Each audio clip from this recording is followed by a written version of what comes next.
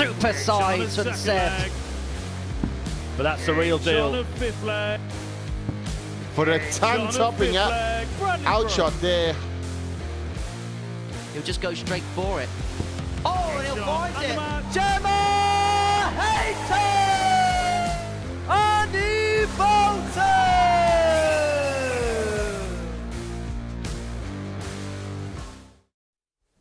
Good morning. The third and final ADC televised major here, the Live Lounge in Portsmouth, is the biggest of them all. The first ever global championship over the next 2 weeks is going to be played for. The winner is going to bag £25,000 and will be the first ever player to call themselves a global champion. It's going to be a blockbuster couple of weeks. 24 players, 12 nations, and a first of its kind competition. And I'm happy to say, with us throughout the duration of the fortnight, a man who's gone from the lakeside to the Live Lounge in the space of 12 hours. Scott Mitchell, great to see you. And first of all, what a trophy this is, and what a tournament this is going to be.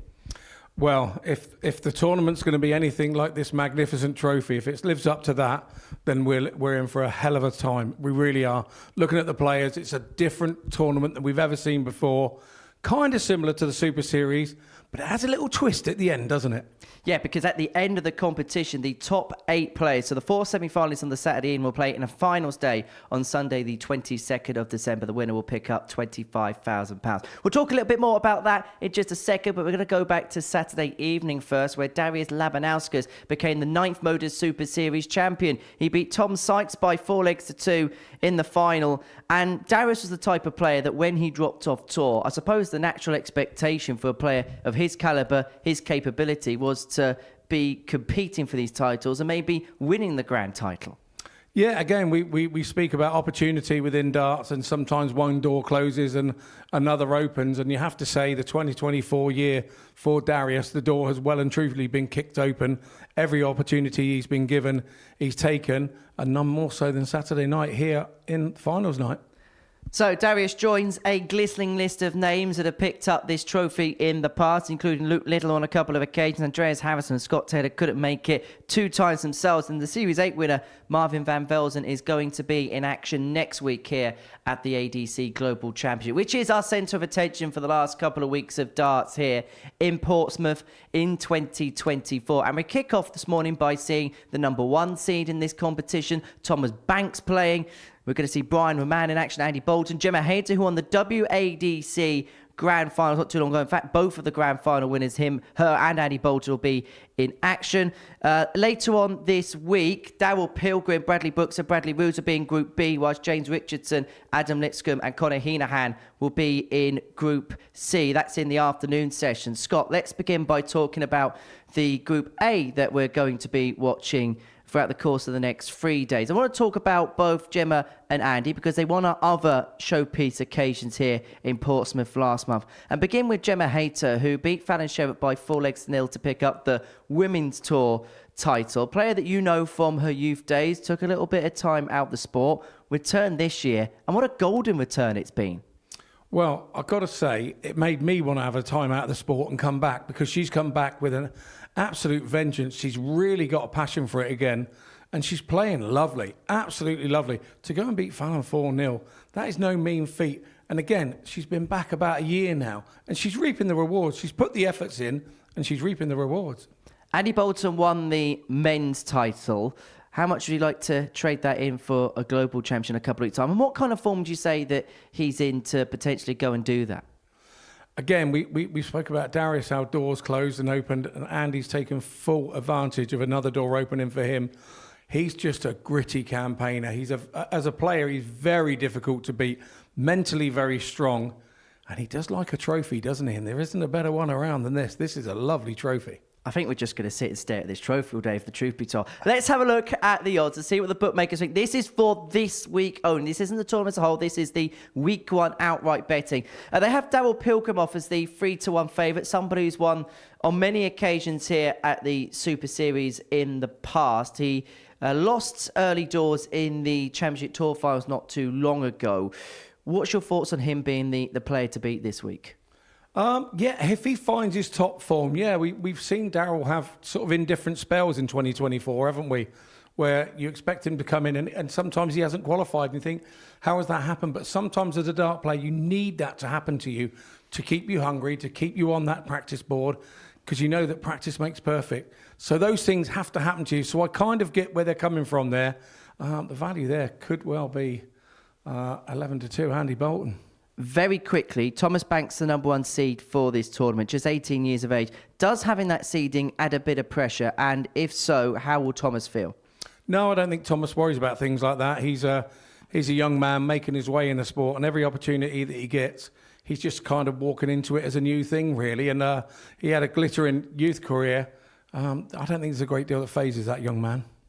Well, it is 18 plus and it is gambleaware.org. You're going to have a flutter on the Championship Tour finals over the course of the next couple of weeks. Right, let's see the number 1 seed in action then. Thomas Banks has had a golden year on the ADC circuit in 2024. Number 1 in the UK rankings. He also won the Vault National Finals back in October, and he may well win the biggest prize that the organisation has on offer yet. He kickstarts his campaign against Andreas Nikolaou, the Cypriot, who won the Southern European Tour earlier on this year. Earlier on this morning, I caught up with the Bulldog, the Thomas Banks, the number 1 seed, to see how he's feeling ahead of today's action.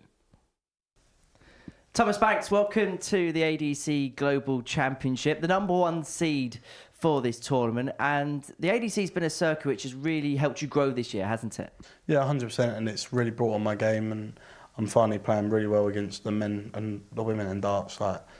So it's that step from youth to adult darts that I wanted to do, and I've pushed on really well. Has that been the biggest development for yourself this year? You've been a very good youth player for so long, but do you feel 2024 has been the first you've made real strides into the men's game, the senior game? Yeah, I think the way I'm playing at the minute and what I've done this year has just been incredible for me personally. I've finished off my year in youth, started off my year in seniors darts properly, so I'm happy to make that transition quickly and proper. Top of the rankings, A, I imagine that gives you a source of pride, but B, does it give you also a little bit of a target on your back? A little bit. I mean, I'm just going to go out there and enjoy my darts, and if you enjoy it, you get through games. And the way I've been playing, I feel like I can cause some damage. And last couple of times I've been here, I played really well. Just had tough draws, so and it's another tough week. It's another tough draw. So just going up on that stage, doing what I can do best is the main goal. You've won a biggie in the ADC away from Portsmouth this year. You won the Vault National Finals. So I suppose it'd end the year perfectly, wouldn't it? Number 1 in the rankings, Vault champion, global champion. Yeah, it sounds nice. It sounds nice, but I just take one game as it comes, and if it happens, it happens. If it don't, it don't. My career's still early, and I can just enjoy my darts. Just quickly, how important would it be for you, and how nice would it be for you to be the first to lift a title? Oh, it'd be amazing. I mean, I've won trophies before that haven't gone ahead, like the Fordham Youth, and it's good to have that as a name. But just want to take every game as it comes and try and just enjoy my darts this week. And when it gets to the latter stages of this week, just proper kick on then. Wish you well, Thomas. Good luck. Thank you. And the number 1 seed's first assignment is Andreas Nikolaou of Cyprus, winner of the Southern European Tour in 2024, making his debut on the Portsmouth stage up against a man who's become quite accustomed to this building in recent times, a weekly winner at the Modus Super Series in the calendar year. He has appeared at the Champions Week in the past. He's also the winner of the ADC National Vault Championship. He beat Mike Warburton to that particular title.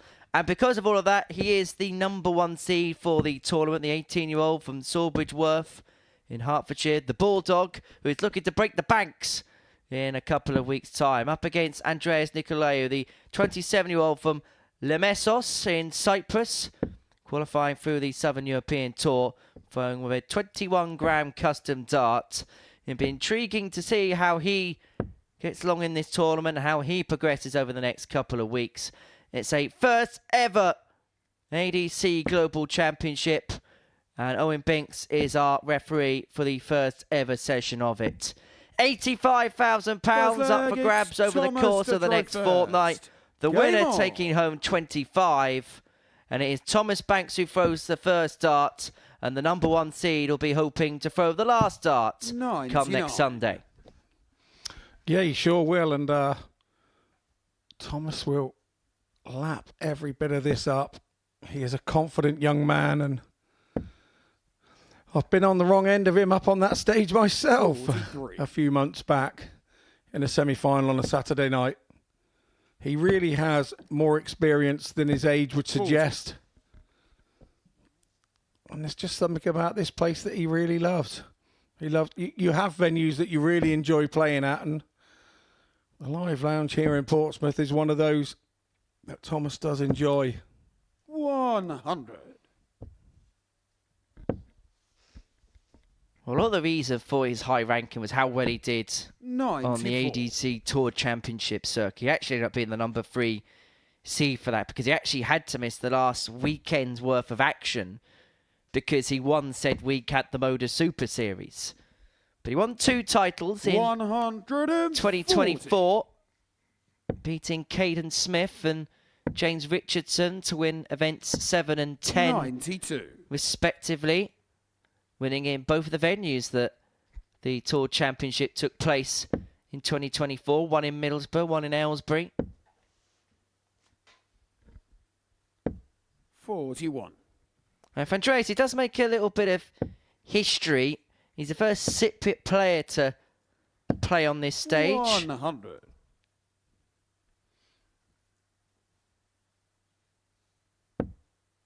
I played in a little TV event in Cyprus 43. in 2013. 76. This young man probably wasn't around then. But yeah, it's 36. definitely Andreas beginning Require, to have a big darts presence for such a small island.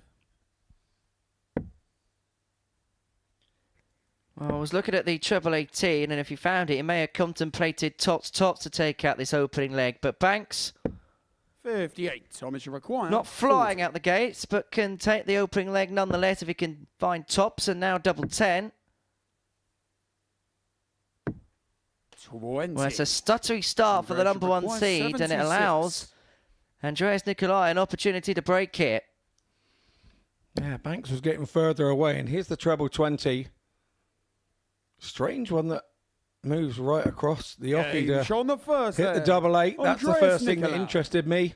The second thing that interested me was he pinged it. Second Smack leg, it's bang centre. Andreas to throw So he first. knows what he's doing more than I do, but Game on. keep your eye out for that. He does shuffle across the hockey. I wonder if he does it on all doubles or just a few certain ones. Well, the problem we've got, he's only had 1 attempt at one, so we can't quite prove just yet. 100. We're going to have to be patient, Henry. We have got plenty of time, just like in a normal Super Series day. In a Group A, 59. we have 15 matches, so every player will play 5 times over the course of the day, and those that are regular viewers will know that at the end of 15 matches, the top place player will progress through to Saturday night's finale. The second and third place player will be in Group B, 100. and then players in 4th, 5th and 6th will play in Group C. But unlike a regulation Saturday where only the winner grabs the glory, per se, the semi-finalists will progress through to the grand finals a week Sunday, and we will then play off to a winner who will then get a cash bonus ahead of that finale, which is on Sunday, December the 22nd. It's an afternoon session, and you can watch it here on Pluto TV. But Andreas here 44. was the outsider of the 6 players in this group. He was 18 to 1 to go on and win it. And against the number 1 seed, he's a leg to the good, and he's got 6 darts from here, Scott, to get the break.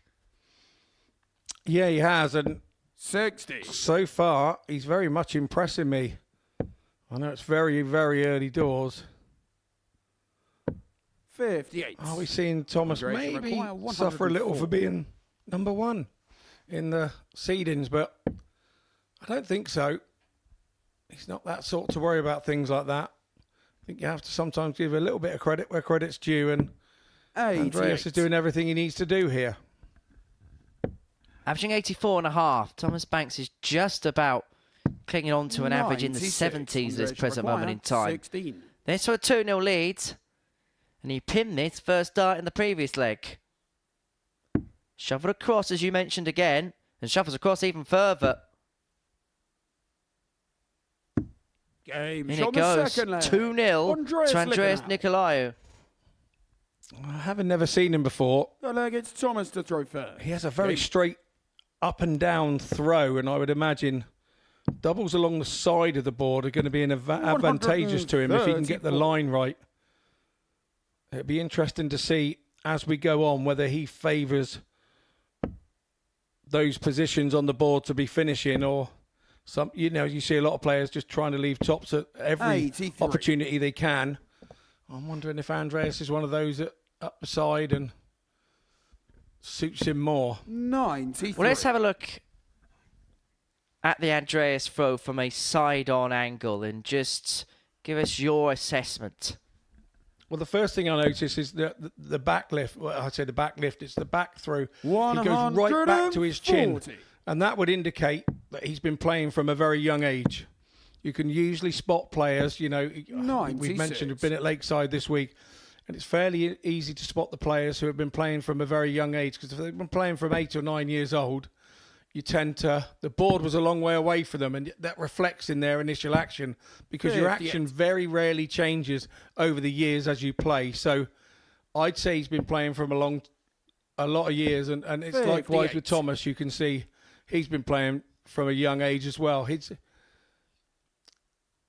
Before release, he goes right back, but Andreas almost kisses the dart away. It's like he kisses the back of the flight and then lets it go. 59. Thomas, you require 120. Very interesting action, but so far we're seeing very effective. But Thomas now looking for that treble 20.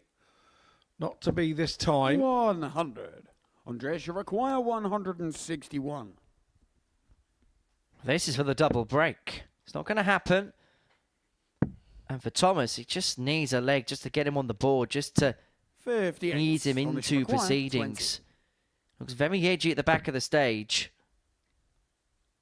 But that double five may just settle him down. Thomas Banks. Back to 2-1, but Andreas still has the advantage of throw in this contest. Andreas to throw and there's another little quirk that he tends to do at the beginning of a leg as well. One thing we're learning very quickly about Andreas is he's got little quirks about him. And another one we just saw there at the beginning of that leg, and he's done so previously at the beginning of legs, is he just wipes his hand within his shirt and then just brings his shirt up to his mouth to then dry his mouth out.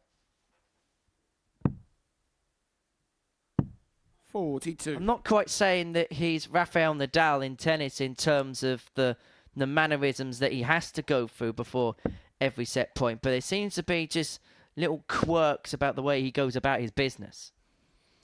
60. Yeah, I think you'll find that there are always quirks with every player, and superstitions more than anything. I think some of them aren't quirks. It's just they've done this certain thing at a certain time and it worked for them then, and then you continue to do it. It's. I mean, look, I've been to tournaments and you'll find people, you know, will have varying habits of strangeness from lucky underwear and lucky socks to having to be in the same position in the lavatories between games and stuff. It's really, I don't understand. I don't understand how a pair of underpants makes your arms work unless they're really, really tight. But yes, it's superstition is a crazy thing. But what it does go to show is it's whatever's going on between the ears is what makes you play. I appreciate that mental image I'm never going to forget. 125. Thank you very much. I mean, last week I saw players going, there's 2 sets of stairs to the hotel at Lakeside. There's a set on the right to go up to the door to go into the hotel and a set on the left. And you see people walking past the set of stairs on the right because they've won their first round game and they entered the hotel on the set of stairs on the left. So they continue to enter and exit the hotel on that set of stairs, even though it's the furthest set away. Andreas, you require 130. Well, this is for a 3-1 lead. And if Andreas wins this game, whatever his pre-match prep was for this one, he may well just continue for the rest of the day. Bullseye would have been for the first topper of this year's ADC Global Championship. Banks unable to find the 136. He's going to leave himself hand. He's going to leave himself on tops. 25. If this 25 doesn't go. Big passenger play in this game. Nikolaou has 2 in his hand at double 8 for a 3-1 lead. And a failure to take it has allowed Thomas Banks 3 at tops to square up at 2-2 from 2-0 behind. It would put him right back in it because he has the darts next leg as well. 20. And he knew that. He knew that. It's Andreas early days here. require It's early days. 8. Nobody won this 2-week stint in game 1 on day 1. Thomas shakes his head. He knows that's a big opportunity miss. He hasn't played at his best, but he was given an opportunity to get back on terms. Andreas Nikolaou. And Andreas has opened up a 3-1 lead. Fifth leg, it's Thomas to throw first. Leg away. Game on. The Cypriot, the outsider of the 6, to go on and win this group. 81. And if he breaks banks here, he will pick up the opening 2 points of this year's Global Championship. A meeting on the stage of a canary and a guy who's got the nickname Blue on the back of his shirt, which perhaps is appropriate because I was speaking to Thomas this morning. His beloved Norwich City are 6. playing at Fratton Park against Portsmouth tomorrow, and I know he's been trying to get tickets for that particular game tomorrow evening. Brave man to come to Portsmouth as an away fan and still be residing here for the rest of the week. Just got to hope the floodlights work first. Yeah, everything's been flooded, so yeah, who knows? 81. Even the lights should be, it could be, but yeah.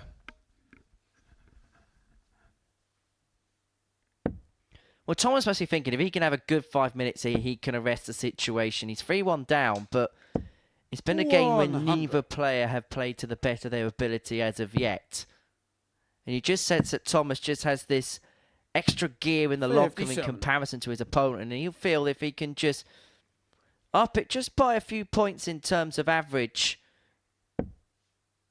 that he'll give himself opportunities.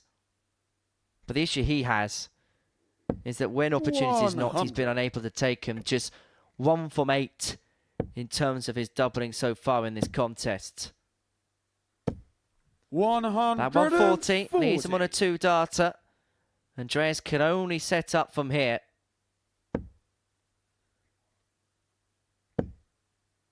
As a glance over the scoreboard and shuffles across again. I think he's going to give our camera operator a bit of work over the course of the week to save the match. 1 dart, a double top. 62. Andreas require 100. So, big moments for Andreas, and we know if you can come here and win this opening game, it sets you up for the rest of the week. And what a finish from the Cypriot. First blood goes to him. He takes out the number 1 seed. Averages nothing too much to worry about.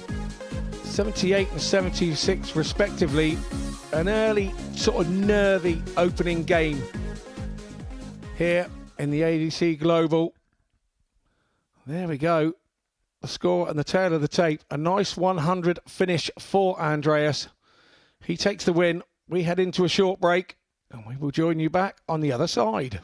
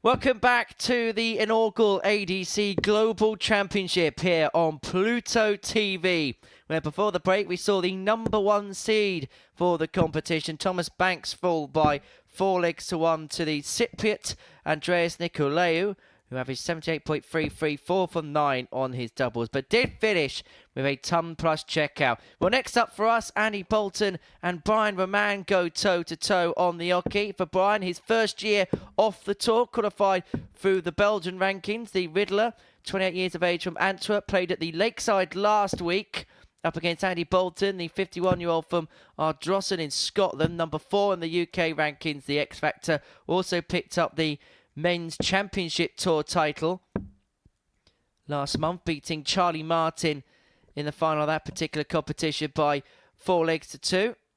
Nice to see that Brian is well prepared for this tournament. He's got a shirt, especially for the occasion, emblazoned with the competition logo on the back. First leg, it's Brian to throw first. And Brian's one of a couple of players in this tournament that played at the Lakeside last week, lost out to Corne Guneveld, 100. and now finds himself... Sorry, he beat Corne Guneveld before losing out in the second round. And now playing here at the Global Championship, a matter of days later. And we were speaking, Scott, and we did a piece earlier on this morning, which will go out on Pluto TV 99. in due course, about where opportunities really are for players in the amateur side of the sport. Raman playing at the Lakeside a week ago, now playing here in the Global Championship. 59. There was a possibility that if he was successful in both tournaments in the space of a 3-week span, he could have picked up £75,000 worth of prize money. 30. Yeah, absolutely. And that's the way the doors have opened for the amateur side of the game, while the money is flooding in at the top end. Although it doesn't filter down directly, 58. everything that's offered directly after that kind of has a duty to try and find the prize money to attract the players to want to play it. And I think that's what we're finding. That's what we're finding at the moment within the game, particularly in the amateur side. So a very healthy spot, the amateur side of the game at this particular moment in time. And I'm not sure that it's ever been healthier. Well, speaking to Andy Bolton last week when he was playing at Champions Week of the Super Series, and for him, the big carrot that's been dangled in this tournament is the name of it. No one's ever been a champion of the globe. And this could be the start of a champion. The winner of the Tour Finals gets his Global Championship campaign up and running with a 152 checkout. Andy Bolton means business, and he's shown that X Factor right from the get-go. Yeah, he sure has. I told you at the start of the show, top of the show, he's a tough, gritty, determined character. And he does like dollar signs. And when he sees some dollar signs available, he is one of those players who turns up to the party for those. 140.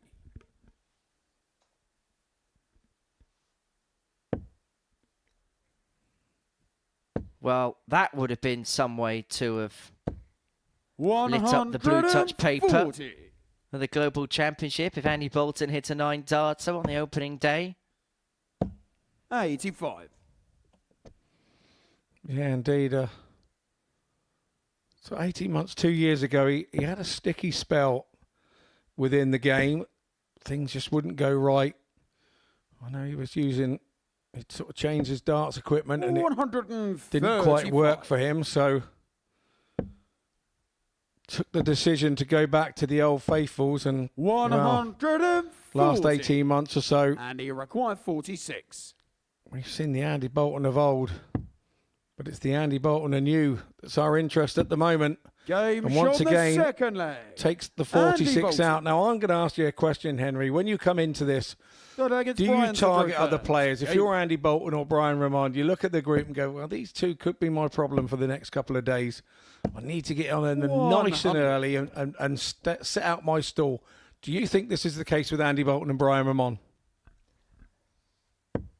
I think with Andy, I think there would be definitely a few. I think with Andy, he's the type of player that always wants to set his stall out very quickly anyway. 100. And I think Brian's the type of player that if you can beat him early, you send a statement out. And Brian, and I think by his own admission, is a 100. very, very good front runner. If he wins his first couple of games, he's a very tough player to stop.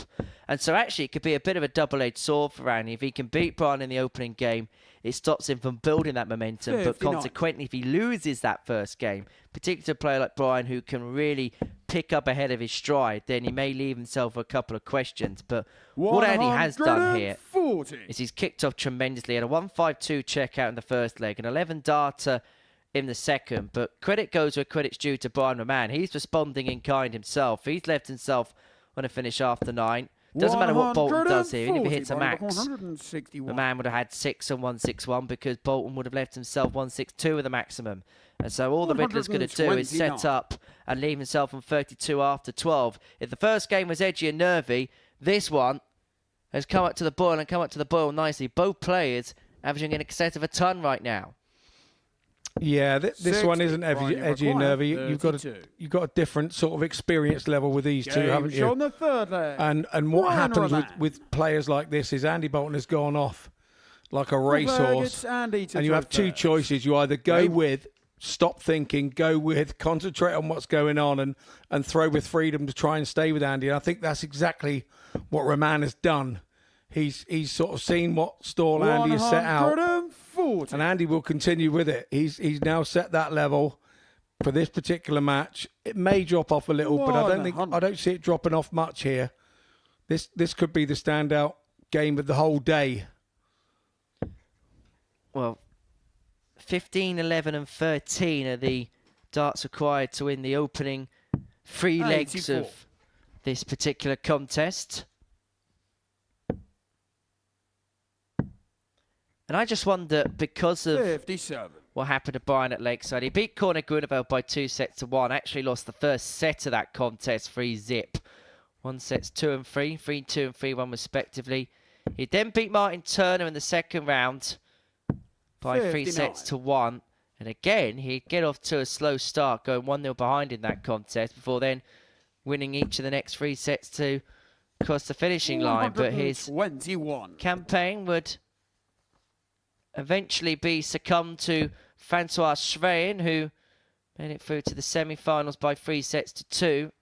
Raman losing the first set, went 2-1 up, before then losing the final 2 sets of that particular contest to end his campaign at Frimley Green. 134. And he require 158. But it's a much better start to life here at the Global Championship in terms of performance. But Bolton here, having already taken out the 152, cannot add the 158 to the mix for a 3-0 lead. And so Raman 134. back for 89. He require 89. And he senses he's going to have to take it out because Bolton's left himself on a double. It's just going to be 1 dart at the bull. 59. And he require 24. The line was okay. The length was a bit off. And Brian just looking around at something. Not particularly happy with something in the background. And Andy Bolton just taking a step back as a consequence. He's looking at double 12. And he's stepping back as well. I don't know what's happening. Now, it is a very quiet building. So sometimes the smallest of noises can make the biggest of impacts. And it may have impacted Bolton there. Brian, He's still looking around, shaking his head. I think both players can agree that something's going on, as to which we don't know.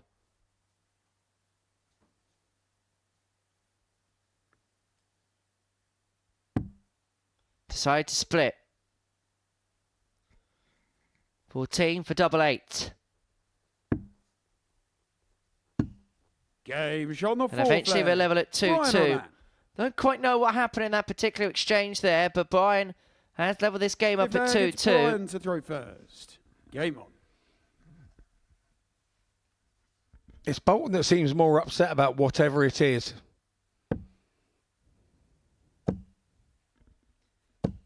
It is a very quiet build. As I say, it's dead silent whilst play's going on. Now, sometimes because of the location of the building, it is on a main road, and so sometimes if a siren goes past, for example, for an ambulance or police car, if it's really loud and it's bombing past the building, it can sometimes be heard. And it is quite, when we say the phrase, you can hear a pin drop in here. 91. That is quite literally the case when we play behind closed doors during the week. And there's also the other scenario to think about is that when we're up there as players, we're thinking me, me, me. 121.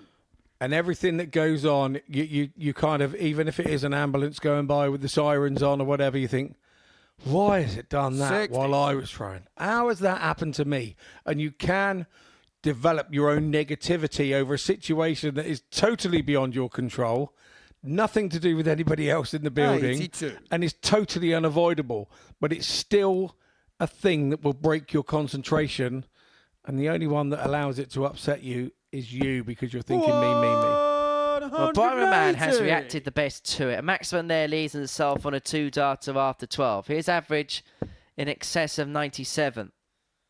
I think there's been question marks because of 70. the surgery and the recovery that Raman has had over the course of this year as to where his game is at. Well, it looks like it's in a very good place at the minute.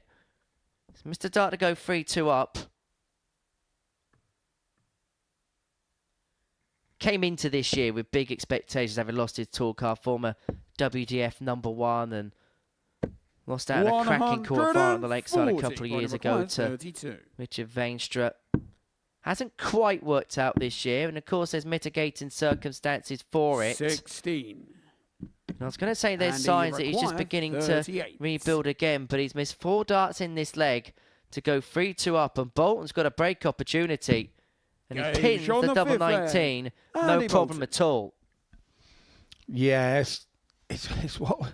There's a Gets few of those Andy to throw doubles. first. They call them snotty doubles, you know, double 5, double 9, double 19. And that's good for the confidence and good for the momentum. It feels clean. It's nice to hit that first dart. It's one of those that you have to go straight at.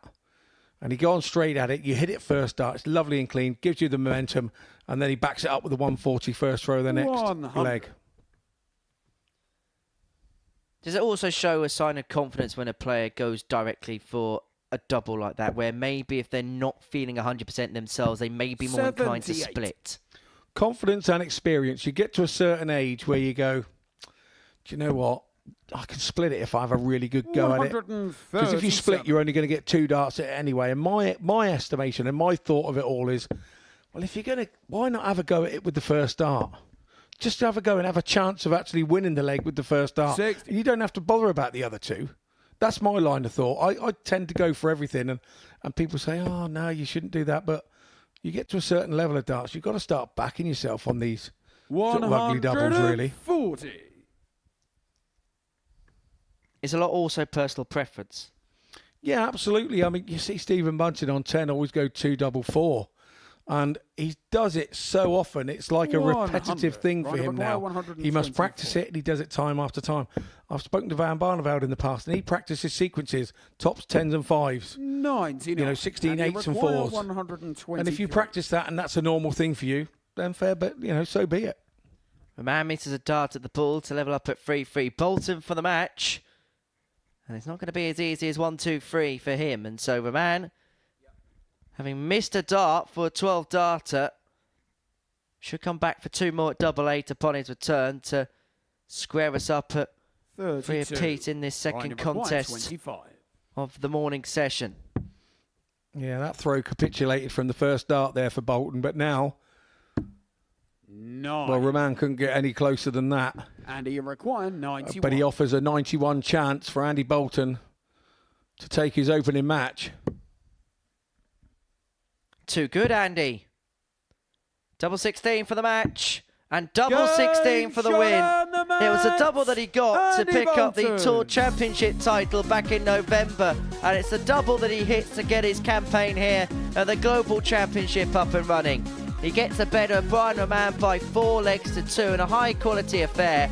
Both players averaging in excess of 90. Bolton with a higher average, just under 95. He kicked off the game for 1-5-2 finish. He then backed it up with an 11 darter to go 2-0 to the good. Raman fought back, but it wasn't quite enough for the Belgian. Bolton, a 4-2 winner against the Riddler. Coming up after the break, Sebastian Bialecki up against the Women's Tour champion, Gemma Hayter.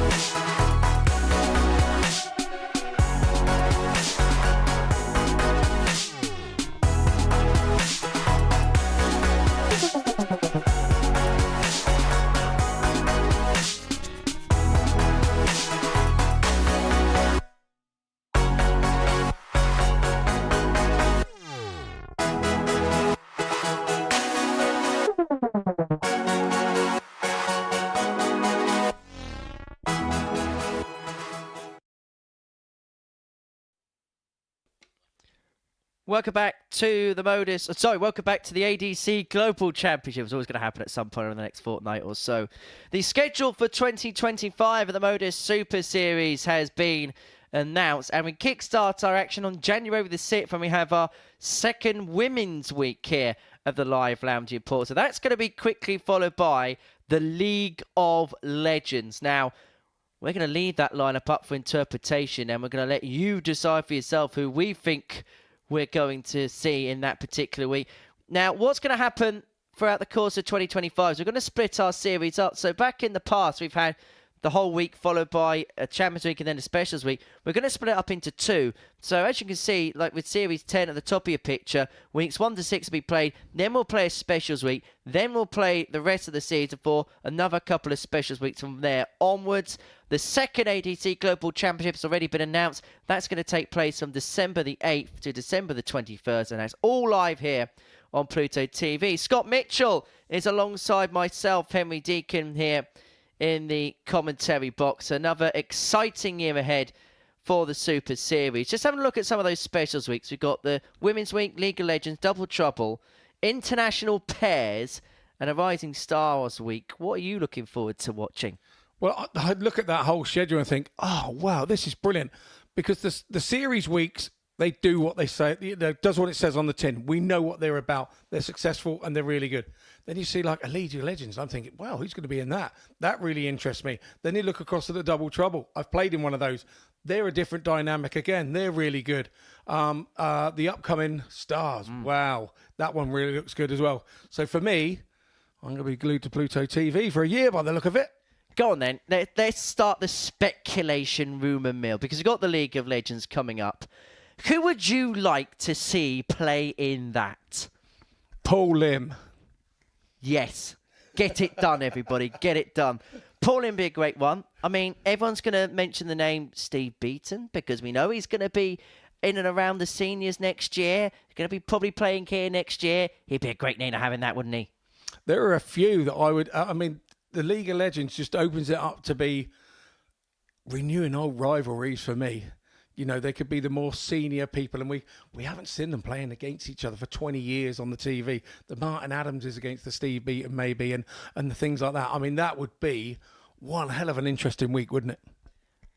And there is somebody who sits in this seat a fair bit that will be playing in that tournament. I'm not going to give the name away, and it's not you, is it?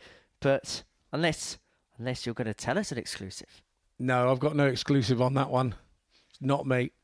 Well, this is what we are going to see in 2025 at the Live Lounge. You'll see 3 series, a number of specials weeks, and then the ADC Global Championship at the end of December. Right, to our third game of the morning session, Sebastian Bialecki and Gemma Hayter going toe-to-toe. The Pole, who will be playing on the PDT Pro Tour at the beginning of 2025, taking on Gemma, who made her comeback to the sport this year after some time away.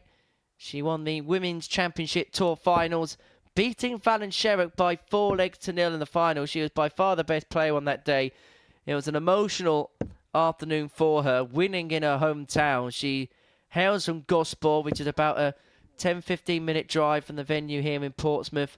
But for that man there, Sebastian Bialecki, he's made the trip from Lodz in Poland, qualified for winning the Eastern European Festival, nicknamed Bolt, and he's looking to get out the traps as quick as the Jamaican sprinter.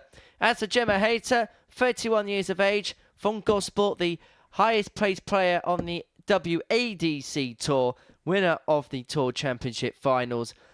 And she, if she plays to her best, Scott Mitchell, is going to be a big threat in terms of possibly winning this group. Yeah, 100% agree with that. Gemma does like playing against the boys, so to speak. She finds that it lifts her game, and it doesn't really upset her in any way, shape or form. Game on. She has come back in what has to be a whirlwind 2024 for her.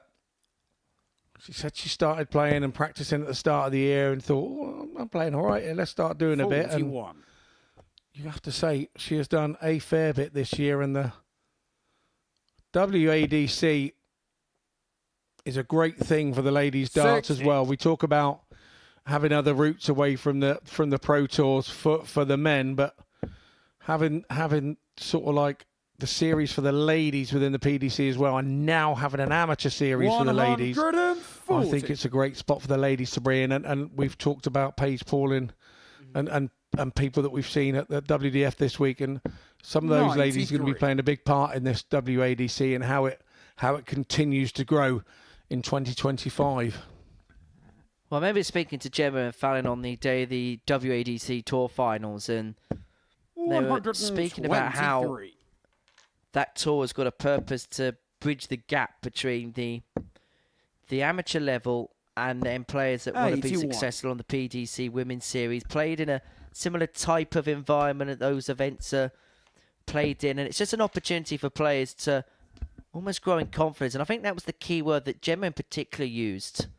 95. For players to get used to those environments, get used to those settings. Yes, of course, there's a pressure to win, but it's not an overriding pressure that maybe 140. events in a PDC cubicle will provide. Oh, and when you say bridging the gap, what you mean is we're not talking about a massive gap in standard. That's not what we're bridging.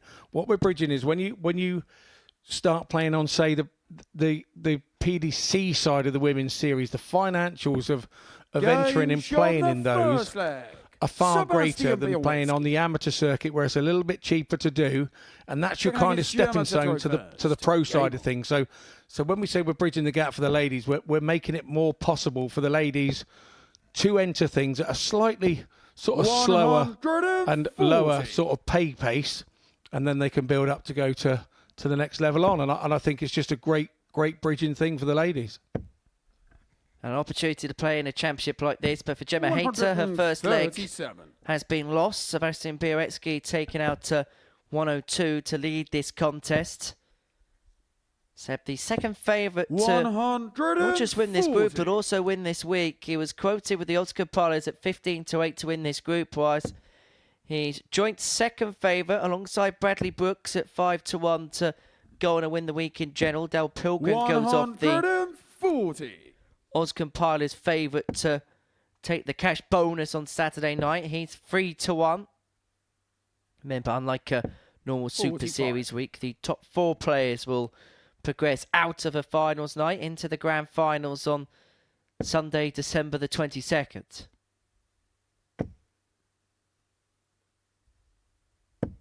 Last time Seb was here, he failed to get out the group in the Super Series.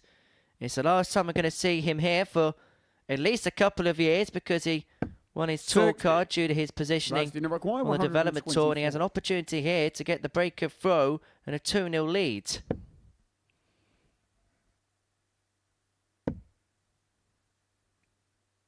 That's bullseye for another ton topper. He's hit the ground running this morning, but he knows he has to, because you can't give Gemma Hayter an inch. It's Sebastian to throw first. 1-2-4 backs up the 102 from the previous leg, and look at those averages. Gem is definitely in there, and you have to be taking out those shots to keep her down.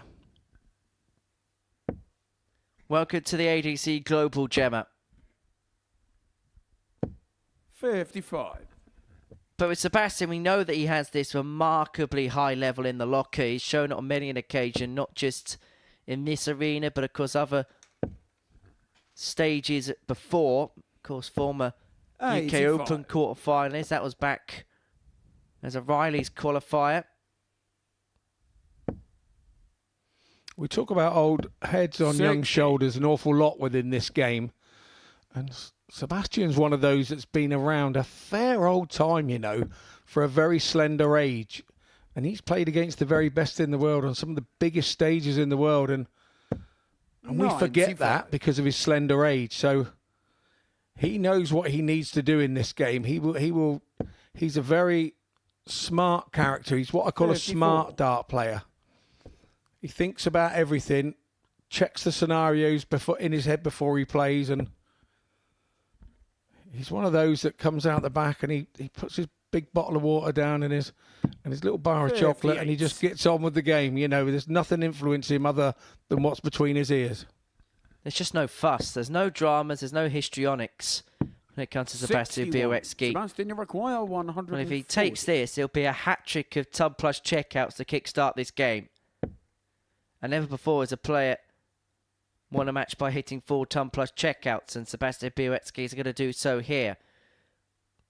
I don't know about you, Scott, but to draw a sporting comparison, Sebastian Bialecki reminds me a lot of Steve Davis in terms of Steve was never flashy when he played snooker. Just did his business and did so efficiently without any dramas, any faffing about him. Sebastian's kind of got that similar air about him. Yeah, very much so. And I think that Game shot on the third leg. it's all about the Sebastian game. Bialecki. Nothing comes in front of the game. You know, showmanship or whatever, that's Full leg another against Gemma thing to separate throw to the game. first. A lot of players like to use that because it makes them play the game better. Seb is totally the opposite. It's all about concentrating on the game. The game comes first. 100. And that's how he deals with all the situations. It's all about the game. And I could imagine that if he wants to go to bed at 9 o'clock because he's got the game the next day, it's the game that comes first. He doesn't stay up and go out with his mates. He goes to bed at 9 o'clock because of the 85. game. And that's how it is. And in this particular game, he's 3-0 to the good against Gemma Hayter, who it just feels like has 45. been hit hard by the 2 tub plus checkouts that Sebastian hit against her in the first couple of legs. It's just felt like she hasn't really been able to recover from those setbacks. She does play Thomas Banks in her next game, and she's got a short turnaround. 100. This is game 3 of the session, and she next plays in match 5.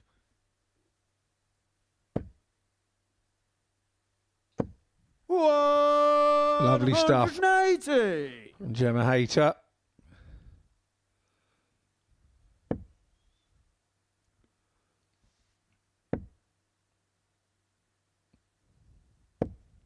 The 81. only way I know to get on the nerves of an opponent is to keep it in that treble 20. And Sebastian's been doing that to Gemma pretty much now for 3 legs. And 60. she now returns the compliment. And Seb dropped off a little bit there. More than anything, it's the relentlessness of the 1 treble scoring for Seb. He's had 9 of them so far in this game in comparison to just 3 of Gemma. 140. He's continually 160. posing the question of his opponent. And he's telling Gemma here that she has to take out this 116 or the game might be up. She's unable to do so. And so Bialecki back for 95 60. for a 4-0 win. Sebastian required 95.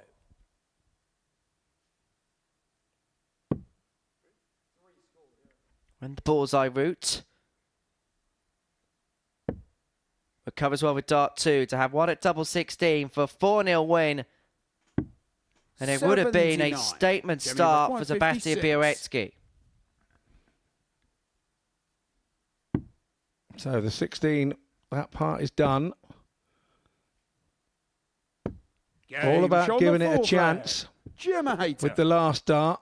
And Gemma gets her first leg on Fifth the leg, board it's Sebastian to throw for the first. week. And that's very Game. important. You don't want to be... We've seen guys here during Super Series weeks sort of struggle to get their first leg till game 3 or game 4, and then it just becomes a long old week because it sets the pattern for the week, and you start to have those negative thoughts. So good stuff from Gemma. We know she's going to win legs this week. She's going to win 59. matches this week. She's just that good. But she's in. This is the ADC Global Championship Week 1, and these are the best players that the ADC has to offer. These are the qualifiers 140. who are here at the Live Lounge. And I have to say, we speak about iconic venues. This Live Lounge is becoming one of those. 100. You're now talking to players from other countries, and they ask, Scotty, have you played at the Live Lounge? Yes, I have. Is it good? It's the best throw in the globe. 140. It's the host venue of the Global Championship. And Bialecki here could have the first ever ton plus average in a Global Championship. Leaving himself on 86 60. after 9 Sebastian, you to require complete a 86. 4-1 victory over Gemma Hayter. Andy Bolton put out a statement performance last time, and it looks like Bialecki is going to trump it here. 54. Didn't have to go for ball. Didn't decide to go for ball. He's left himself on 32 after 12. For Gemma, average around about 82, but the truth be told, it was the tub plus checkouts of the first couple of legs that made pay for her. 140. And so Sebastian Bialecki here required to 32. seal the deal, double 16.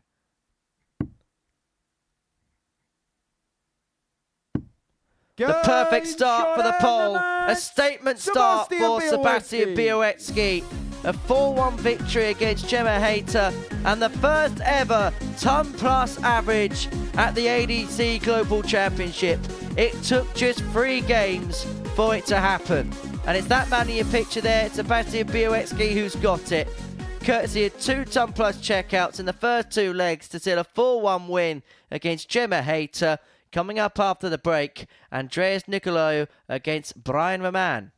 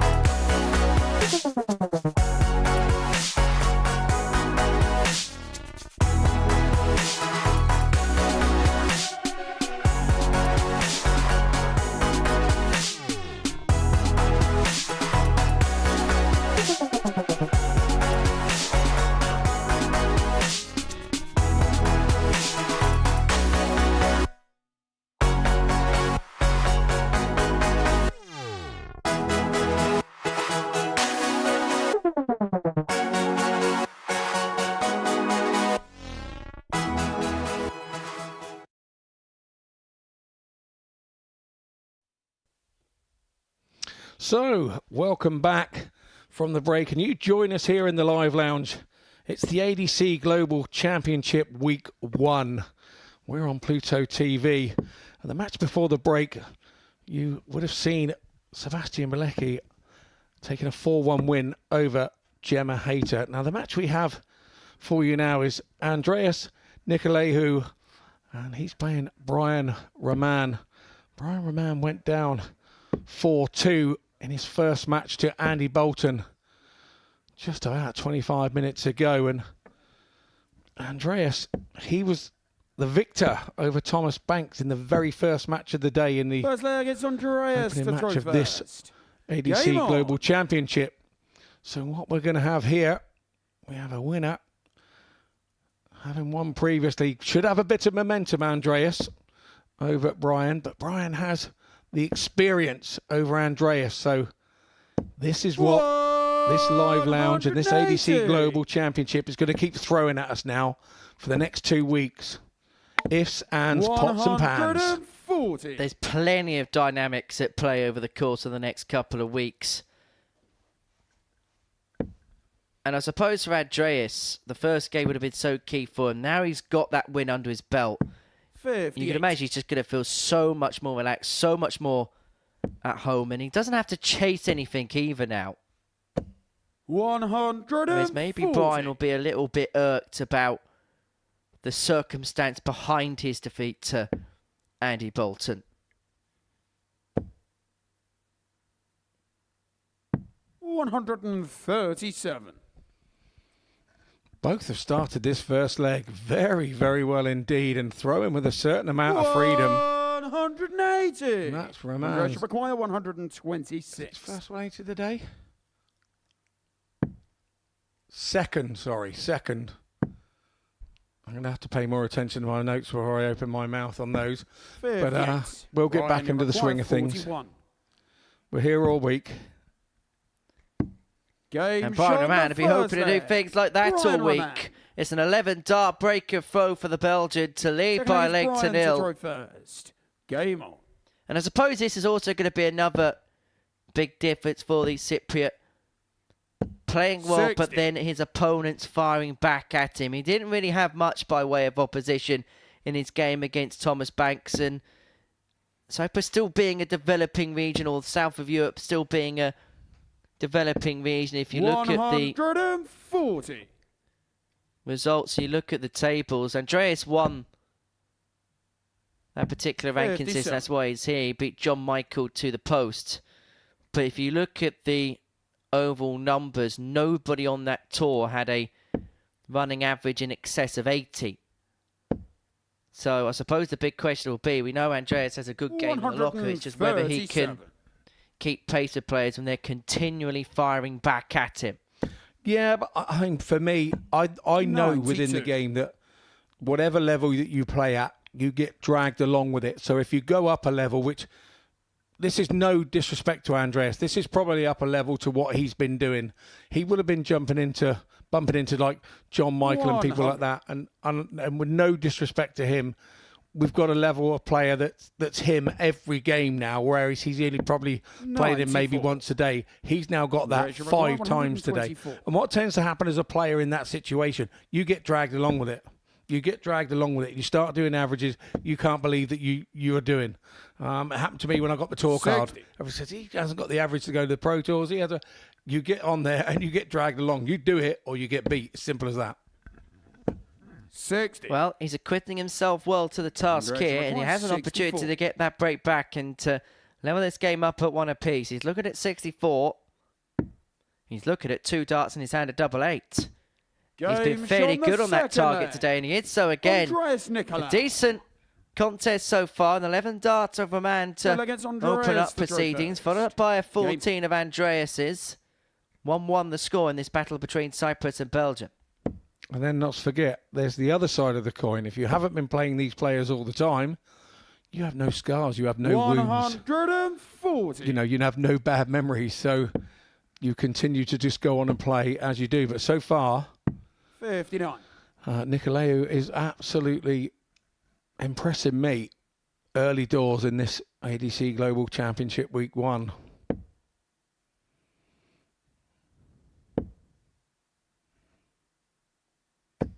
I would just like to add in at this point, if you are watching on YouTube, you need to start downloading Pluto TV because our YouTube channel will be phased out over the coming weeks and it will all then be on Pluto TV. So we are warning you.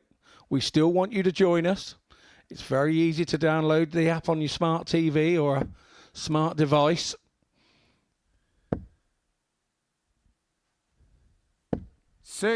If Pluto TV isn't available in your region, you are still able to watch it via the Super Series YouTube channel. However, in the United Kingdom and subsequent territories, we will be exclusively live on Pluto TV, a 24-hour-a-day, 7 days a week, dedicated darts channel with content just like this, the ADC Global Championship. 41. Man looking at Right, over 1-2-2 to make it 2-1. It'll be the third consecutive breaker for the beginning of this match. Triple 18 leaves the ball. Bullseye for a man. 97. Pitch just below. Andreas require He's getting in and 120. around that middle target on the board. He pitched one just above the wire on the back of a 1-2-4 in his game against Andy Bolton. And Andreas straying wide with dart 1 doesn't give him a crack at the 120. 40. It's been a high-quality contest so far. The opening 2 legs, 1 in 11 and 14. It could be another 5-visit leg here. If Raman can find double 8. And find double 8 he will.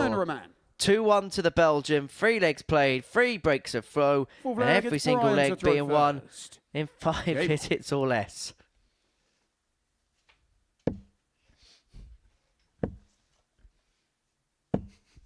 $100.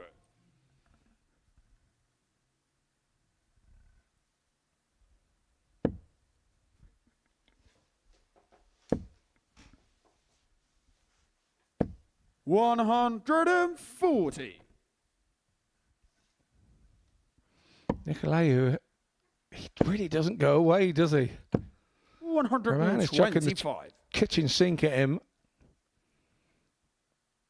And the Cypriot man will not go away. That's what I like. I like that. But then you look at his throw. His throw is not going to be a lot go wrong with that, is it? It's straight up and down. Little robotic. There are little stops and catches, but 45. that's mainly on the sort of on the back throw, let's say, as he puts his arm up. When he goes through, It's one lovely, solid, fluid motion. 41. And there's not a great deal to go wrong with it. We do see players that will point the dart in a different direction on what I call the back 75. throw. And then the follow through, which is the actual throw. Everything just all seems to tweak and come into line. But I don't have him down as one of those. He really is a straight up and down thrower. And if you're teaching anybody to play the game, and I'm sure our coaches are from here, Glenn Durrant and Paul Nicholson would tell you, this is somebody hasn't thrown a dart initially. This is the type of thing that they would be teaching with their coaching. 62. Just stay straight up and down. The initial arm movement is all important to the way the rest of the bind works, and it's all working perfectly. He's back to that double 8 again. 46. Right and require 120. And for the first time in this contest, he strayed beyond the 5-visit mark. Now, Raman had control of this contest for lots of it, but he's not even going to get a crack at the bull 92. after 6 visits to the board. And so Nikolaou, for 16. the 4th consecutive break of throw at the beginning of this contest, is looking at his happy hunting ground, a double 8.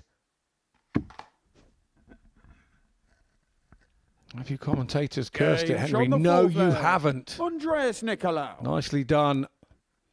It's just to the point there where Raman was thinking, I'm going to get back here. And then it's, oh, that hurts. It's a break straight back as well. So it's now a best of 3 shootout.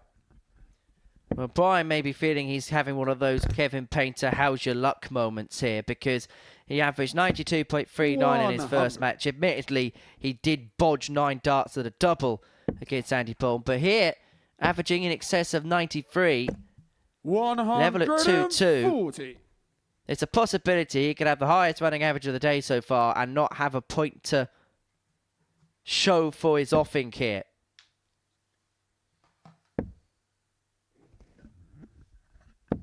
$81. In those situations, though, as a player, you've got to go, do you know what? If I can keep averaging that, the luck will come my way. 40. There's a possibility here that Andreas could do a lot of damage very quickly. If he wins this game, he'll be the first player on to 4 points in the group. And would have already put himself in a really handy 41. position. His next game's against Gemma Hayter, and then he really does get into the meat of the programme when he takes on Sebastian Bialecki and Andy Bolton. But if he can get to 6 points after those 3 matches, he'll get the sense that maybe those last couple would be free hits for him. I don't think when you're new and raw you think about that. I think you just concentrate on putting your game up there and hoping it's enough. 100. But I think he's one of those players that's going to be able to lift his levels. He looks to me like if you're doing an 85, he'll do an 86.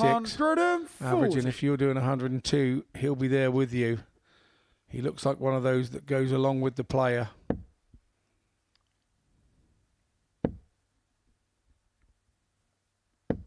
There's unable to keep pace here. And this trend of breaker throws could continue if a man can take out this 81. Bullseye. 48. Well, that's his worst attempt yet. Andreas, you require 138. One could say he rushed it a little. He stays up the board a lot, doesn't he? 138 now is a shot that you see lots of start on the 19s. 58. Brian, you require 33. It's only the old fellas in the 50s start up the top on 138. Double 16. Doesn't go. One. We Andreas, haven't you seen a require hold 80. yet in this contest, but if Andreas Nikolaou can find this 80 here, he'll move 3-2 to the good, and he'll force Brian Raman on throw to save the contest.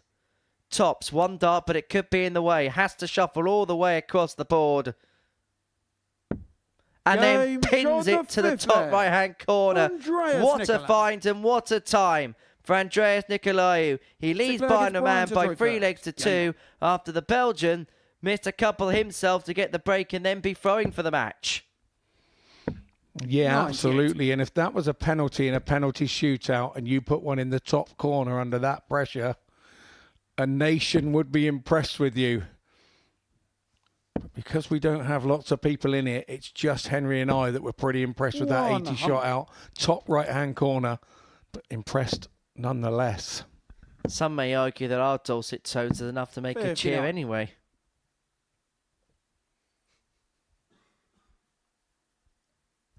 I like his focus. I like the way that he focuses. He really is geeing himself up behind the other player, and you can find out a lot about players when you're actually playing. You don't know what the player's doing behind you. So for me, this is lovely to be able to see the player stood behind the player that's absolutely throwing, and you can get a little bit about what they're feeling and how they're feeling. Like Raman there at the table, doing a few head wobbles and loosening his neck up and 58.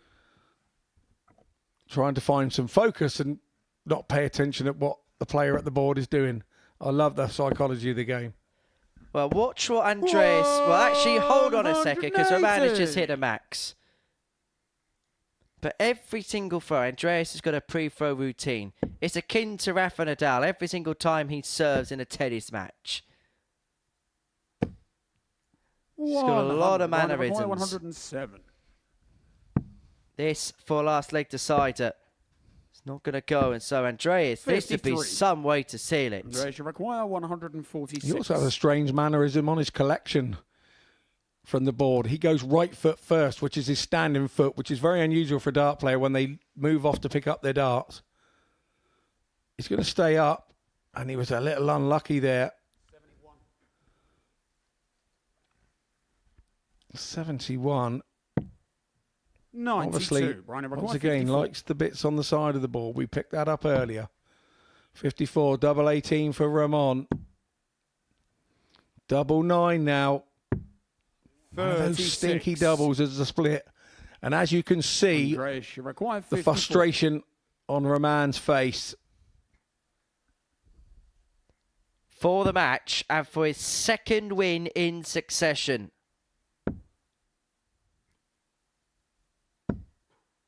But that tops goes the other side, and you could see Brian, you require 80. the dejection in his face. The man gets another life, but he cannot utilise it.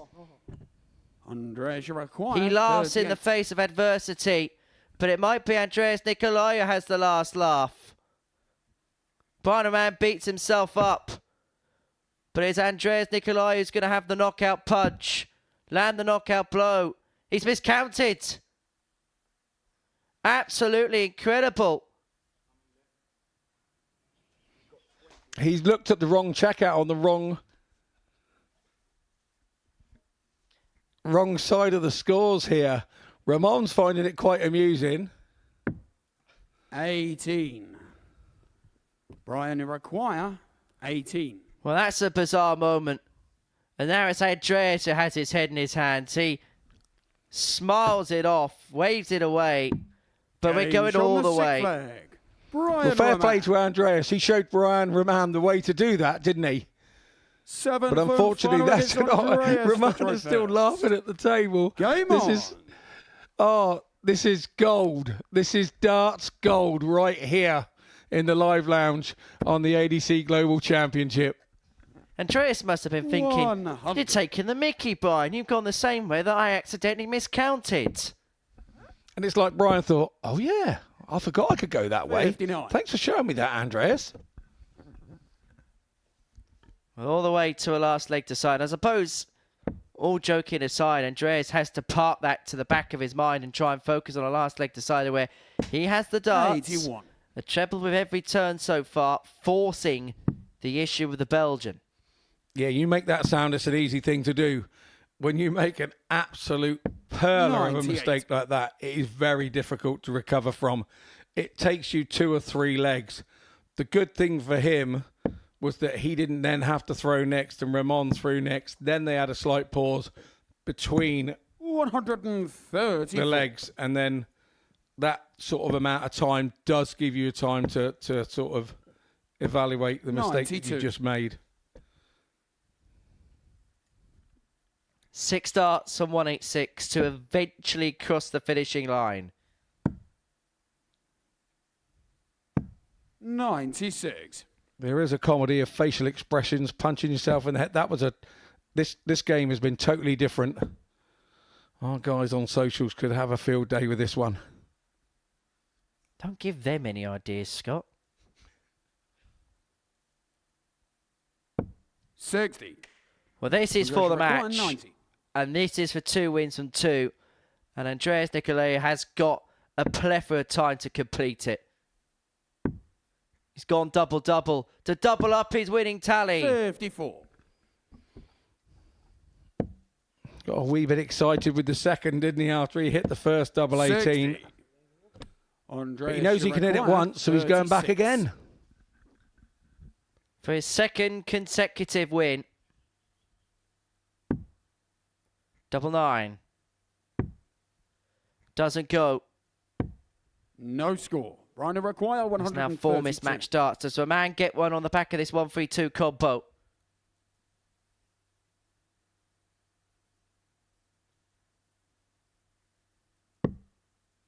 Treble 19 would have left a block ball. But you sense this is last chance saloon for Andreas if he is going to pick 64. up the win here and now. Andreas require 36. Double 18 to eventually cross the line. Raman watches on, hopeful in the background. But on the opening day of the ADC Global Andreas Championship, Nikolaou. it is the Cypriot qualifier, Andreas Nikolaou, who is providing the headlines. The outsider in the betting at the beginning of the day has won his opening 2 matches and takes control of this Group A. He has beaten the former WDF World #1 Brian Raman by 4 legs to 3. That's how he's done so. Coming up after the break is Gemma Hayter, the winner of the WADC Tour Finals, up against the Vault champion, the #1 seed, Thomas Bulldog Banks.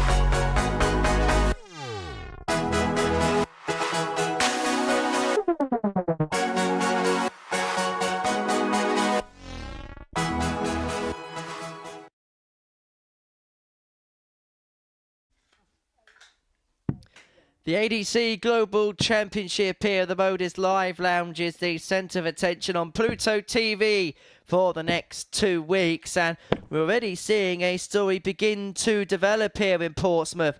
Andreas Nikolaou, the Cypriot qualifier, has won each of his opening 2 matches. He's the first player to 4 points, and he's beaten Thomas Banks, and he's beaten before the break Brian Raman by 4 legs to 3. Our 5th game of the day is between 2 players looking to get their first points on the board as Thomas Banks goes head-to-head with Gemma Hayter.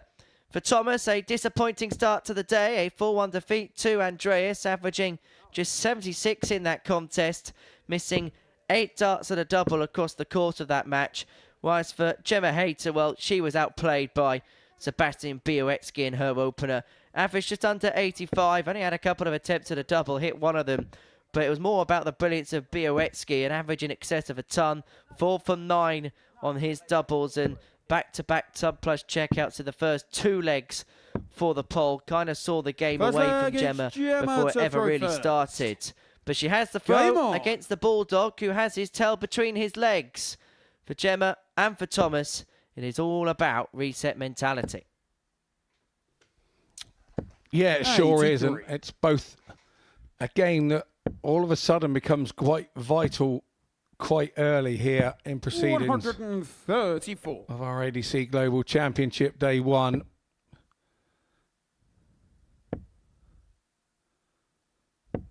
$85.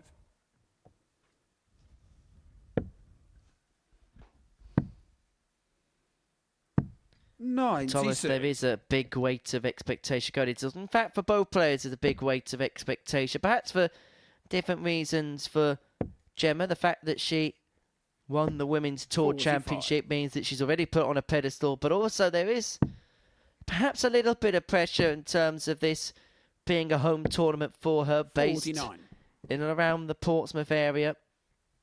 And so she qualifies for Saturday evening and subsequently plays at the Championship Finals day. There'll be a big crowd willing to go on in those particular occasions. But then it does go the other way, that because you're behind closed doors throughout the course of the week, you almost try, or could try too hard for others and actually forget about doing the job for yourself. Yeah, it's something that's really easily done. 180. 180 of the day for Gemma Hayter.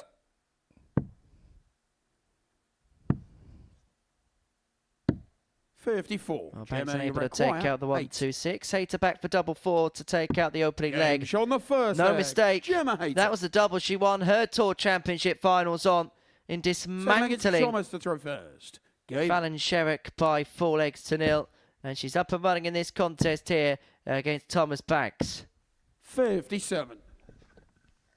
Yeah, good stuff there from Gemma Hayter.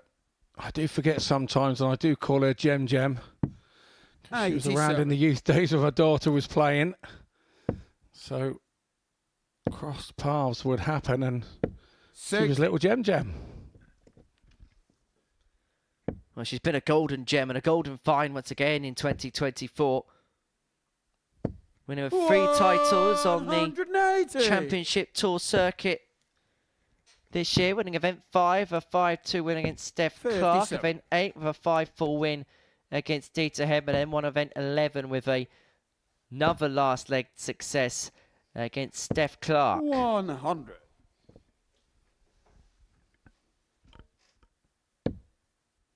Who's actually going to be playing at our next Women's Week is Steph, as is Gemma. 140. Gemma, 130. That's the first week of 2025 for you here at the Live Lounge in Portsmouth for the Modus Super Series. 58.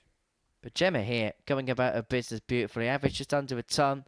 Leaving herself on a 2-darter after 12. 137. Really Gemma, forcing 76. the issue of Thomas Banks. To a 8-8. For a 2-0 lead. And Gemma Hayter has full control of this contest. I wouldn't have wanted to be that Gemma to second throw dart. The way she had a little snarl at that when it didn't quite go anywhere near the desired location. Made up with it with the third dart. That one did as it's told. 60.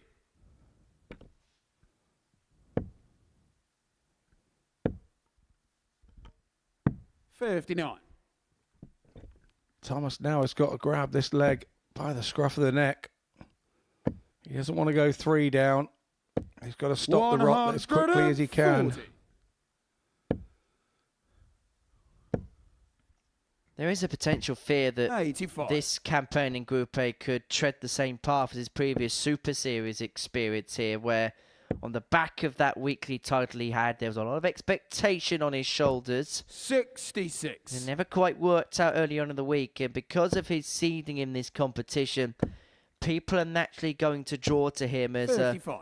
player that a lot of people will fancy to go far, and he himself will fancy the job too. Yeah, agreed. Every time you mention that weekly final win of his, it's like jabbing me in the 85. ribs with a stick. Why are you doing it to me? Because he beat me in the semi-final. You know that, 4-3. It's a tough one. That might have been me. Nah, it wouldn't have been, would it? That's all right. We'll just 92. mention that Gemma Bo Greaves won the leg side 150. yesterday, and you played in the same week that she played in. Seems everybody under the age of 20 beats me for fun. Oh, this would be beautiful. Spectacular from Gemma Hayter. Third leg. The 150 Gemma Hayter. joins an illustrious list of sublime Full leg finishing against this Thomas to throw morning. First. Game on. She's 3-0 to the good. And she really is playing like a gem, average in excess of 98. And Thomas Banks, you talk about being hit in the rib cages. Well, he has just had an ice-cold stone stunner. 40. To the solar plexus. Yeah, great stuff from Gemma Hayter. Look, Thomas can't do a great deal about that. When 58. somebody's getting out their A game against you, it's very difficult to match. You've got to get your A plus game out to beat them, 45. and your A game out just to stay with them.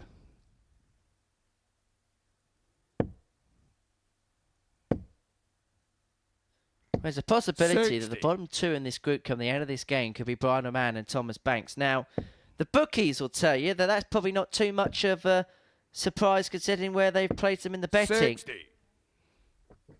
But both players would have had much loftier expectations than that first thing this morning. 100. I just wonder, and I haven't really had the chance to speak to Gemma today, where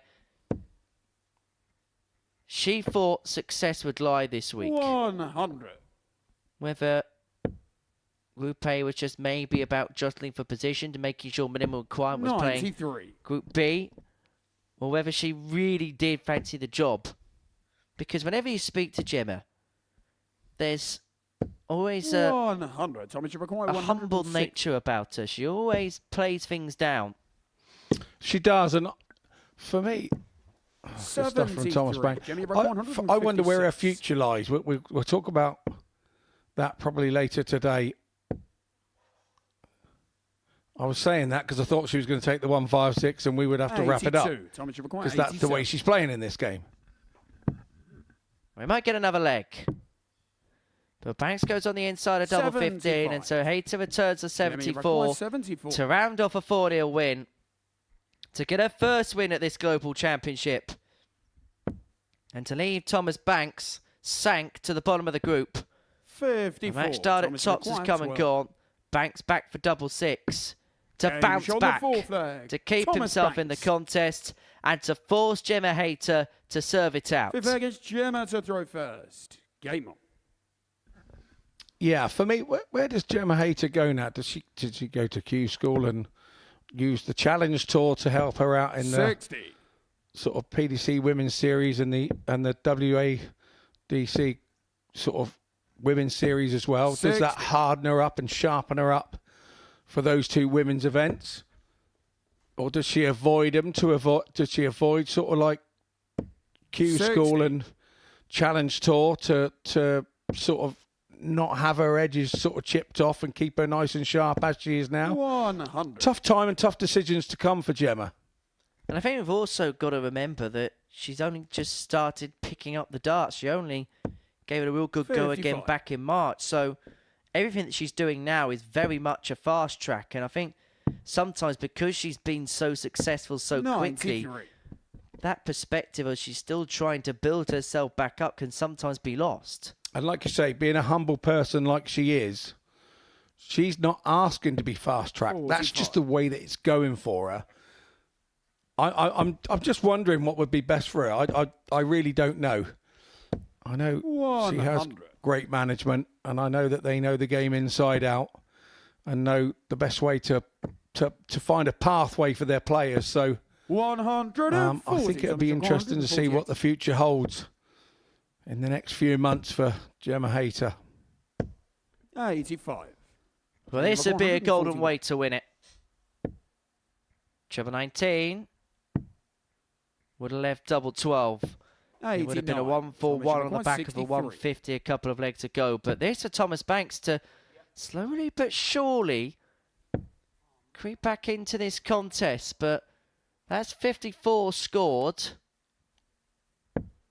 And so Hayter here has got an Gemma, you require opportunity 52. to win the game here and now, to sink Thomas Banks and to get her first win. Tops is found. Gemma Hayter gets Gemma her first Hayter. win at the ADC Global Championship. She gets the better of Thomas Banks by 4 legs to 1. The WADC number 1 beats the ADC number 1. And Gemma Hayter is up and running in her hometown tournament. A 4-1 success against Thomas Banks coming up after the break. A game which on the Super Series stage has seen a trilogy of finals as Andy Bolton takes on Sebastian Bialecki.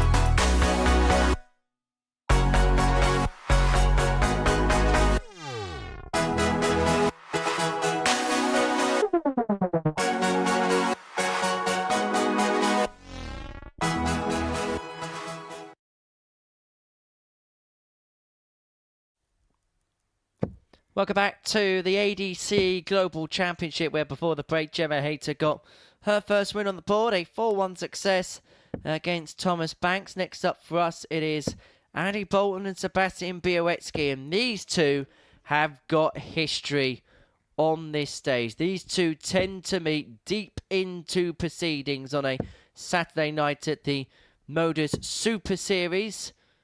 These two have played each other in a number of finals in the past. They met in Series 4, where Andy Bolton got the better of Sebastian Bialecki. That was in week 7 of that particular series. And then a series later, Sebastian would get the better of Andy in the first final. Sebastian averaged 99.31. Hit a big fish checkout, didn't win the game. Bolton winning 4-3, and then a series later there'd be a reversal of fortunes as Bialecki would qualify 97 for his first Champions Week here at the Super Series. That was in Series 5, Week 9, where again the score would be 4-3. This time in Bialecki's favour, averaging 95.14, and in the semi-finals of that evening, Sebastian brought to an end the Super Series career of one Luke Littler. 91. Always nice to have on your CV, that, isn't it? I actually saw Luke's mum and dad last night at Lakeside. They absolutely love their darts. You know where Luke gets it from. He really loves. He's been doing an awful lot of travelling in the last few weeks, and I know they were here, weren't they, on Saturday night as well? So they said they tried to get him to come with them, and he said he's just clapped out and he wanted some rest and recuperation time to stay at home. And you could understand that. Once again, a wise head on a very young shoulders, and bigger fish to fry 93 this month for Luke Littler. Yeah, it was great to see him here on Saturday evening. There was a number of special guests here on Saturday. Adam Paxton made the trip to support his good friend David Davis, who made it through to the semi-finals. A number of other various guests. We actually had about 4 or 5 fans who travelled from Germany to be here. Munich in Germany, 99 to be exact. Then they made the trip to Lakeside, making it a real darting weekend. Sebastian Bialecki is hoping it's a darting fortnight here in Portsmouth. He's looking for his third ton plus checkout of the day if he can find tops. 96. Just tracks below. Bolton back for 70 to save his throw in the opening leg. Yeah, just lacked the height of momentum, didn't it? Bolton's now got 16 ball as his only option. Stares it out. 45. Nearly takes it out. Sebastian, the clip of the wire, it took the paint off. Bialecki looking at double 10 to get the breaker throw. Shuffles across. Now it could be awkward. Game shown the finds a way leg. across. What a dart that was. Bialecki gets the break. Second leg, it's Sebastian to throw One first. thing that you have to hand to Bialecki, he knows about those moments that swing games, doesn't he? He knows how to execute those. But at the same time, when he's on his own throw, sometimes he can be left wanting and letting the moment get him. He's much better on those breaker throw moments. He tends to do that. Well, he's got street smarts, hasn't he, for somebody so young? Absolutely, mate. Absolutely. That's perfect word, and he really does have.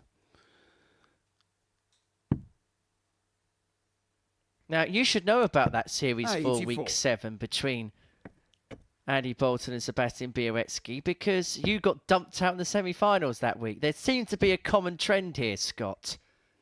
Yeah, I can't believe I make all these semi-finals and I didn't get a go last series. I wonder if I'll get a go next series. Who knows? But no, at the end of the day, I haven't been good enough. It's simple as that. At times when I've been here, I haven't been good enough. Well, you weren't good enough in your semi-final against Andy Bolton because you got dumped 4-0 and drubbed 4-0 in that particular match. Are you just trying to build me up for my outing at Q School in a few weeks' time? Thank you. for being my motivational mind coach. 140. Not. You got 2 weeks of me. Can't wait. We've only been in here 2 hours. You're doing me in already.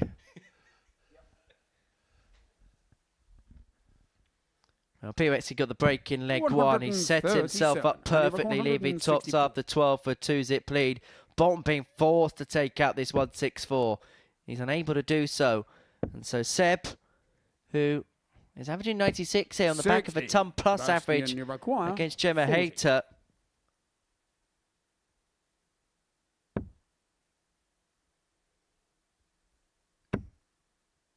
But he has missed a fair few darts at a double in this game. Game But he show the doesn't second miss a leg. crucial one there. Sebastian Bialecki. Pinning the tops, last dart in hand.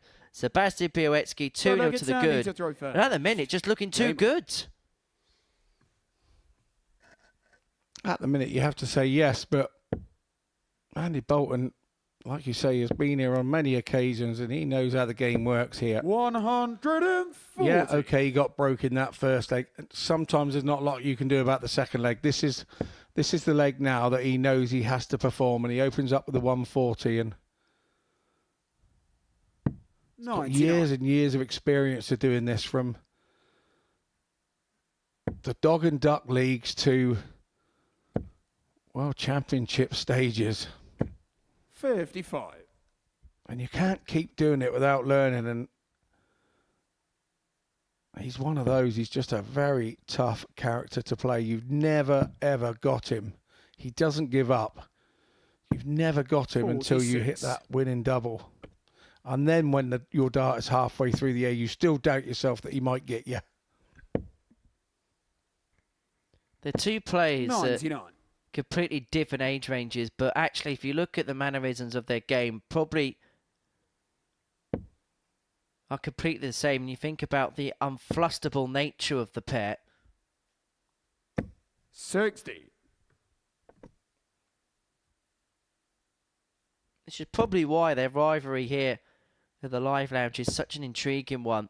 So many battles that have swung one way then the other. 100. Evenly matched on paper. In every single facet.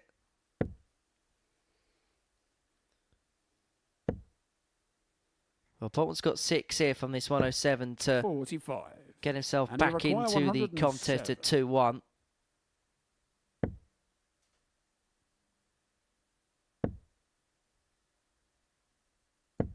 $95. He's led himself on double 6 Polly's return.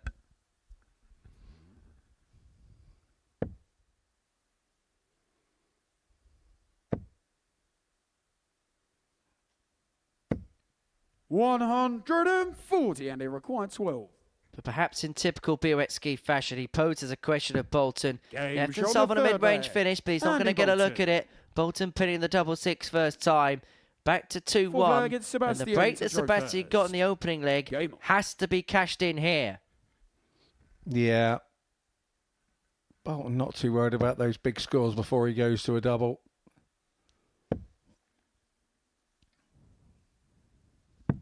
$59.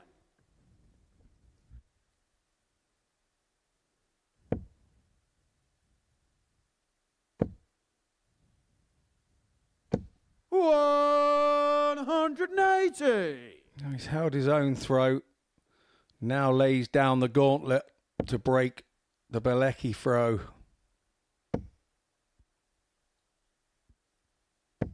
$135. It's been a good contest all along, but it just feels like it's really coming up to the boil now. 99. Sebastian Bialecki raced into a 2-0 lead. Bolton brought it back to 2-1. And now threatening the break of throw of Bialecki to level this contest up. 57.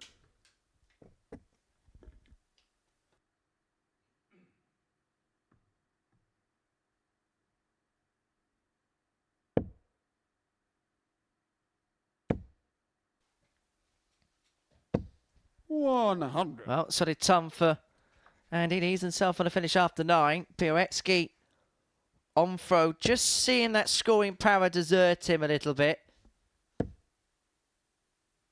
Few strays into the single 82. five, but recovers well with the last And he dart, required although 122. because of the misfire with dart 2, he hasn't left himself on a finish. So 6 from here. Bolton doesn't have to chase around the 18s. 90. And he's left himself on double 16 after a dozen.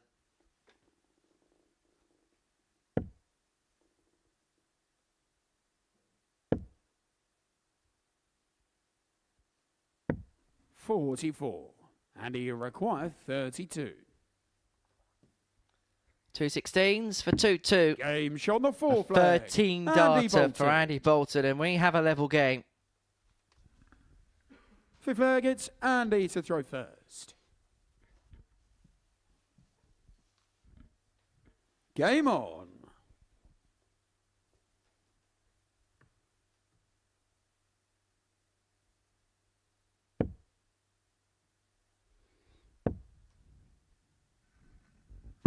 $99.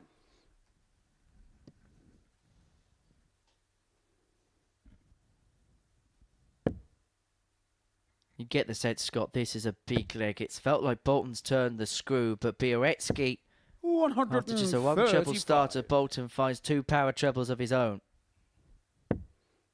Yeah, you feel that the game's outcome is going to be on this leg right here, 59. don't you? Andy would have targeted this game before the day started and seen that he had the darts and would have fancied his chances against Seb with the darts, knowing that Seb would have to do something pretty special 180. to turn him round. And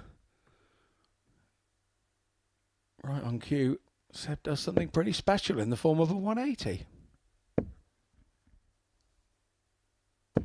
140. Woken from what felt like a leg and a half slumber.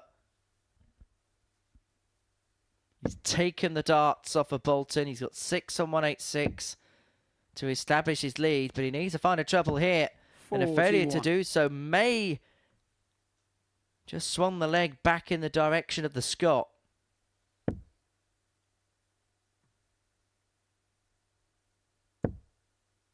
And boy, this leg has changed its complexion 137. almost in a heartbeat. 145. Bolton left on 66. Bialecki, you sense needs to take out this 145. Treble 15. It's either go treble 19 to leave double 14. 87. And he requires 66. Big passage in play. Both players on a 2-darter. Bolton went for the ball first on the 66. He gets one in his hand at double 16. Only needs the one in hand at double 16. And from 2-0 behind, Bolton finds himself in front. 6th flag, gets Sebastian to throw first. Game on.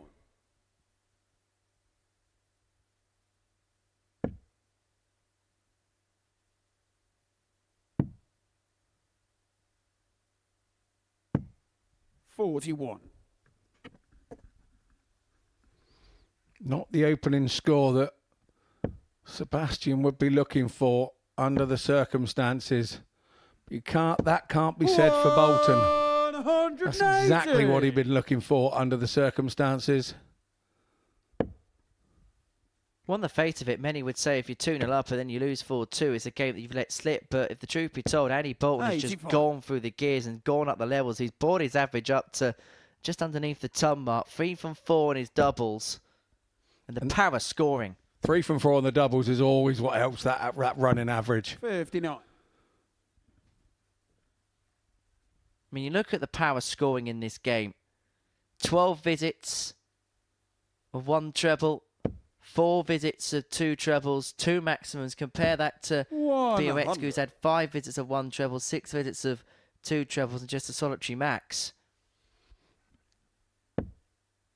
Absolutely, the double stats do affect the averages greatly. If you've got an 85 average and you've gone 4 out of 4, the line to the actual lie, the average is probably more an 80, 81, 82, 83.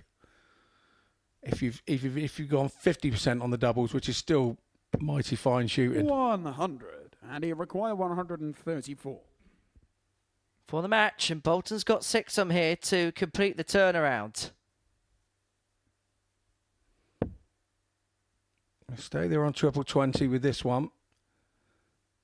Treble 18. 58. Now Seb has a chance here of somewhere around a solid ton or a 105.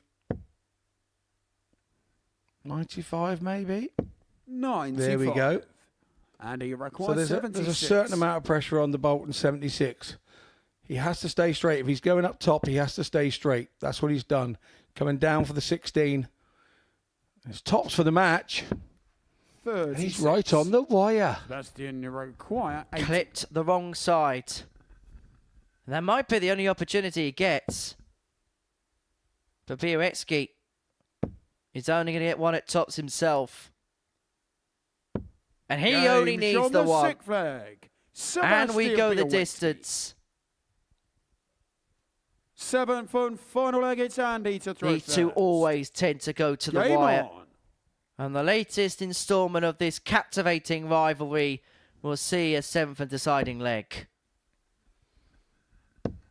Absolutely. What a shot that was. And what I like about Seb there, he made sure that he stayed in the 20 segment. When you've got 80 left, you can go a little bit gung-ho for it and end up going into the treble 5 or the treble 1 or even worse, a 5 and a 1 when you're on 80. 123. So it was like a half-hearted attempt with his first dart, and he stayed straight. Then he followed it with his second, and he backed himself. He backed himself with one dart in his 137. hand and took out the top. Super board management. And I know that sounds, people will be watching and go, that's not board management. It is. It is. Making sure you don't stray in those big moments. Had he let Bolton back, it would have been game over. 38. Sometimes better to be safer than sorry.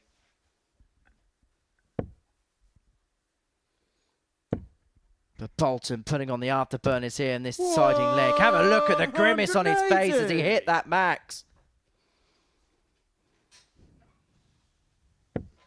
A wise man, I'm told, avoids the problem. A clever man solves the problem. 97. And he require 84. Well, this is for a potential 11 darter in the last leg of the contest. He's going to come back. 52. He's left himself on a double after 12 in the final leg of this contest. Well, Sebastian Bialecki, he raced into a 2-0 lead. 99. Bolton and came he charging require back. 32. And now it's the X Factor's turn to win this match. 2 8s. And because of the location of Dart 2, this is very, very awkward. 24. Sebastian require And now 140. Sebastian Bialecki has an opportunity to pinch this game from under the nose of the Scot. Another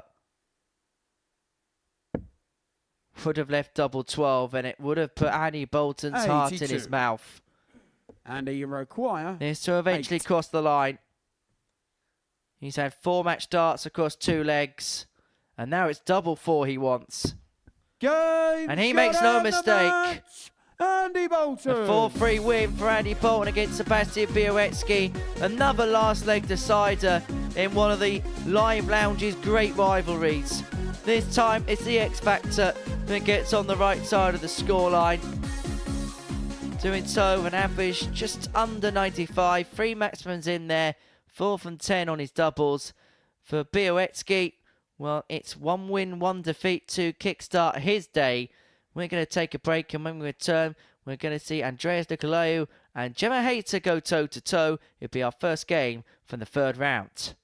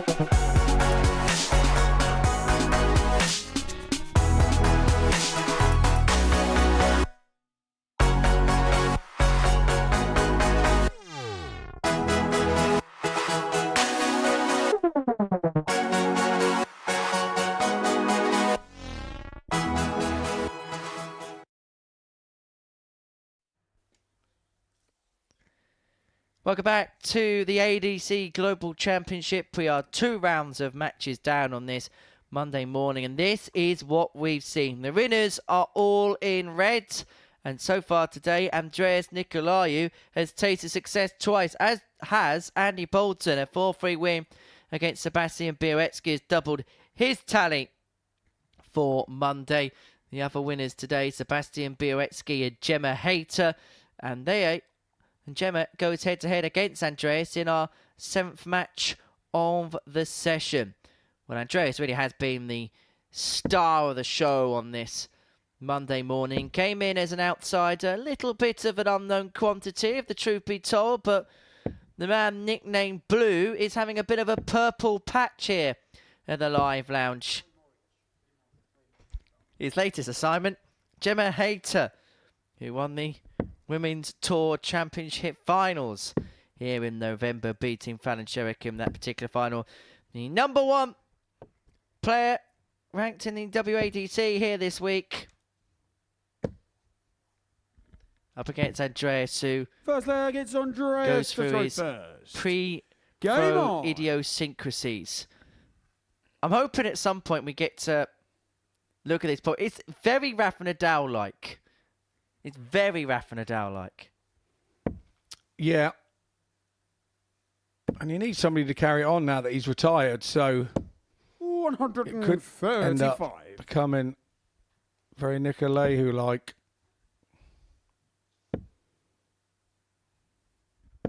$95. I'm sure he'll take the great compliment of being compared to a 14-time French Open champion. Yeah, indeed. But in terms of how he's played today, 2 wins from 2, and a massive improvement as well from the first win to the second. He beat Thomas Banks by 4 legs to 1. It was a really nervy opening game to the tournament, and as you know too well, Scott, it's very difficult to open up the show. But then 100. showed signs of real class in his game against Raman. Particularly the first 5 legs of that game were absolutely excellent before then just crawling over the line after that chaotic miscount. But the more we see of this guy, the better he's getting. 81. Andreas, you're required. Yeah, indeed. 89. Well, I've been sent a few messages, and within one of those saying he's in an 8 game. Here we go, double 8 again. 73. Slips across to there. Andreas has played 8 games against the Deadly Rose, John Michael, and leads him 6-2 in the head-to-head stat. 100. So Andreas, you require 60. we know the class of John Michael. And that's a record we'd all like to have against him. Shot on the first leg. Andreas Nikolaou. Double 8 goes then Second leg is Gemma to for Andreas. Game. Well, just having a look at the Southern European Tour and how Andreas qualified for this. He was top of that particular rankings. He beat John Michael to the post. Now, the Deadly Rose won the first couple of events for Andreas to win 3 events on the spin. 56. He then have a game or an event off before then winning events 7 and 8. John Michael win event 9, and the final event was won by Par Rihonen. 65. As we see the first Robin Hoods of this year's Global Championship.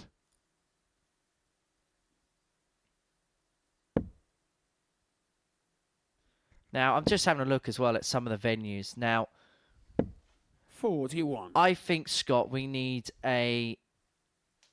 to see whether they need a commentator for this tour next year and see whether we can possibly get ourselves in on the job. 140. Because the events this year were played at a dedicated darts club in Athens, and the other events was played in a hotel in Kapitanios in Cyprus.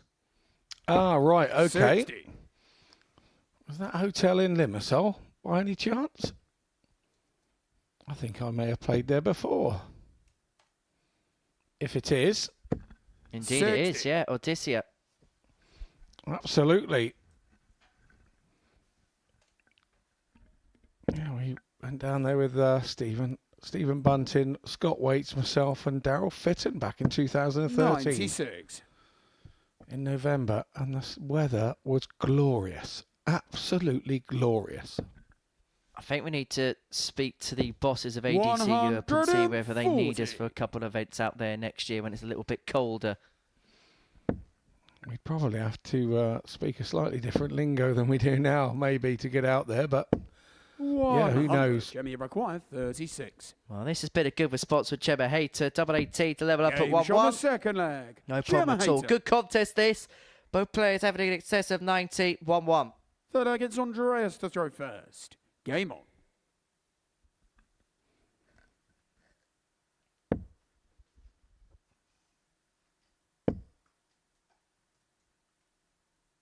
$97. It's interesting dynamic for this game for Nikolaou, because I'm not sure he would have 60. played lots of lady dart players, maybe where he's from, and he wouldn't have played one the likes of Gemma Hayter, I'm pretty sure, if he has. 134.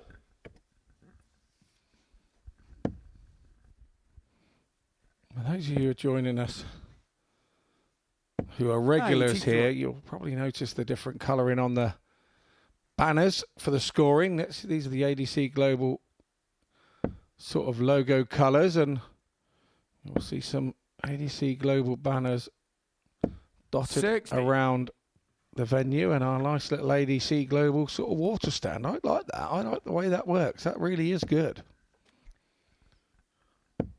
100. And obviously you can see the new Pluto TV logoing as well. All started last Friday. 60. So all relatively new. We're only our third darting day in to the Pluto TV venture. 180. Andreas, you require 180 there from Gemma Hayter. Gem's on a roll. 134. Gemma, But she may be forced to take out this 78. She's going to get a break of throw in this leg. 20 for tops. Tops for 2-1. No mistake. Third leg. And Gemma that is Hayter. such a strength of Gemma Hayter's game. One dart in Well, hand that at is a Gemma double. to throw first. She tends to execute.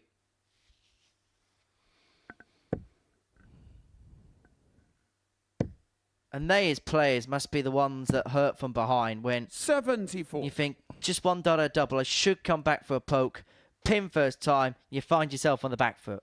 Yeah, definitely. You've hit the nail on the head there, Henry. When you're in front of a player, you think, yeah, they might get a dart at it, but how often are they going to hit it first dart? And you don't expect it to go. But you get to a certain standard with dart players, 100. and sometimes they're better on a combination with one dart in their hand rather than going at tops for three in their hand.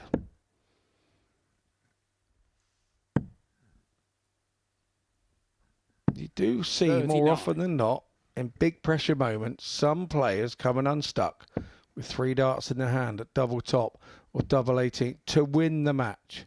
And you'll find your opponent back on 78 or something and go 18, 20, bang with one dart. It's just something in your head that tells you you got to hit it, and you do.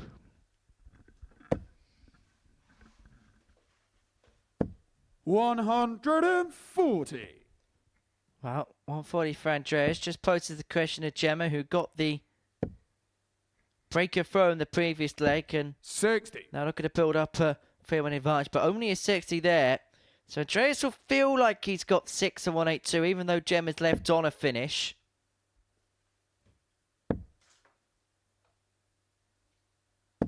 $60. Gemma, And here's require 60. 167. But it's Gemma Hayter got the biggest finish of the day in the locker. No is the answer. She had a 150 in her 100. previous Andreas, you require match. 122. 4-1 win against Thomas Banks. The biggest finish of the day, incidentally, a 152 by Andy Bolton. We're going to see a 1-2-2. Well, Andreas couldn't find the treble with the second dart, 54. so that opportunity Gemma comes and goes. 67. Gemma back for 67 for 3-1 lead. That's in the treble 3, so it's going to be one dart, a double top. Game Last shot dart the again. fourth leg. Gemma She's Hayter. clinical when it comes up clutch. And Hayter The leads flag, it's 3-1. Andreas to throw first. Game on.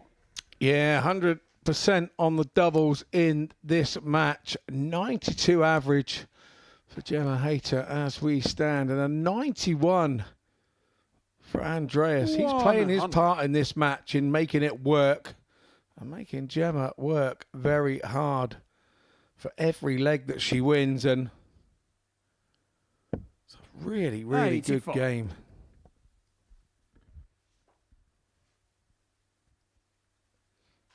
Well, for the first time today, Andreas stares defeat in the face, even in his game against Brian Raman. Even though he 96. was forced to a last leg decider, it felt like he had control of the contest throughout the course of it. 83. I had a message from a friend who says, yes, Scott, you should know the hotel in Limassol. It is the one that you played at. So, yeah. Did you get through to the semi-finals there? 59. No, I lost first game. That was the first time I'd ever sort of been into such a hot country to play darts. And yeah, I was the fourth one on. All the other three English guys had won. And yeah, 95. I kind of didn't play my best, but I have to hand it to Ermos, who I played. He played lovely.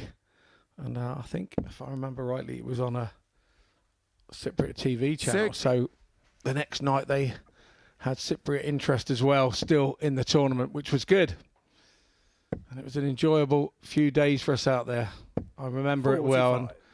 Scott, Darryl and Stephen Bunting, who I saw a couple of weeks ago, we all recall our time in Cyprus. We enjoyed it. Well, the Cypriot here. 150. They're going to bring it back to 3-2, forcing Hayter then to take the game out on her darts. However, power play here is just Andreas giving Nikolaou a tap on the shoulder. Double 18 to pull another one back. Game shot Double the fifth 18 leg. that's found. Andreas Back Nikolaou. to 3-2. Gemma Hayter being forced to win this game on her darts here. Game on.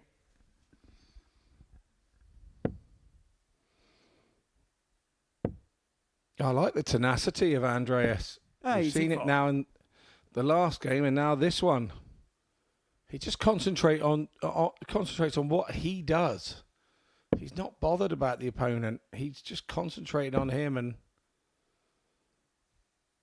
I like his darts as well. I think they look to be an MVG dart, which when you have a dart like that and that's your dart of choice, you can always find a popular dart like that if anything happens to yours.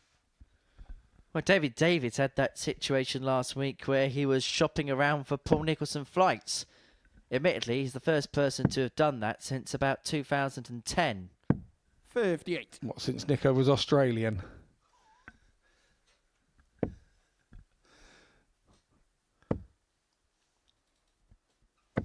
$140. Gemma comes back there with a 140 to give herself a little distance, but he knows his way around the board as well, does Andreas. Another treble, and that's masterful counting and masterful throwing. He sat there on 170. Should this 136 not go?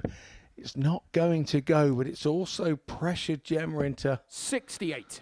slight mistake, but what a recovery there in that last treble 20. And that's kind of confidence. When you're playing confidently, those sorts of things happen. When you're not confident, that ends up being 28.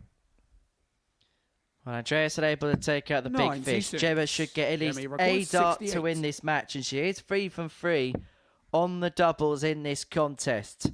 She's going to get one more match dart. It's double 16, 36. and it would have been for a perfect Andreas doubling requires display. 74. She now has to wait and hope in the background. Tops. to take us to a last leg decider. 54. Gemma required. Not to be this time. The 32. previous time we saw him going for a dart like that. He put it right in the top right-hand corner, didn't he? But not to be this time. So it's Gemma Hayter just composing herself. And she hits the double in what was a very exciting 4-2 match. It had a bit of everything. Gemma will be amazingly pleased. She's just saying, nicely done, Gemma. 4-2 win, because we know that that's Andreas' first defeat of the day as well. Here is the tail of the tape. It's a 4-2 win in the favour. And look at those averages. 92 to Gemma, 91 to Andreas. If he continues that, he's not going to lose too many. 2 from 5 on the doubles, 4 out of 5 for Gemma Hayter, 80%. That is some super darting action. So we head into a short break. Return, we will have Raman taking on Sebastian Bialecki.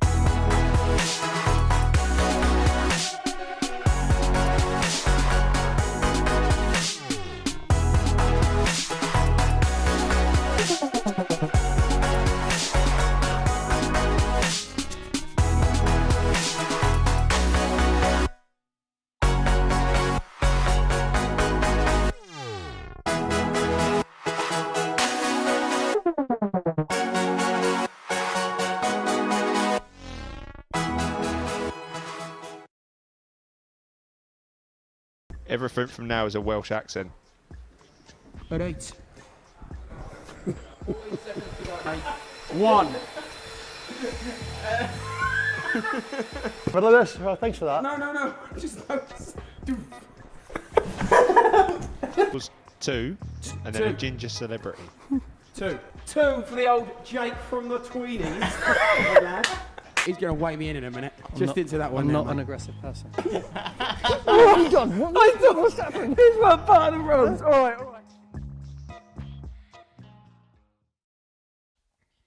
And unfortunately, it didn't have the ending we wanted because Adrian Gray didn't beat Owen Binks up. However, it's an Ant and Deck style prank dart player show which follows us here on Pluto TV this afternoon. 2:30. We'll be bringing you all of that. So we're midway through our action here. There's Owen Binks. Look at him. Centre of attention. Loves it, doesn't he? Our 8th game of the day sees the Belgian Brian Raman and the Pole Sebastian Bialecki go toe-to-toe. As far as these 2 days are concerned, for Brian, he's played well, but he's got no points to show for his efforts as of yet. Averaging 92 in defeat to Andy Bolton. He lost out on the last leg decider against Andreas Nikolaou in his second match. As for Sebastian Bialecki, he posted the first tub plus average of the day in a 4-1 success against Gemma Hayter. Then go on the reverse of a 4-3 scoreline to Andy Bolton in the final game of the second round of fixtures. We head into the middle portion of the day. A big game for both. For a man, a victory is important just to keep himself in touch. For Bialecki, victory here meaning the top 4 would all be on 4 points ahead of Andy Bolton's match against Thomas 56. Banks in game 9 of the afternoon here in Portsmouth.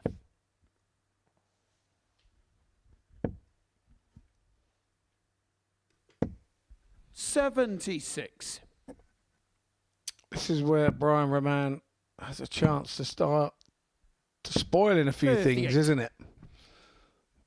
Once you start in these groups sort of kind of not winning games and you've had a couple of blanks, the guys at the top of the group play you slightly differently. They do one of two things. They either play you with their best game knowing that you're not at your best today, or they play you with a little bit of fear knowing 56. you're playing okay, but you're not going to continue to keep losing points. So it can be one of two things.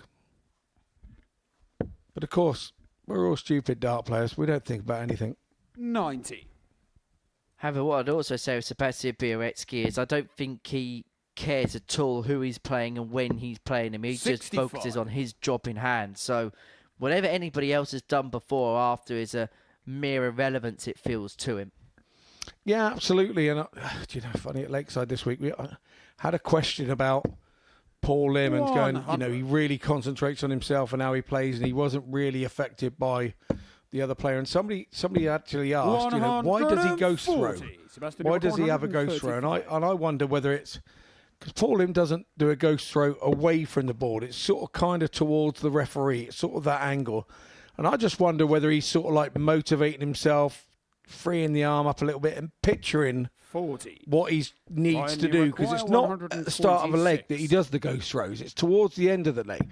And is he picturing that double top with that ghost throw and just going through things in his mind? On the first leg. Well, Brian Raman's going through the gears. That's a 1-2-6. It's his first tub plus check out of the day. It adds to a glistening list of them. 1-0, the Belgian leads. But it's interesting, you go back to that particular point. Now, 100. I've spoken to Cam Crabtree about this in the past. And 100. he's mentioned in regards to why he does the ghost throw is he'll do it in moments of tension. And for him, just to do that ghost throw at the back of the stage whilst the other player's throwing, he feels like when the arm's tensing up, it just gives him a bit more freedom. So when he comes back to the board, the arm feels a bit more loose. Oh. 100. Sometimes I do it when I play him just to sort of wind him up. Oh, he's easy to wind up, his Cam. Yeah, sometimes I do but I do it behind his back. I don't do it where he can see it. Just tell him Arsenal drew with Fulham yesterday and you've got him rattled. 99. I think everybody's rattled about that. But yeah, I totally agree. I think that there are varying reasons for doing it. And 97. say Paul Lim in particular, he throws with the sleeve, doesn't he? So it could be arm tension. It could be anything. And he probably threw a lot more darts this week than he's thrown in a long time.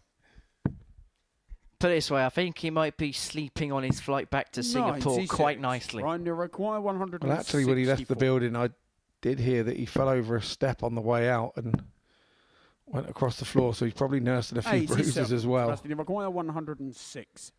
Well, we saw a 1-2-6 on Brian Raman in the first leg. Is Bialecki going to give us a 106 in leg 2? To level things up, it would be his third of the day, double 16. 74. Not to be, and Raman here 77. has got an opportunity to break the throw and to double his lead in this contest. Tops. 57. Drifts below. Sebastian, you require 32. He throws that last one just a split second faster, doesn't he? Raman, got a good shot of his Global Championship shirt there, stood at the table. Lovely shot that was. 16. A rare miss 20. from Sebastian. He doesn't do that usually. Has to pounce here, Raman, surely. Game shown the And second pounce he leg. will. Brian He gets Raman. the break of throw. He leads 2-0, and again, you sense the The Belgian leg, has it's to Brian win. to throw first. He has a 2-leg Game. cushion.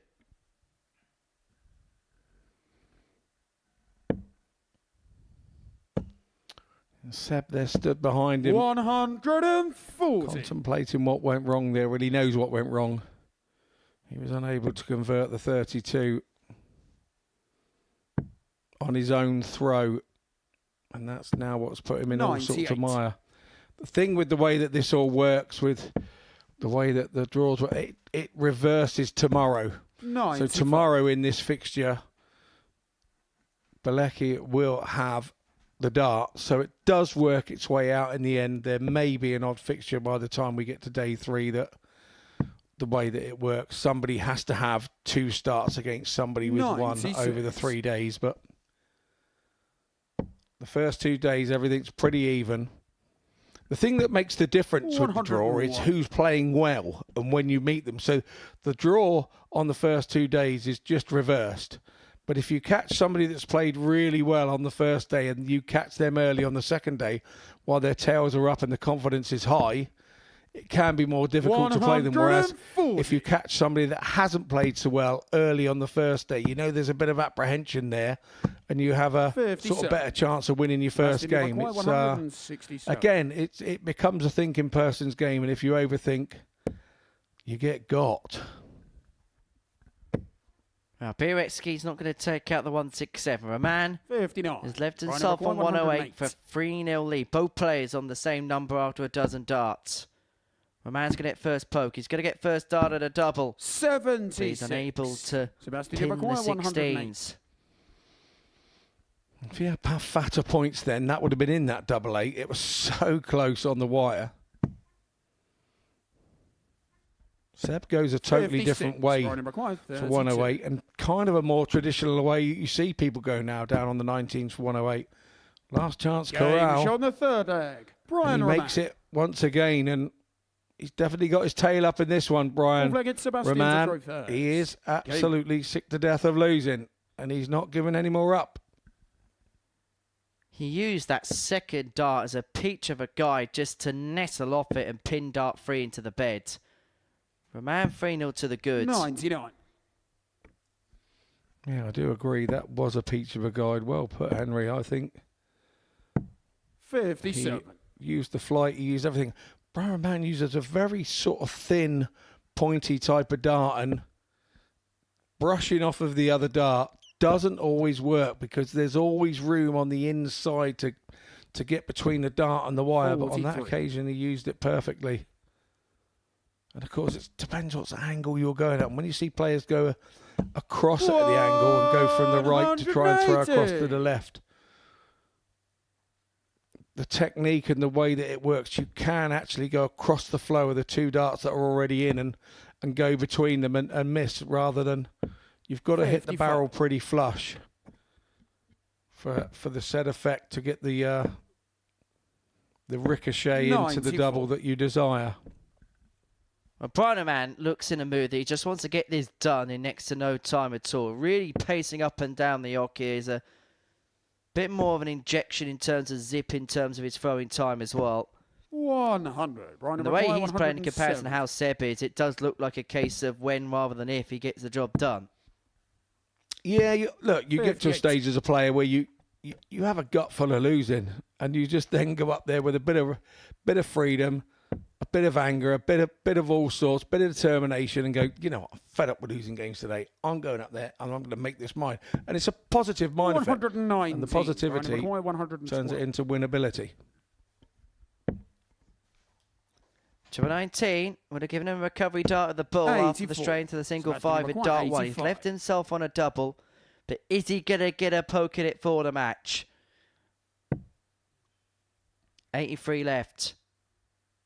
Triple 17 would have given him a dart at double 60 to save it. And now, 44. Brian his hopes in this game rest in the hands of Brian Raman. Double 14 Game to shot seal a and the 4-0 match. success Brian and to Raman. seal his first win of the day. Eventually, Brian Raman is on the board of the Global Championship.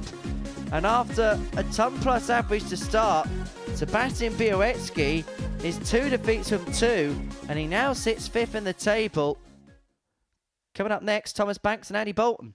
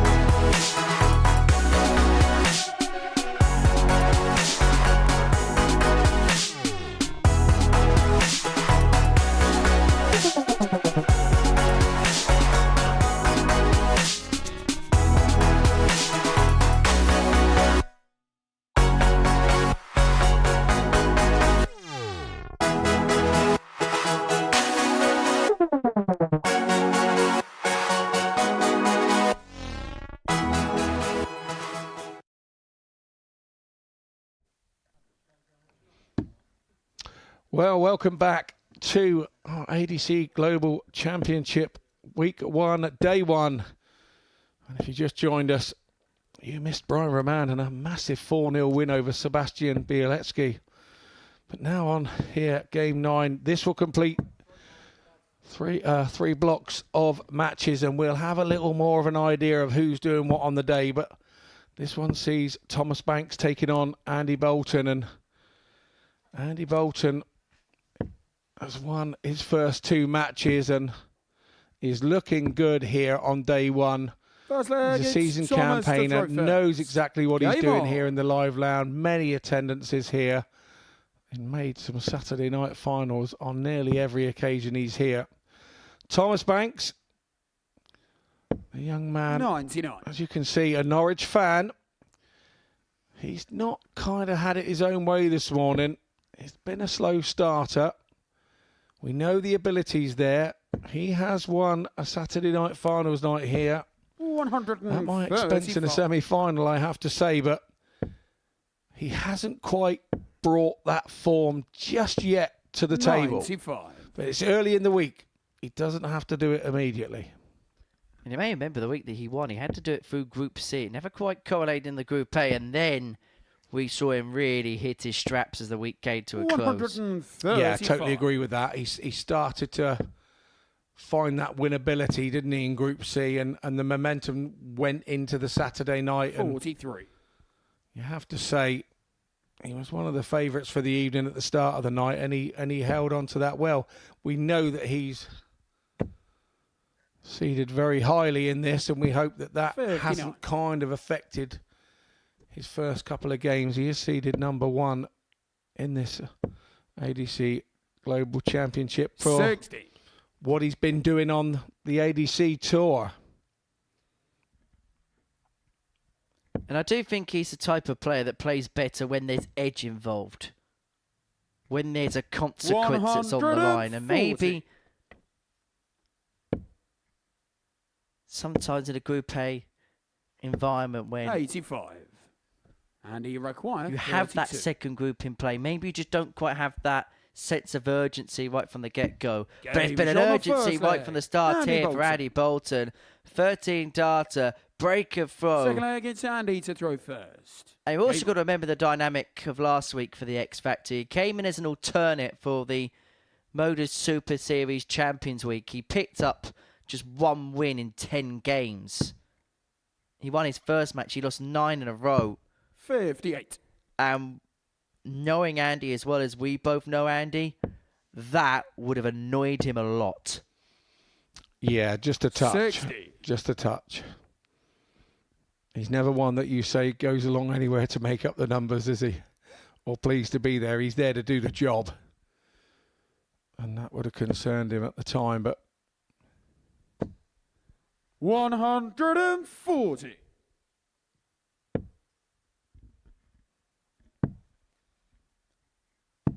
A 58. lot of darts dropping low at this present moment in time for Thomas Banks, particularly that first dart. He's one of those players kind of akin to most young players. They're FDMs. If that first dart follows, then the other two tend to 100. move alongside.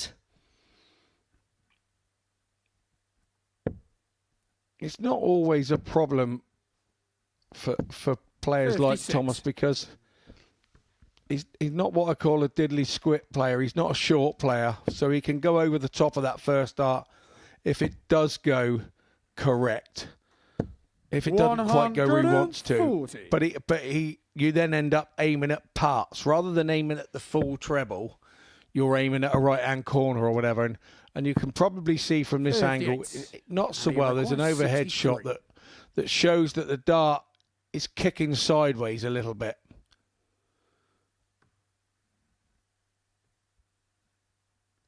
A couple of times, though, that Andy is divered when approaching a check Game out, but there was shown the no delay second in match. terms of taking it Andy out. Bolton. It was a 13 darter in leg 1, a 14 darter in leg 2. So that gets Bolton Thomas to throw first. Game 2-0 to the good. Thomas Banks has got a long way back from him. Not just is his opponent playing really well, he is struggling right now. 57. Andy was not dithering there, actually. He was deciding. Was he going to go treble 9 for double 18? What's he been hitting today? No, I know. I'm going the 24 route. So he 81. ended up. So you have to, any young players watching, you have to do it that way. There's no other way to do it. And Andy's shown that as a marvellous example right there. Do not throw a thing until you've actually decided where you're going to throw it, because you can't change your mind halfway through. It just causes carnage. 59. Well, if Bolton wins this game, he takes full control of the group. He'll be the first player to 6 points, the only player with an unbeaten record still intact in this Group A. 140. And the Tour champion will have his best foot forward in the Global Championship. He'll take the early ascendancy in this first group of a fortnight's worth of darts here at the Live Lounge. We culminate a week Sunday when the winner will pick up £25,000 and the title of first ever ADC Global Champion.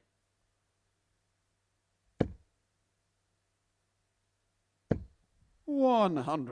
So much you require? 148. Again, dropping short of its destination. 42. And you require and now the frustration begins to show. Well, this really would derail Thomas Banks. This really would hurt. But he's not going to find the triple 17. We should have given him a dart at the ball. 97. So much you require? Bit of an 106. Elvis slip there from Andy Bolton when he missed his second dart at the treble.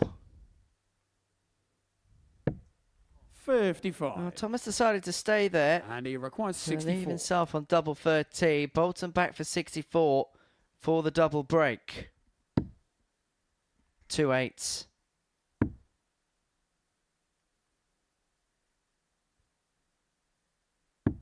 And seemingly too good at this present moment in time. Andy Bolton. Andy Bolton 3-0 up on Thomas Banks, who hasn't even had a dart at a double yet. Thomas had decided after the first dart going into 48 that Andy wasn't missing. So he headed off back to the water table. He's now just trying to grab stock of what he's doing. We've seen Richie Burnett here in the past. Have a chat to the speaker. When things are going right or wrong, we can't work out why he's doing it, but it works for him. 96.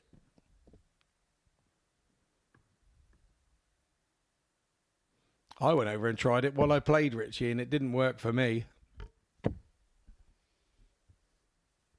137. I suppose you're probably waiting for it to say something, weren't you? Well, yeah, I was. I was trying to get it to sort of telepathically tell me what it does for Andy. But 180. obviously, it's a relationship that they have between themselves and weren't willing to share.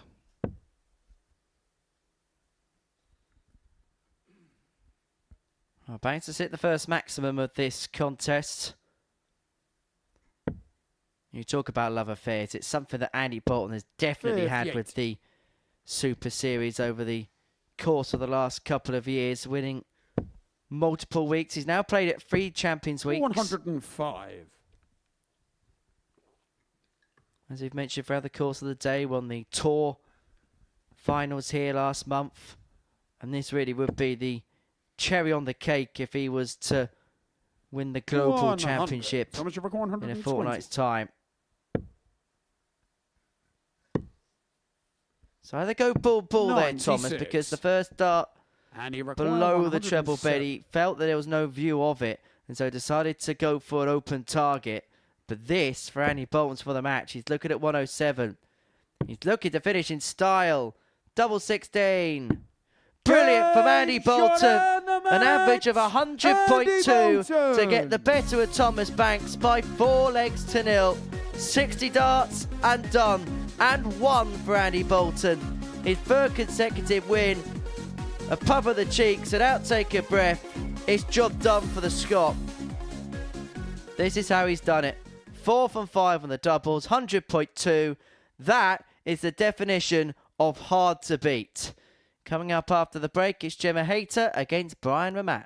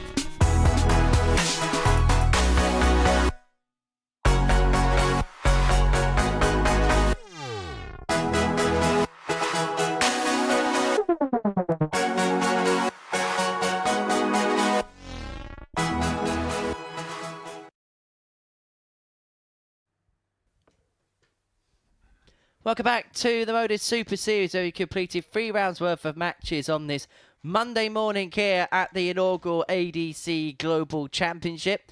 Andy Bolton is the table topper. He's won 3 matches out of 3 so far. 6 points to his name, with Andreas, Nikolaou and Gemma Hayter both on 4 points. The Cypriot really has been the standout player so far. Thomas Banks, the #1 seed, is yet to pick up a win, and Sebastian Bialecki, who averaged in excess of a ton in his opening match, has only won the solitary games so far. So that's how the table looks going into the penultimate round of fixtures, and it kicks off with a meeting between Gemma Hayter and Brian Raman. For Gemma, after defeat to Sebastian in her opening game, she has been in control of the 2 matches that have subsequently followed.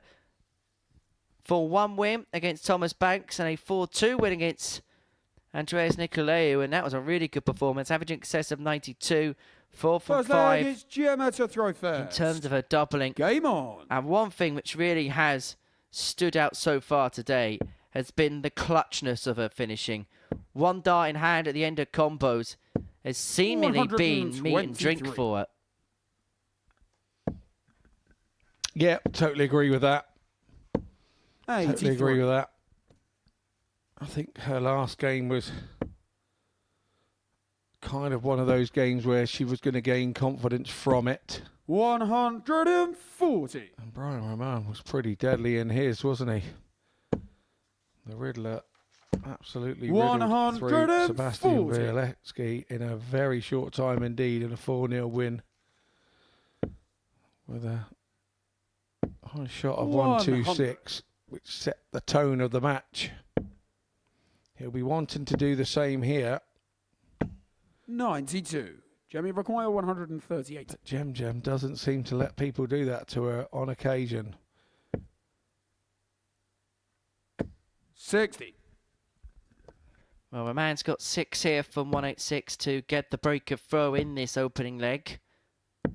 98. Gemma requires 78. Hayter 78 to take out the opening leg. Double 12.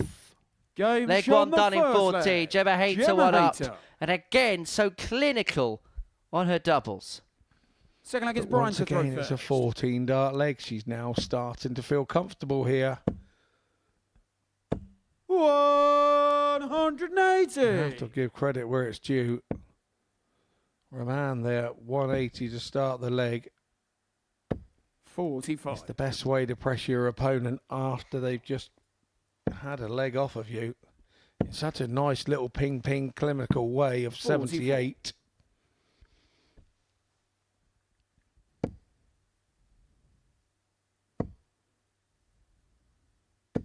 100. There's a certain element of rhythm to Gemma's throw. She doesn't stop. She lines the first one up, and the next 2 go pretty much the same way. There it is, the line up, and she just pulls it back. The only slight delay is if she changes direction like she did there, and it's just to allow her head to look down and her eyes to focus, I think. 100. Well, Raman back for 118 to square this contest up at 1 apiece. 100. Brian require 118. And he has got 6 of them here. Tops.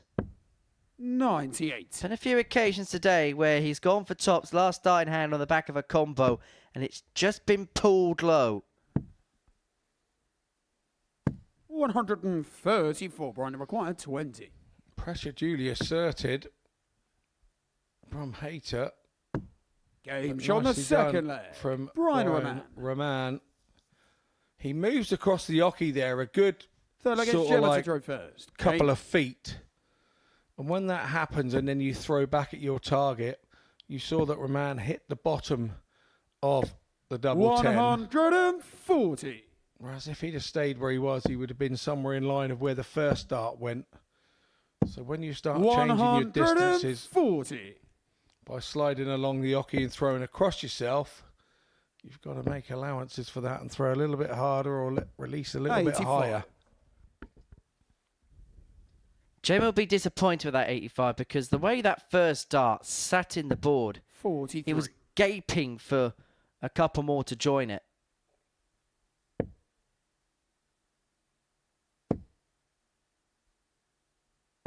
$100. But treble a visit, slowly but surely making her way down in this leg. 78. Really good contest. Gemma averaging just a shade under a ton. Raman 92.76. 136. Left herself on a double after 12 on throw. Not too shabby. 58. Gemma require 40. Game shot on the third leg. Yeah, Gemma Hayter. assertive. Bassett definitely now settled here in her Brian to third throw game. first. Game on. That double top, Scott, looks like it's on a string right now for Gemma.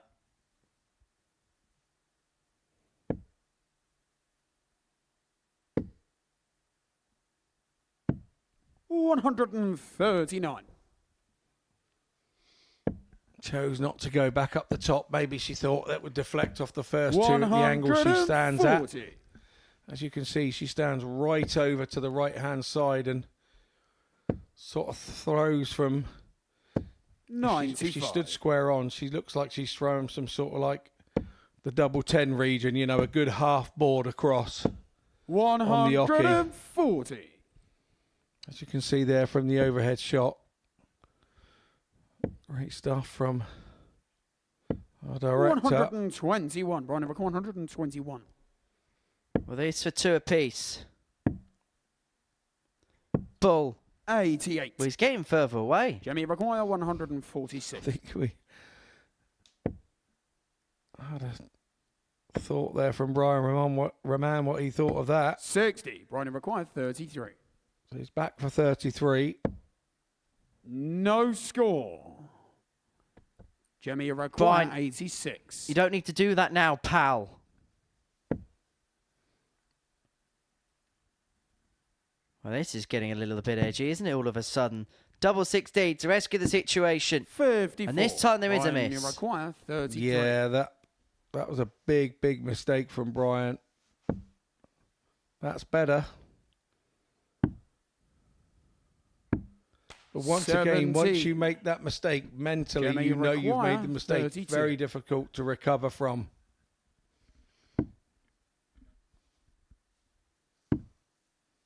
Double 8, and this is awkward. Game What a shot on the dart. fourth Floats leg. it over the top. Gemma Hayter. Into the bottom corner it goes. Hayter gets the break and leads 3-1. It's Gemma to throw first. That Game. angle probably doesn't do it justice. Because the way Dart 1 and Dart 2 was, it would have been really awkward for Dart 3. And she was just able just to float it over the top and pin it into the bottom of the 140. bed. Raman was left 140. to just shake his head. Stood behind the oche, couldn't believe what was going on again. 60. He's really got to put the hammer down now if he doesn't want to avoid, or if he wants to avoid 97. a defeat once more today.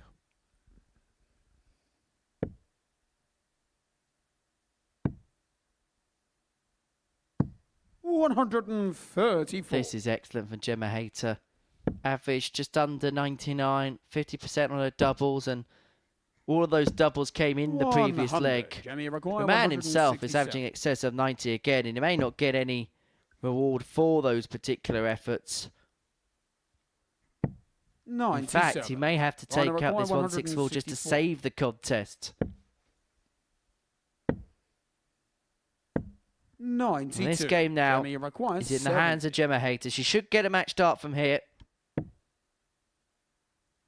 But that match start is going to be at double 11. That's a bonus. For a 4-1 win and for a third win. 48. Brian requires 72.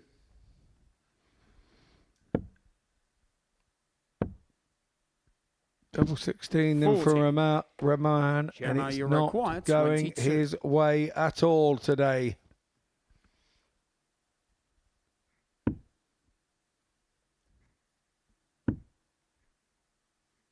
One left. Good And found. shot on And the it is a match. third win Gemma of the Hayter. day for Gemma Hayter. She gets the better of Brian Raman by 4 legs to 1. The WADC Tour champion is one of the pace setters here with the Global Championship. Gemma Hayter, who's had a golden year of return, is getting onto a golden start here at the Globals. She gets the better of Brian Raman by 4 legs to 1. A really good performance. Average is done the 94. 40% in terms of the doubles. But Brian Raman, the Riddler, will be leaving the stage with plenty of question marks for sure. Coming up after the break is Andy Bolton against Andreas Nikolaou.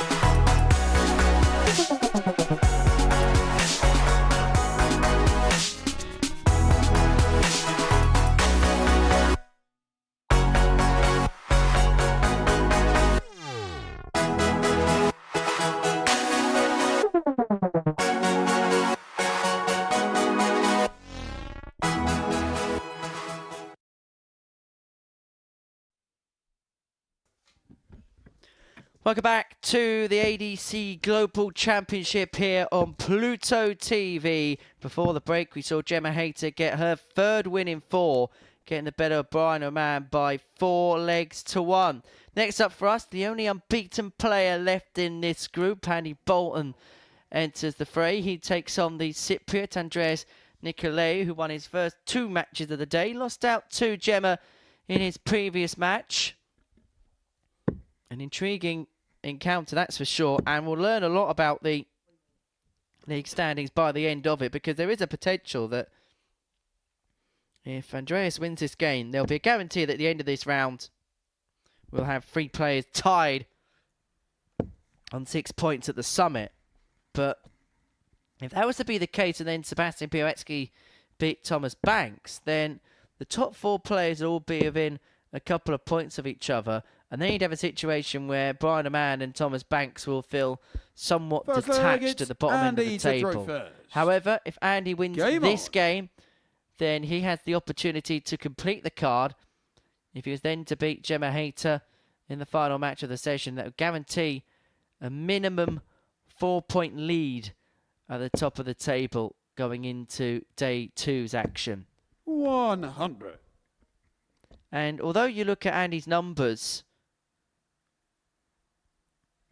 Sebastian provided the best performance of the day. It's been Andy that has consistently been able to claw out big performance 48. after big performance. He's averaged at least 94 in every single game he's played today. 94-67 against Raman, 94-47 against Bialecki, and then his best performance last time out against Thomas Banks when he averaged 100.2.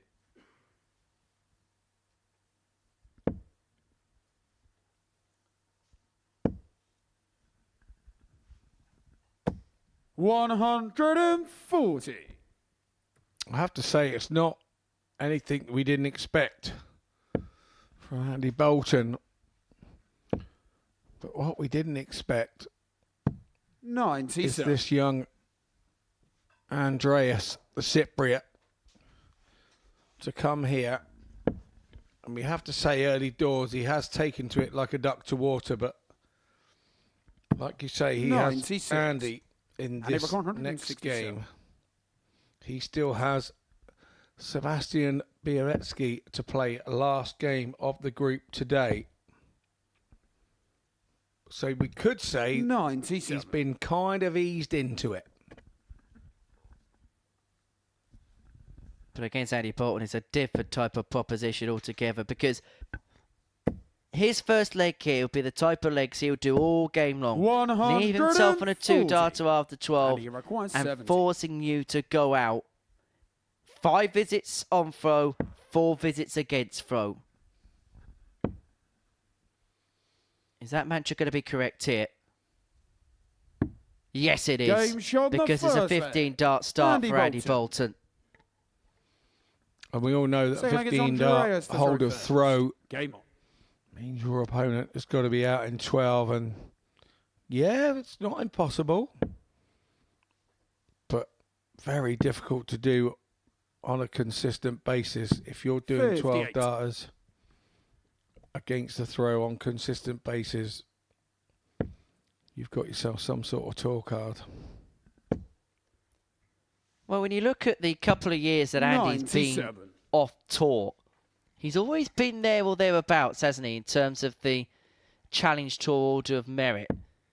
He was just outside the race last year on that exciting last day when Owen Bates picked up his card.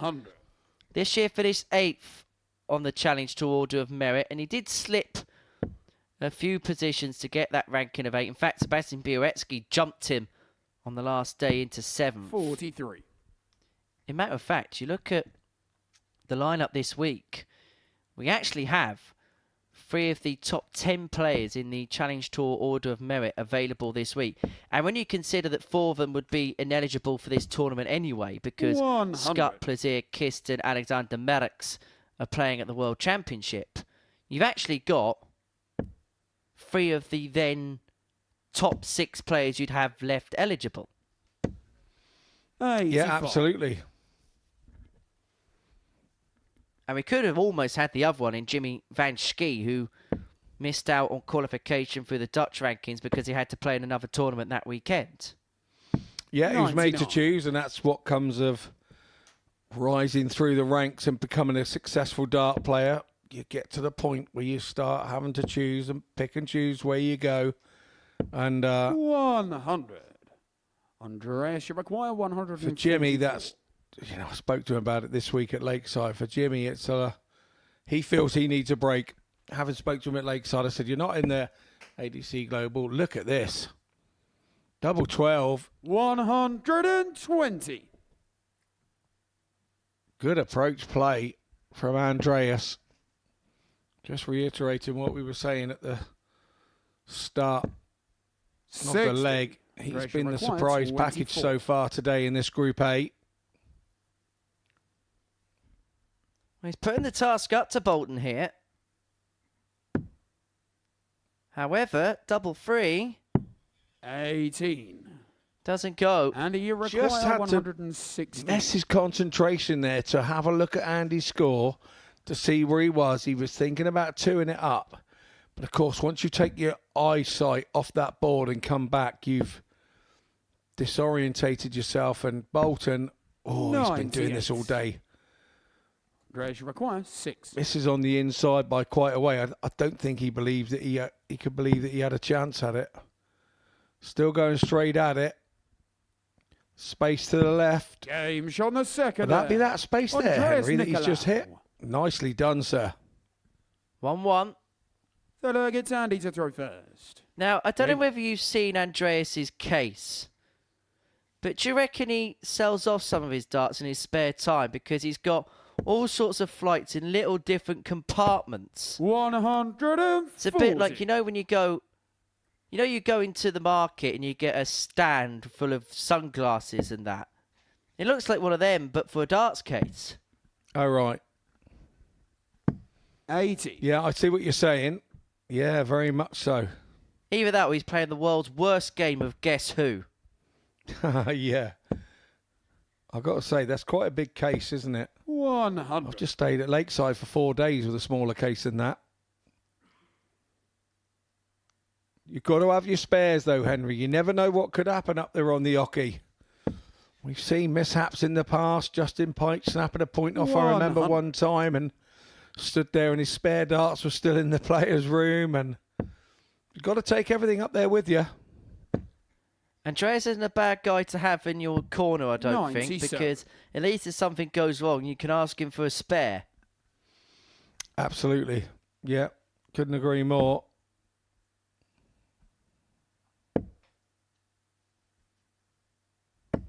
$140 and every 164. 164 for Bolton. He's got 6 from here to open up a 2-1 lead. Doing what he does oh so often, on throw, 100. putting his opponent in all sorts of knots.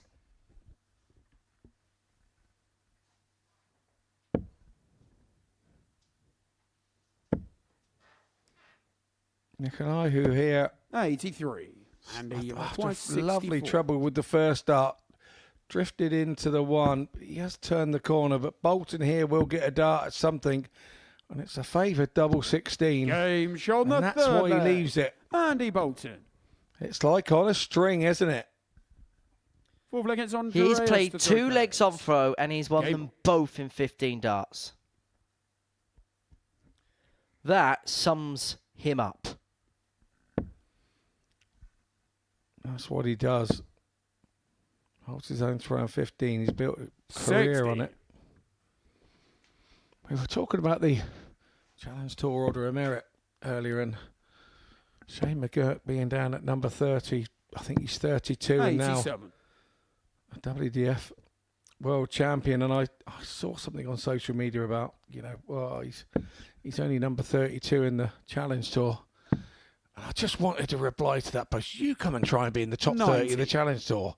I think I'm at number 36. It is hard. It is so hard. The old keyboard warrior's having a little go. It's just incredible what some people would post. 60. It is indeed. It is indeed.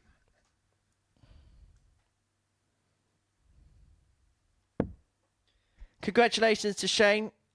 I'm going to be honest. I was like a 97. proud uncle last night, because I suppose we sat in our seats. We get to commentate on the players. We get to see them nurture, develop, and we get to know the players as well on a bit of a personal basis. So it was like a proud uncle moment watching Shane win that yesterday, and watching Bo win her tournament yesterday as well. Yeah, very much so. For me, I know it was a long time ago, and we all keep talking about it.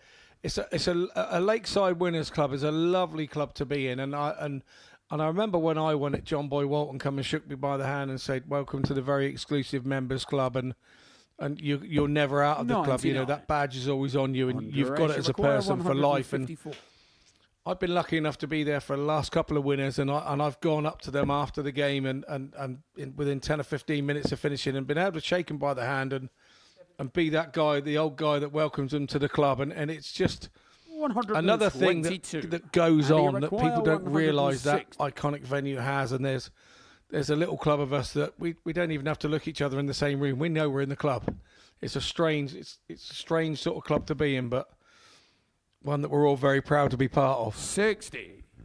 Yeah, I think everybody here said congratulations, Shay. Good guy as well. Nice to see good guys win. Yeah, absolutely. Always has been. Sort of locked horns a couple of times in internationals and things. And game shot on the Nikolai fourth. pins the double eight, level at 2-2. And of course, congratulations goes to Poe Grease having a third title, being Sophie McKinley, who I think in the women's side of the draw really was the star of the show. Sophie may not won the trophy, but I think she won a lot of admirers last week. She won the hearts of the Lakeside crowd. 99. She really did. She you know, what's not to like about her? She's just one of those that you look at and go, oh, I'm going to support her. The way that she throws her, the way that she walks around the hockey, she's not like super cocky about what she does. She just plays the game because she's really good at it and she really enjoys it, and that makes her infectious, and that makes people like that. And I don't think she understands. She didn't quite understand why people followed her, why people were cheering her, and why people like her. And we forget she's only 18 because she's been around the youth scene winning stuff for a while. Hang on, Andreas. Okay. I'll shut 81. Up. Yeah, if there's a way to miss a treble, high, wide and handsome into the one was the way to do it. 92. Well, Bolton's left himself on the fish. And look what he could put himself in situ to do again on throw. Take the leg out in 5 visits. He could, of course, do it in 4. May have to do it in 4. Because Andreas has left himself on 81 after 9.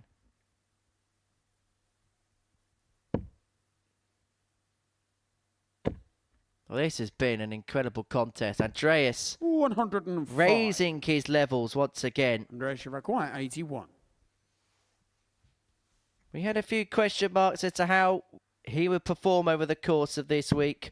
The early indications have been really good. This leg could be really good. It's a 12 darter. He's got the break. And he now has the darts to impose a first defeat upon Andy Bolton this week. Game on.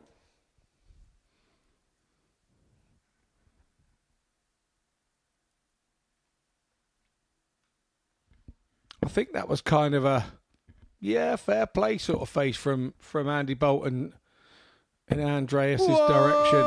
180. He continues to pepper the treble 20. Second 180 of the match. 60. For Nikolaou.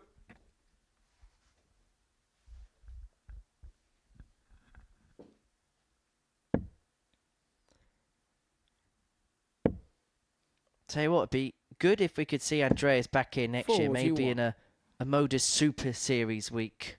Because I think he's already in a group which has got Andy Bolton 3-time Champions Week participant, couple of time weekly winner, Brian Raman, a former WF number 1, Thomas Banks, former weekly winner number 1 seed, Sebastian Bialecki, one of the best players of Adakar, going to be on tour next year.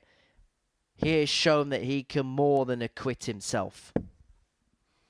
Absolutely, and what you got to remember is this is the ADC Global Championship. You don't get in here by winning a raffle. You know, you have to earn your way here. 121. 6 darts for the match.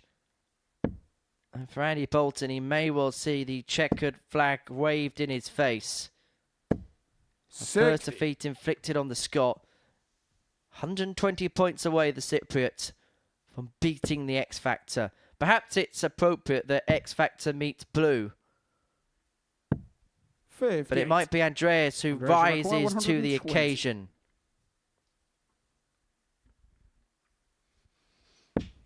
Big moments for the young Cypriot. It's not going to be this time, 100. but absolute gem of a setup.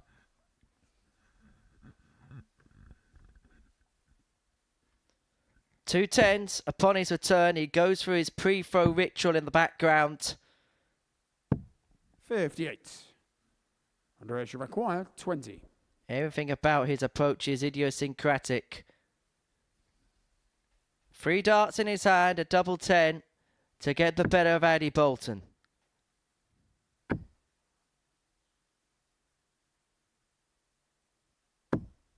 And to inflict a first defeat upon the X Factor. Andreas Nikolaou with his 3rd win of the day. The Cypriot has been the standout star. He's been the revelation of the day so far. Well, forget about the man being called Blue. He's in the red at the minute. A 4-2 win against Andy Bolton, an average of 91.32. He beats the X Factor. Coming up next, it's Sebastian Bialecki against Thomas Banks in a meeting of 2 young guns.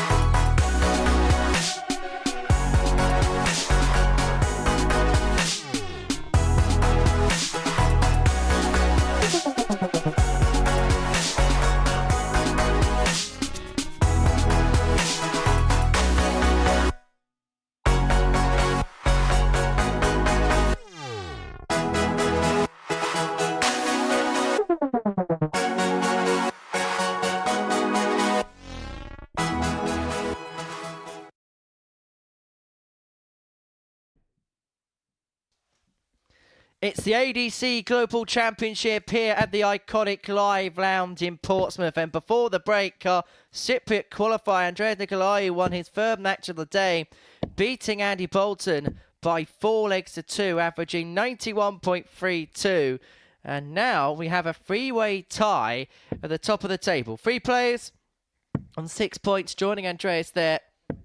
Andy Bolton and Gemma Hayter. But this, a meeting between the bottom 2. And who would have thought that at the beginning of the day? First leg, it's Sebastian Thomas Banks to still throw first. Yet to pick up his first win of the Global Championship, the number 1 seed, up against Sebastian Bialecki.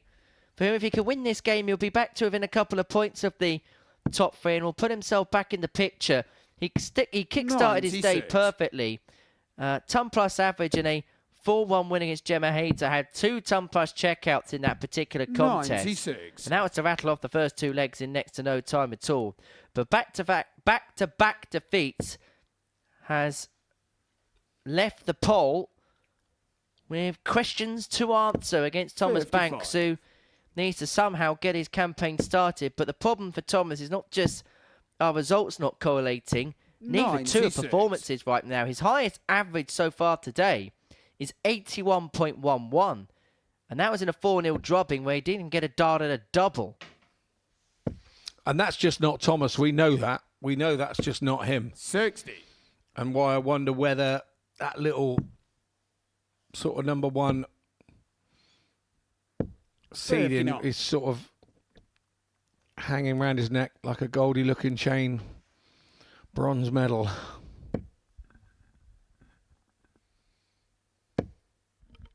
This is the last time we're going to see Sebastian in Portsmouth for quite a while. Well, he might play at the Untouchables in the near future. Who knows? But 100. How do you see him getting along on tour, Seb? Do you know what? I think he'll do okay. And I think he'll do okay for the simple reason is he doesn't really get embroiled in anything that's going on in the room. He is quiet. He sits with him. He'll be doing his own thing. I'm sure he'll sit with a Polish contingent probably, or you know, a more Eastern European contingent where he'd be a little bit more comfortable sat round the table as well. And I think he'll be okay. You know, Ratajski sort of heads the line for that table where they sit the Pro Tours. And game shot on the first leg. He himself is quite a quiet character, isn't he, Ratajski? So it's not going to be a table to throw first. Game on. Or an atmosphere where he's going to feel intimidated. I think you do see players when they get a tour card go off and sit with their friends and what have you, and kind of a little bit forget why they are there. But with these guys from that part of the world and that part of Europe, 45. They're there to make money, and they go there to do everything they can to give themselves the best chance. And I think he'll fit in there just fine. Well, everything about Sebastian is just business-like. He's one of those players that if you were to categorise the ultimate pro, you would look at him. The way he approaches it, the way he goes about it. 85. I don't think you'll ever hear one person say a bad word about Seb, and I don't think you'll hear one person say anything negative about the way he goes about his game. 180. No, absolutely. And being that way and concentrating on the game means that you will have success. 58.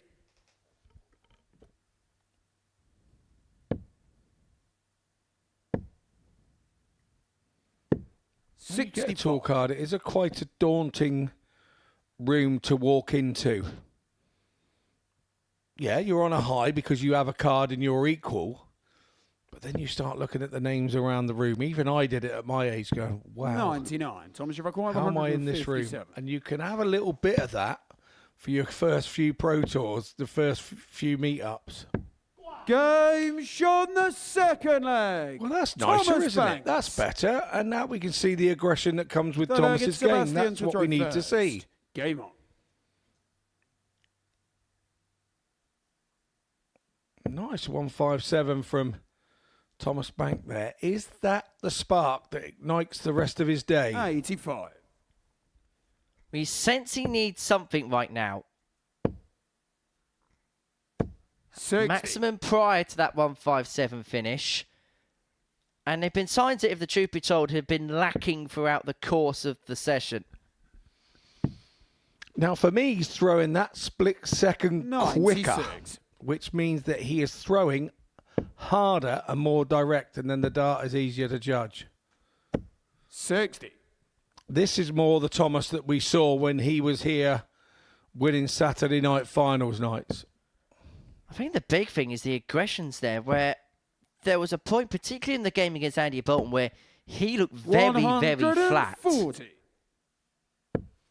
But the problem that Thomas can ill afford to have is that just be one moment he lets out that little bit of 38. emotion and then he reverts back to type. And there's a danger here after 9 darts his third leg. That's exactly the case. And for Sebastian, this is just business as usual. Yeah, I think that's a great spot, Henry. Absolutely great spot. You take the momentum of the 157 and you have to keep continuing it more than 6 or 8 darts. And here we go. 140. Sebastian, you Not require quite to be. 80.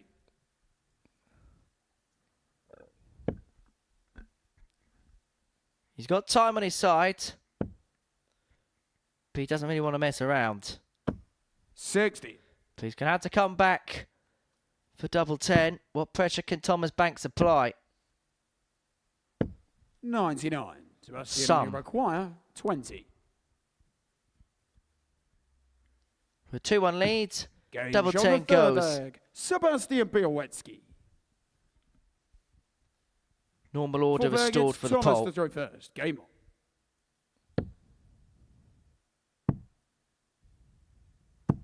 58.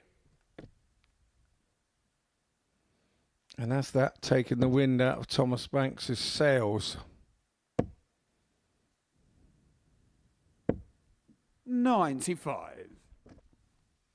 And I can imagine in this particular situation, it must be hard when you're just continually getting jabbed and continually getting jabbed. And just when you thought that 140. you're beginning to counterpunch, you get floored by something else.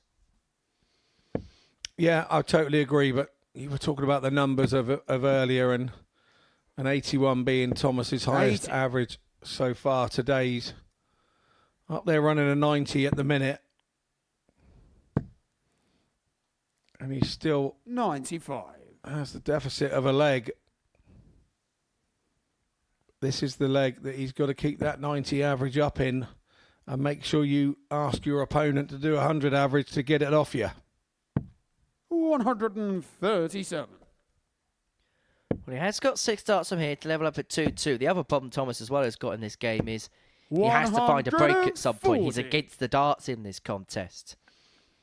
Yeah, but he's got to hold well, and that gives you opportunities of break, because if you can hold well before your opponent then has to lead off with a throw, you put him under pressure for those first 6 darts. So 100. Tommy, it's all retrospective to how you finished the leg before.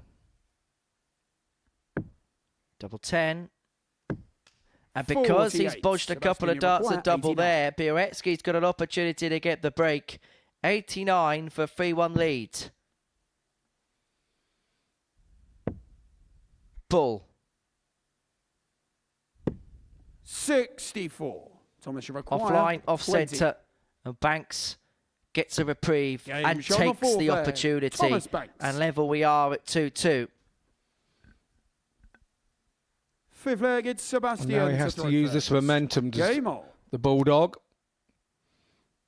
to try and have a good first 6 darts to set about this Bialecki throw. But 100. minimum requirement for Sebastian is to try and hit 1 treble in the visit.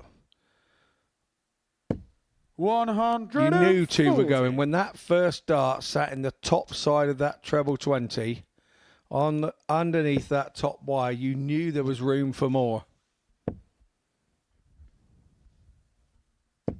100. Sebastian won his tour card by finishing 5th on the development tour order there at the end of the year. 180. The tour which Thomas will ply his trade on for a number of years to come, and he fired in his second maximum of the contest.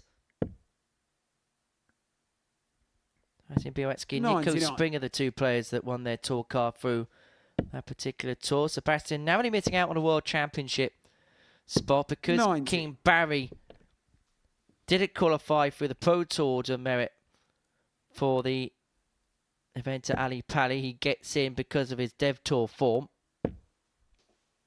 Seb, who's played at both World Championship venues, and now playing at a Global Championship. He's packed a lot into his fledgling career so far. 51. He's got a power pack finish here. We've already seen a 157 in this game. That was by Thomas Banks a couple of legs ago. Rinse and repeat. Tops. 170. That was to hit back and then get back in front. Well, we don't often see emotion from Seb. Game show on the And he knew that dart was a chance. Banks. Good break from Thomas Banks. He's bounced off the back of winning leg 4 against the darts. With the darts, holding throw. Now he's gone against the darts. It's all about him holding throw. 134. But you can bet your bottom dollar that Bialecki will be there and thereabouts because he is very good against the throw. Seems to be a real sense of urgency now about the game of Thomas Banks. Paced straight back down the hockey after getting the break. Rushed back to the board to start his first visit of the leg. 99. And really beginning to make moves now. The proof is in the pudding. He's now running a 95 average. He's upped it from that 90. But this man doesn't play for averages, Seb. He doesn't play for averages. He plays for W's. At the end of his name, Sebastian Bialecki won. 43.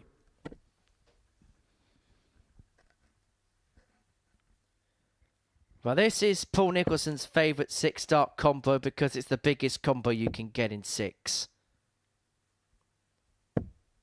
Only a ton means that Banks has got 6 on this position to round off a 4-2 win. And what it would mean is a real separation between the top 3 and the bottom 3 in the table. Bolton, Hayter, Nikolaou will be on 6. Raman, Bialecki and Banks will all be on 2. There'll be a 4-point gap from the top 3 to the bottom 3 going into the final round of fixtures. 190. What a time. There's no bad time to hit in a 180, but that was very special. 105. Sebastian. That's pressures the 70 nicely from Thomas Banks. So here we go. Well, even in a quiet leg, he's left 70 after 12. And he's going to get a dart at double 16 to win it in 15. And that might well be the last dart he throws in this match. If there's been a double that's helped Thomas Banks out today, it's been double 10. And it helps him to his first win of the day. He gets the better with Sebastian Bialecki by 4 legs to 2. The Bulldog is off the mark. The number 1 seed gets his first win. And he beats another rising star of the future, Sebastian Bialecki, by 4 legs to 2. What a performance. The 157, the real highlight. An average just under 94. And there is now some real table separation going into the final round of matches, which kicks off with a meeting between Andy Bolton and Gemma Hayter. The winner will be guaranteed 8 points going into tomorrow's action.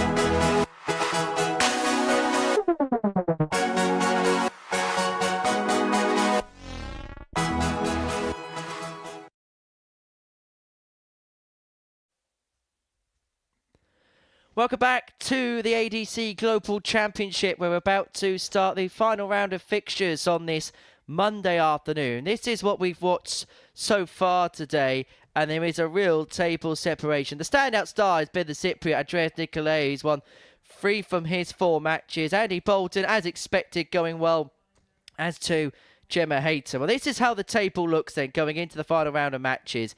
As you can see, a real separation. 4 points separate the top 3 from the bottom 3. Bolton, Hayter and Nikolaou all on 6. Raman, Bialecki and Banks all with just a solitary win so far on this Monday. Terrible separation for sure. And there's a guarantee now for one of Andy Bolton and Gemma Hayter that the victor of this contest will move on to 8 points. And at an absolute minimum, will have a share for the lead going into tomorrow's action here at the Live Lounge in Portsmouth. For Andy, well, he has been the player of the day so far. 2 averages of 94, an average in excess of a ton, although he did lose last time out to the Cypriot Nikolaou, averaging 89.2. Didn't have many opportunities at a double, but he did take 2 from the 3 he did get. As far as Gemma Hayter is concerned, following a 4-1 defeat to Sebastian Bialecki, who averaged in excess of a ton against her. She has won every game since. And her last 2 matches has averaged 92 and 93. Her doubling, for the most part of the day, has been pretty much exemplary. And particularly when she's been left with 1 dart in hand, she has taken full advantage of the opportunities that have come our way. It's an intriguing game, Scott Mitchell, to 30. kick off the final round of fixtures. Yeah, it is indeed. And I'm just having a little look at the stats, and everybody's had a ton plus shot out. Everybody's had a 180. And that always gives confidence to your game. And so you see a ton plus shot out when you've had one during the day. Go, oh, I could have this. And that just leaves a nice, intriguing 3 games left 59. to see us out.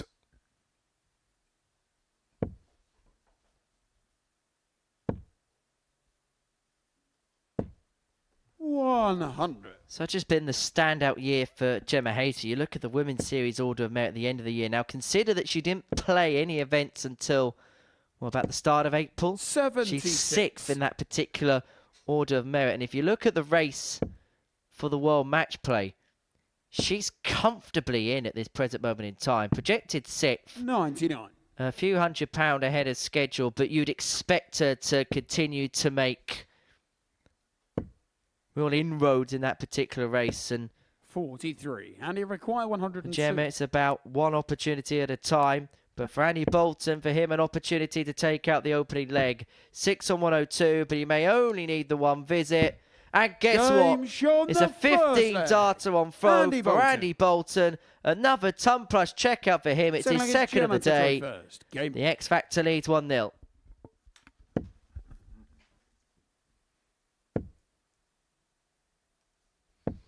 Like I said to you earlier, once you've been hitting ton plus shot outs, every time you go to it, you believe you've got a chance. And that's all back to the same old thing. It's what between the ears and what allows your arm to do. And if between your ears says, oh, I could have this, you got half a chance of getting it. 59.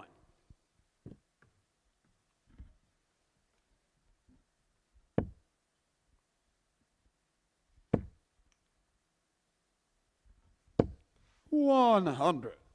How do you think Gemma will reflect upon this day, regardless of the result of this one? I think she'll be pretty pleased, actually. 97. I think, she'll look at her running average and go, well, I've played all right today, because I think she has.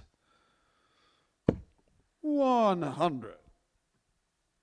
In the general side of things, she's taken every opportunity that she's kind of been given. She hasn't missed lots of opportunities. There are times where 45. you win the games that you win and you think, well, I was kind of lucky to win that many. And there were other days going, well, I could have won more. I think she's right down the middle of the path on those. I think she's kind of got what she deserves. She's done enough to let everybody know that she's coming for you as well, which is also another sign that you need in this group stuff, but you can't run out of steam. 45. Plus for her, it requires 68. Sleeps in her own bed overnight on this one. We lots of guys are in the hotel around the corner, or there's a There's an Airbnb up the road that some use, and Game shot on the second leg. there goes Andy Bolton again. That's 2 legs The won, leg, it's 2 Andy to throw 15 first. darters. Game on. At this point, Gemma Hayter must be thinking, am I playing a dart player or am I playing one of those computer games that just goes out in 15 darts every single leg? One of those generated ones that 60. are quite cheap to buy as an app, and then they just... Yeah, I know the one you mean. But yeah, I don't think she's done a lot wrong so far in this game either. She hasn't scored. She hasn't scored as she has in the other games, but she hasn't been allowed to score. Bolton's there again, doing that 96 average, and he's hitting a treble every time he visits, and it just grinds you down as a player and grinds you down.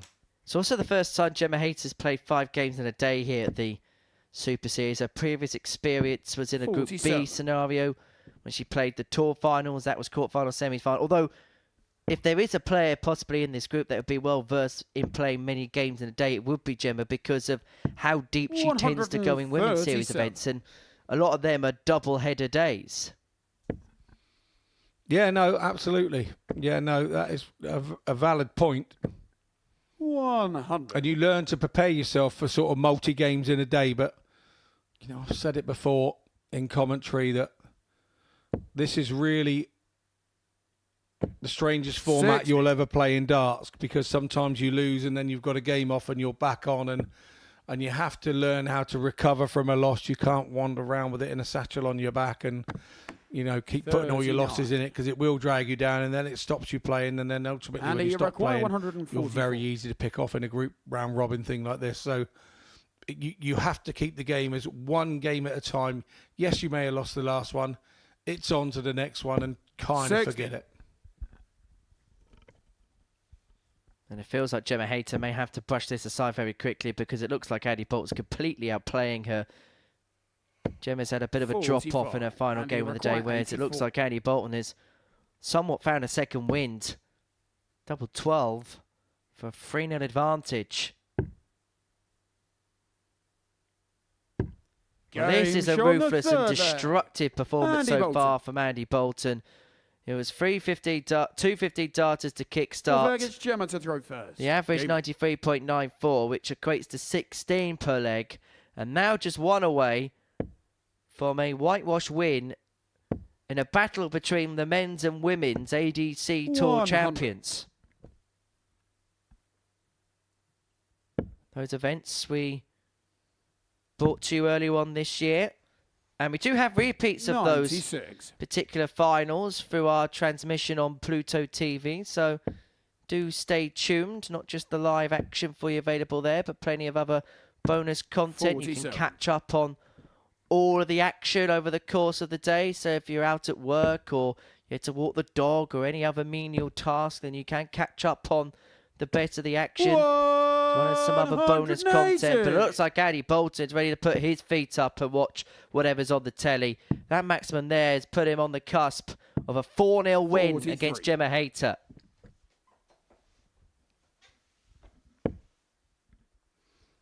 Yeah, and if he converts that, he will feel it's a good job done on day one. 140. Can't win Group A on day one, but you can certainly lose it. 92, and he requires 85. Well, this is for an 11 darter to get the job done. Average in excess of 101. It's not quite going to be a fitting finale with a 4-visit leg, but he has left himself on a double after 12. For Gemma, it's been a productive day. But for Bolton, he's looking for a destructive one. And he requires 2 16s for 8 points on the board.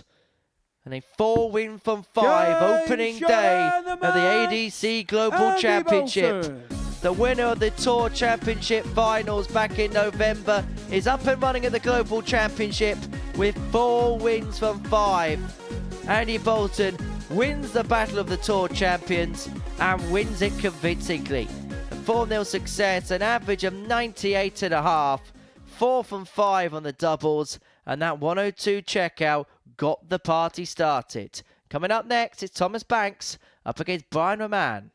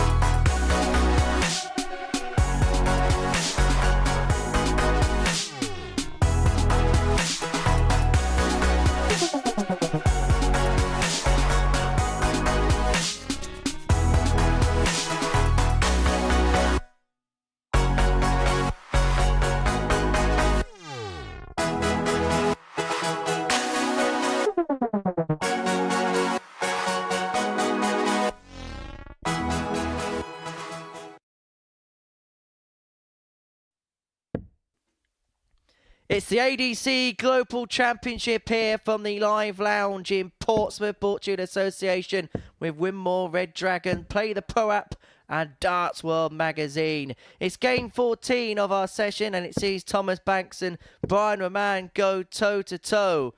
A battle of England and Belgium on the hallowed stage here in Portsmouth. And two players that are looking to end their day on a high. It's been a battle for both. Two players that not just been going up against their opponents, but seemingly been at one with themselves at times. 180. Thomas Banks, who lost his first 3 games, shown sign of life last time out against Sebastian Bialecki, averaging 93. 99. Kicking off a max here against Brian, a man who's just had big stuff thrown at him all day long. Yeah, he really has. It's just like, it seems like pick on Brian day today. Everybody's doing their good stuff against him, but I think sometimes you have to have that and respect that and understand why it's happened. It's because 43. everybody sees you as being the big target in the group, and now we can kind of, what can I say? He can relax for the rest of the group now and maybe inflict enough damage over the next 2 days to get him back to the top, because he's not really out of it on one win, but you think he needs to get another here if he's going to give himself a chance. Still going to need favours off of other players, obviously, but if the winner of this obviously gets onto 4 points, they give themselves a chance, an outside chance, but a chance nonetheless. And I suppose the double edge to the sword is you'd be able to free roll for a couple of days because there'll be no expectation on your shoulders. That dart did not come out the hand right there from Brian. It looked like it just flicked out the hand without it being properly thrown. This is the opening leg. Game shot on the first leg. Much more like it from Thomas Banks. It's taken a while for him to arrive at the scene, but it looks like he's very much building as the day comes to a close. yeah, absolutely. The pace is suited him. We knew he would like that. And yeah, just going back to your comment, you don't want to have a poor Group A campaign because it piles the pressure on whatever group you drop into. Even if you've not got the results that you want to still be playing well. You want to still be playing to a standard that you're kind of happy with. And I think that's the fear sometimes. Some people go out of Group A and then pile all the pressure on themselves for B and C and then don't get through that either.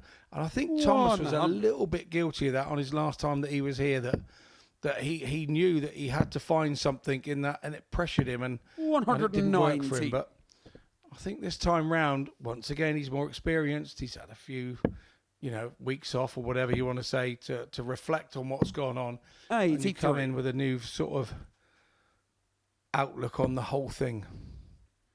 Supported as ever, Thomas, by Steve West. 95. Who has been a big mentor to Thomas over the years. A man who definitely knows what it's like to win in this building.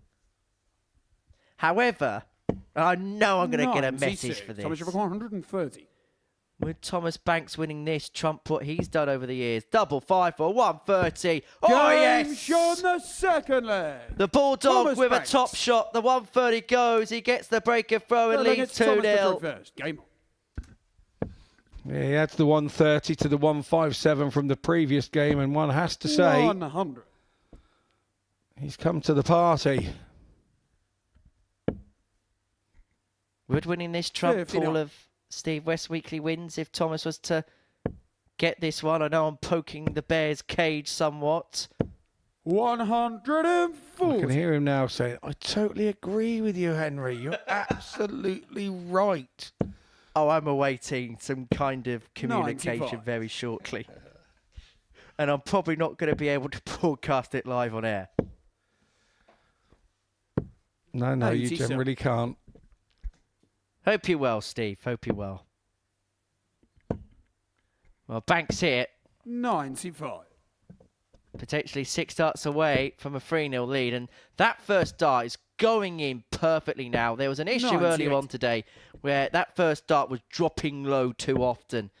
But as soon as it pitches in the middle of the bed, it's given him so many options. 76. It's just making life easy, and it's seemingly every visit now. Double 4 for 3-0. 72. Brian required 156. Man comes back.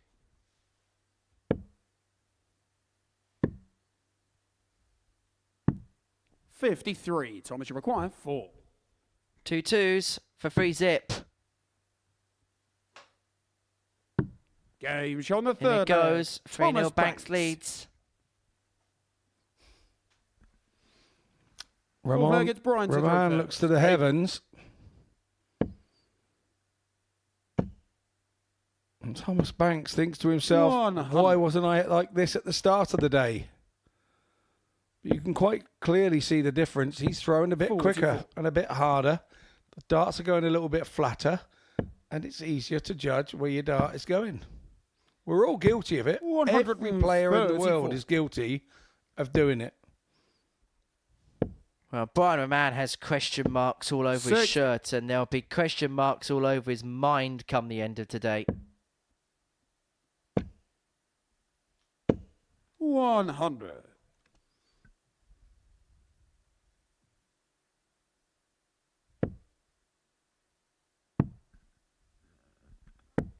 $57.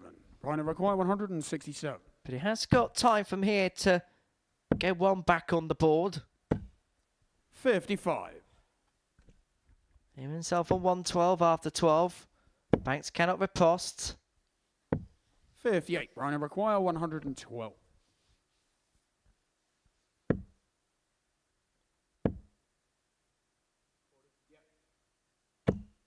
$45. And when it's not going right, it doesn't go right sometimes, even when you've done so much right in the leg. He's now really needs to polish this off. Nice first dart. Lurched a bit with the second. 51.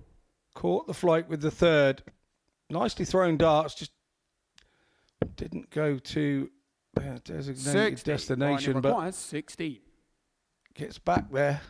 And we're going down the route now. If you give me enough chances, I'll get it. Thomas, you require 138. 138. Another one of those.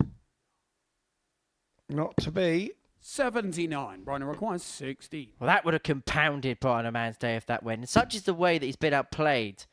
This is the first leg where he has had opportunities at a double. He eventually finds it at the 7th attempt. Back it goes to 3-1. Thomas with the darts in his hand to seal the win here.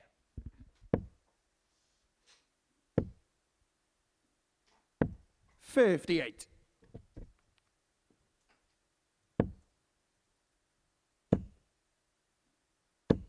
$100.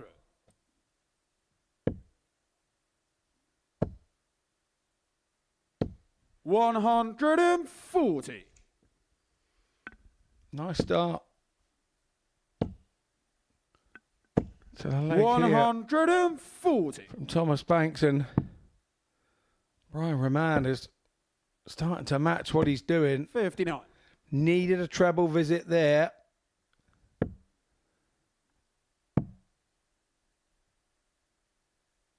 $131. Yeah, nice throw on 3-1, so he halves the score. 140. Yeah, nice last start from Thomas as well, so it's fast and frantic now. Double 5. Game shot. Nicely done. Flag. Brian Raman. From the Riddler. Nicely done indeed. 6 flag, it's Brian to throw first. Game on. Well, that's a 130 apiece in this match. The second tub plus checker of this contest.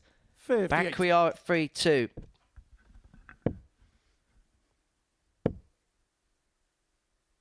Now, I've just been doing some research, Scott, and actually, in this group A, 59. you got 3 players who actually played in the same group or same week as one another in the previous series. 58. The irony is, Thomas Banks only played one of them, and that was Andy Bolton. They all played in Series 9, Week 9, so they've been used to having one another as opposition. That seems to be a trend now around the Super Series, where there just seems to be patterns of players just seemingly getting drawn against one another. 140. Yeah, absolutely. And it does affect an outcome. When you've played each other a few 98. times, Ryan, you're required you 64. kind of forget the situation you're in here now in this group and think, oh, last time I played him twice and he got me once. And, 32. you know, and then you don't remember. Then you start trying to remember the time before that. When it's best to just forget it. I really don't remember who I beat. Somebody 64. goes, oh, you Brian beat me. required 32. No idea. When you beat them, you don't remember. When they beat you, Game you shot on the remember. sick flag. So- Brian Raman. Raman has done well here to level this up. 7th and final against Thomas to throw first. Game on. Minimum requirement here for Thomas is to hit a treble at least once to start the leg. 100. Well, this game's been played at a real quick pace. So quick that the referee Owen Binks called the last leg as if it was David Croft on the opening lap at 22. Silverstone. The last time I saw someone celebrate 22 like that, it was Taylor Swift's birthday. 57.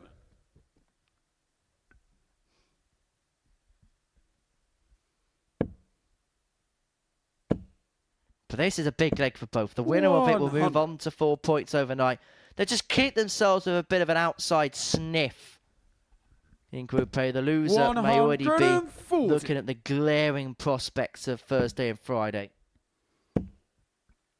Is that 22 from 100. Brian Raman going to cost him? Because Banks has got 6 from here, and he's making severe inroads. He's left himself on a double 180. after 12 in the deciding leg, and Brian Raman looks like a beaten man. You have to hand it to Thomas Banks. That was a lovely moment to hit a 180. 93. Thomas required 24. And he's got time to seal the deal. Double free. Has a look over the scoreboard and score. decides to bust it with Raman all the way back on 186.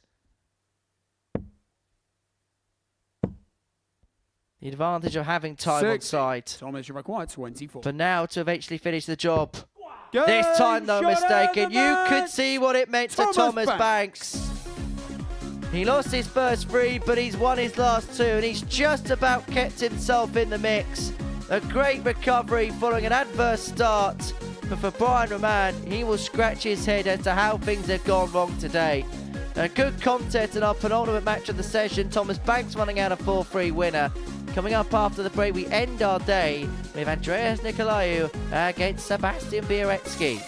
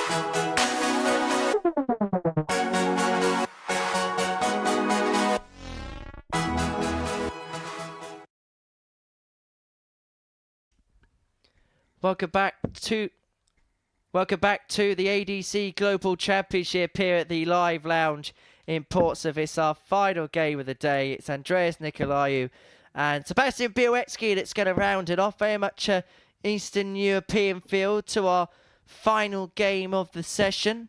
Bolt and blue, I suppose they're two words that go together fairly well, don't they? But they're not bolting out the blue now because they've each had 4 games apiece. And they both had contrasting days. Now, if you said at the beginning of the session that a player would be in second position looking to get to 8 points and somebody was languished at the bottom with 1 win, not to be disrespectful, you'd think it would be Sebastian Bialecki gunning for top spot and Andreas Nikolaou looking for 4 points. But it's been the other way round. Andreas really has been the story of the day so far. The man from Cyprus, with his idiosyncratic nature, has been superb.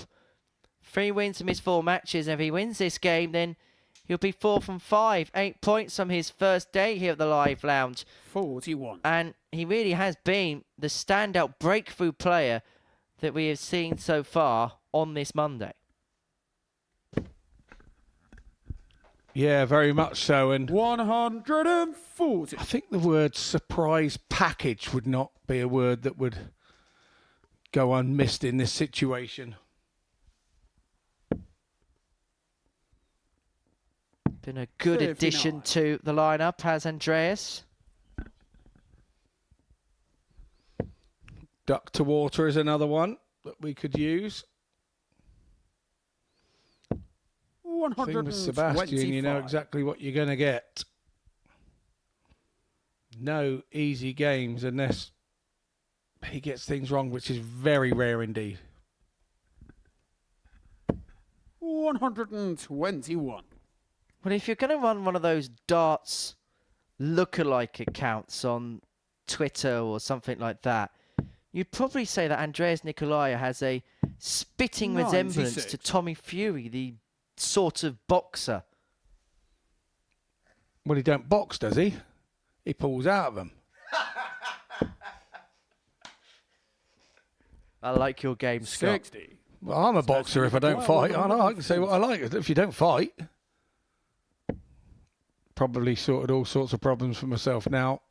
But, yeah, I only caught a quick glimpse over the weekend of the sporting press. All you need to know is that your cherries are flying and Manchester City are faltering. And Lando won the Grand Prix. Yeah, everybody loves Lando. 100. McLaren actually win the constructors. Yes, because Verstappen crashed into Piastri in the first corner. But not going to get the first strike is Sebastian Bialecki, and he could do so with tops. 59. Andreas, you require 120. Well, this for the opening leg. Nikolaou looking to climb the ladder.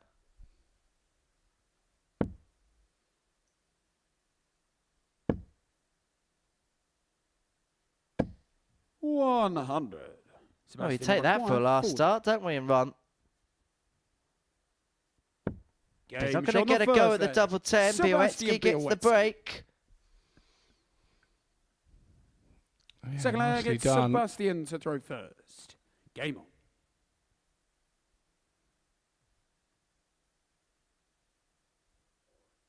on. And is this a case of kind of recovery for Seb because of the, he lost the game, his last game against Thomas Banks? Is it? I think it gives him a reset. We know at times you can walk into a game here, and when I say walk into one, you can walk into somebody that's really on their best game and doing something that they haven't been doing all day. And I think you have to say for Seb, that was that game against Thomas Banks. Thomas doing a 93 where we had commented in the game that he'd only been doing an 81.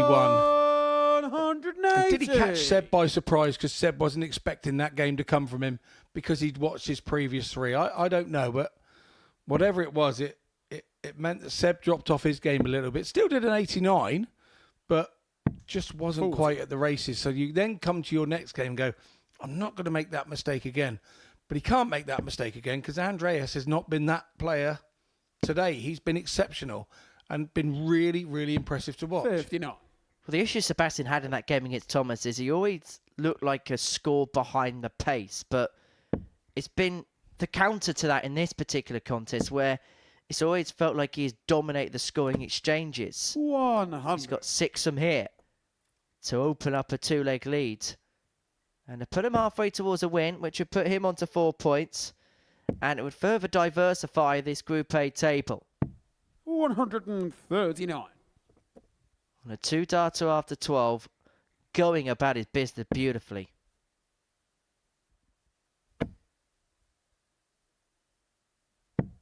$137. Sebastian, you've acquired 78.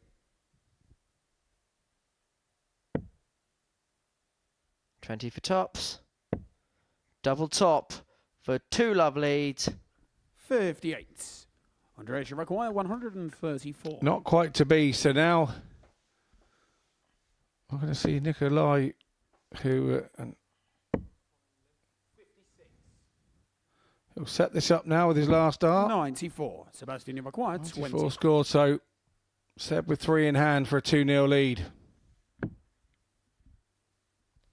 These are the types of opportunities you do not expect Sebastian Bialecki to squander.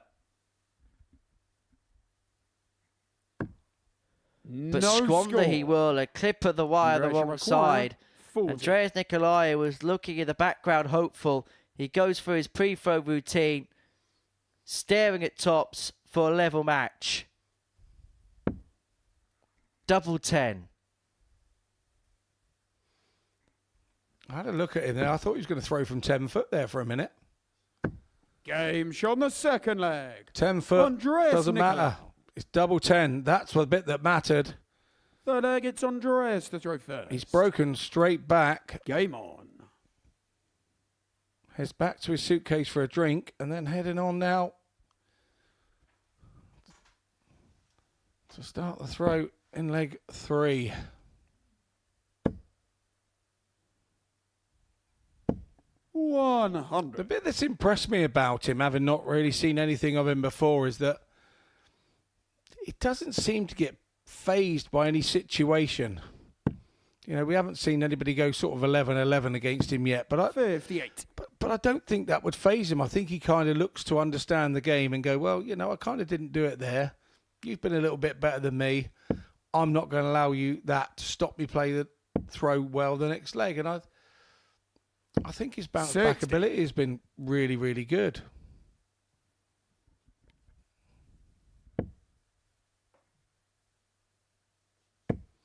We know tomorrow's another day and a different day, and he may not do it 140. tomorrow. You don't know. He may be better tomorrow.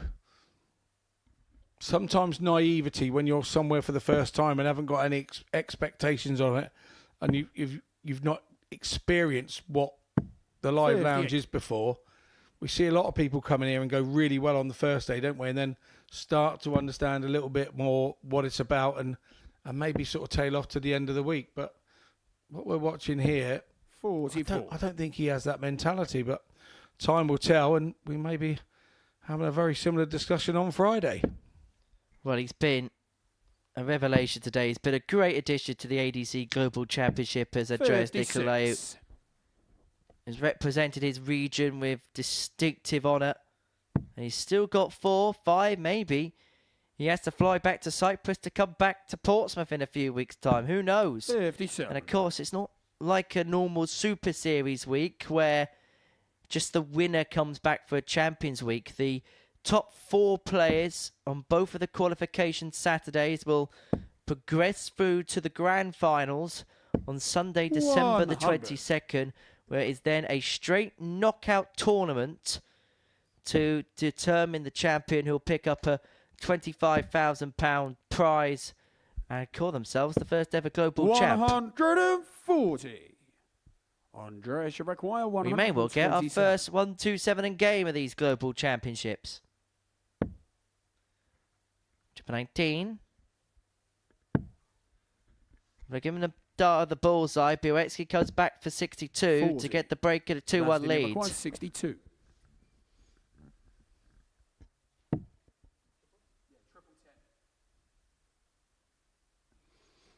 Double 16 for the break. 130. Andreas, you require Once 87. again, Seb misses doubles. Double 18, and he throws from one place at the treble, slides across the hockey. Game shown the third. I'm not criticising, I'm just Nikolaou. observing, and it works for him. Good holder throw, Full flag, it's good Sebastian to 87 throw under first. pressure. Game on. I'm starting to think, what is there not to like about this fella?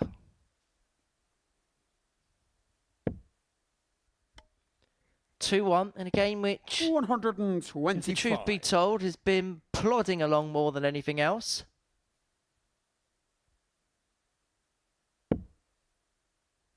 Well, the day began with a nervy match involving Andreas. It may well be ending with 96. another cagey encounter.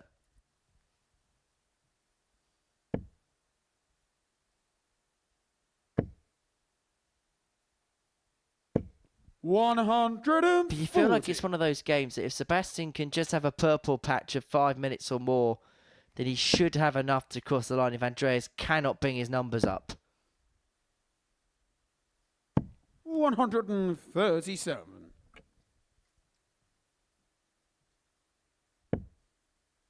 You always feel when he's involved in a game like this that he's got this ability just to go through the gears and turn what could be a crisis 180.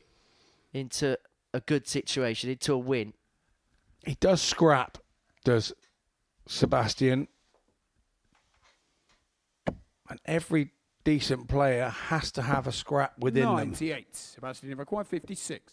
them. You can't fold over and have your belly tickled. Double 16 then. Game shot on the fourth flag. No harm done with the Sebastian big Bialecki. number miss with dart 1. Fifth flag, it's Andreas to throw first. Game on.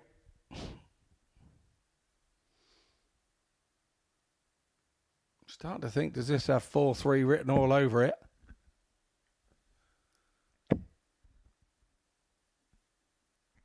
Sixty. It feels like one of those games that's guaranteed to go the distance.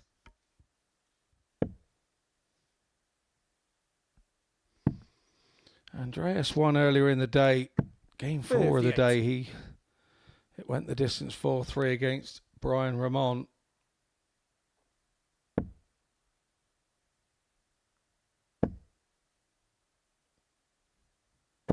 $60.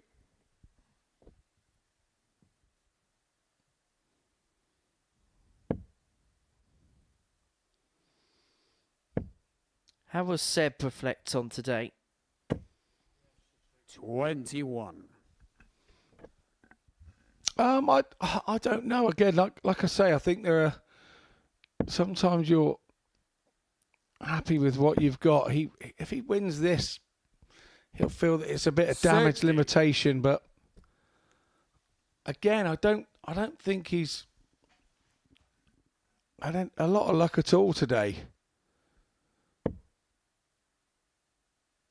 I think he'll typically look at it as a day one sort of day. He'd never particularly fast out the blocks, is he, on day one? I don't know whether it's the way that he travels over and whether he comes on the Sunday later in the evening or whatever. I don't know what it is, but he's not always one of those that are straight out the blocks. He's openly admitted that he's not a morning person. When you consider his age, it's probably not a surprise. Is there anybody under the age of 25 that's a morning person? Oh, age 25. I thought you was going to say 25 stone. 25. Yeah, I am a morning person and I'm under 25 stone. Just. But, yes, I know what you're saying. It seems to be a cult and a culture. 96. Is it because they're all at university and when they get time off? I can promise you now, at university, the day doesn't start until 1 in the afternoon.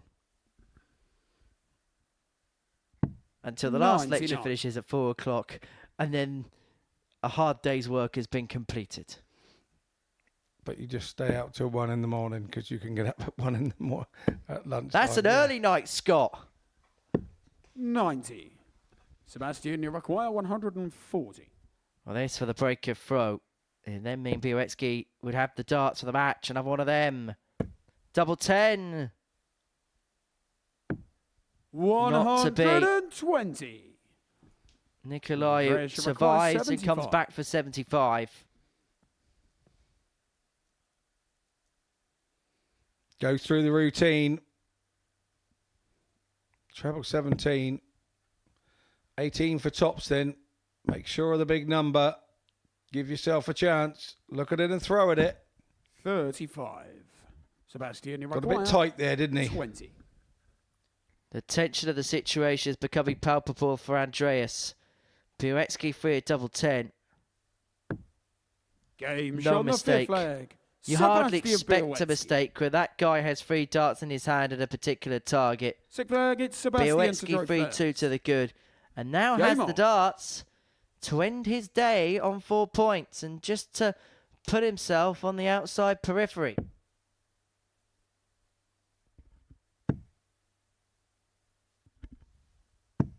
$58.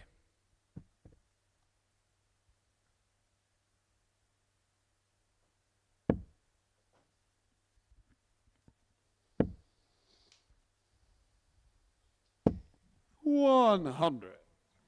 Well, there's a maximum of 2 more legs left to play on this Monday afternoon. But don't forget to stay with us on Pluto TV, wherever you're streaming us from. 54. 24 hours a day, 7 days a week of darts content. And if you haven't made the migration over, then you're going to have to very soon. It's available on the apps, on the App Store of whichever device that you watch your 140. television from. I know I certainly will be, because I've been away since Thursday. So since we've been on the channel, I haven't been home. So I will be looking to get that on my smart TV for sure. That's because you've been busy cheating on us, Scott, with other people. Moonlighting, I like to call it. Moonlighting.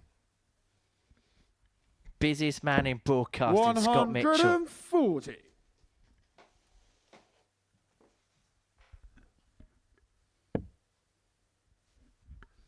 I'm so busy that our Pirates TV Speedway broadcast, we can't have our Christmas meal till January the 2nd. I've got a Christmas meal elsewhere booked for January the 10th. But Nikolaou looking to book a last leg. Double 8. 130. Doesn't go. He does like that double 8 and head in that direction, doesn't he?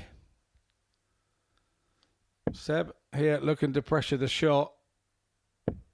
83. Another treble would have been... Andreas, you require 8. Would have made the 8 a little more difficult.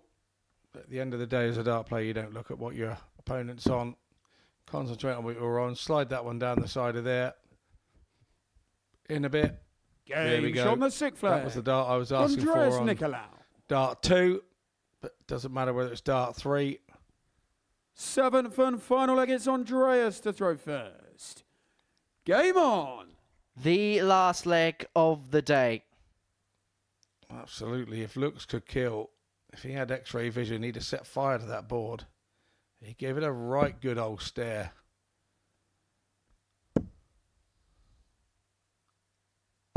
$60. And those darts do go in with a good old thud. They are thrown. But who's going to throw the last dart? It's something when they've got the darts like on the lakeside and there's a dunk, dunk on the back of the board as the darts go in. You can tell when a player's not quite thrown it as hard because the noise is not quite so loud when they get in stressful moments. A little tip there for anybody who ends up commentating on darts with a nice little bump on the board. You can tell how hard the dart hits the board by the sound. 100.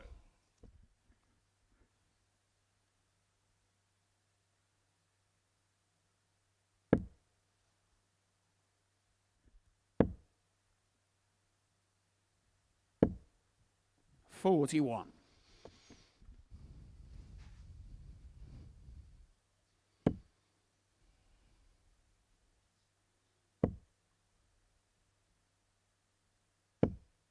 100.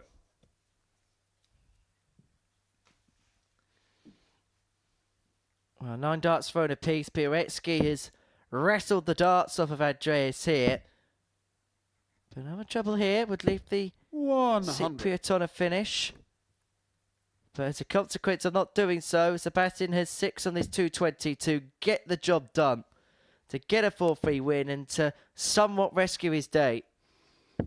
60. Needed a treble with that last. Now, hasn't quite turned the throw round, has he, in this last leg?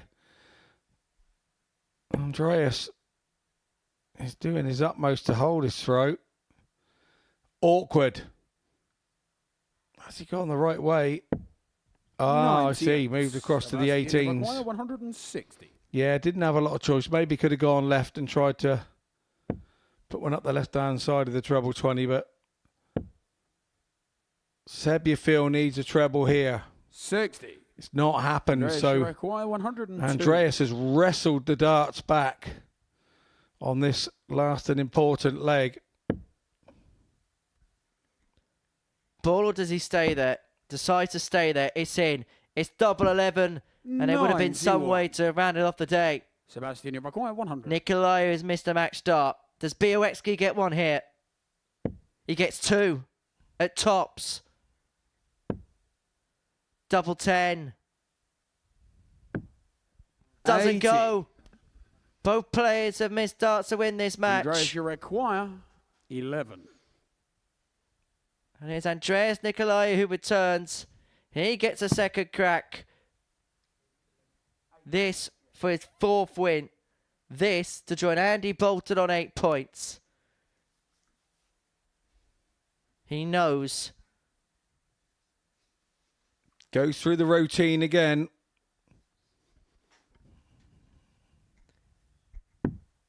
No score.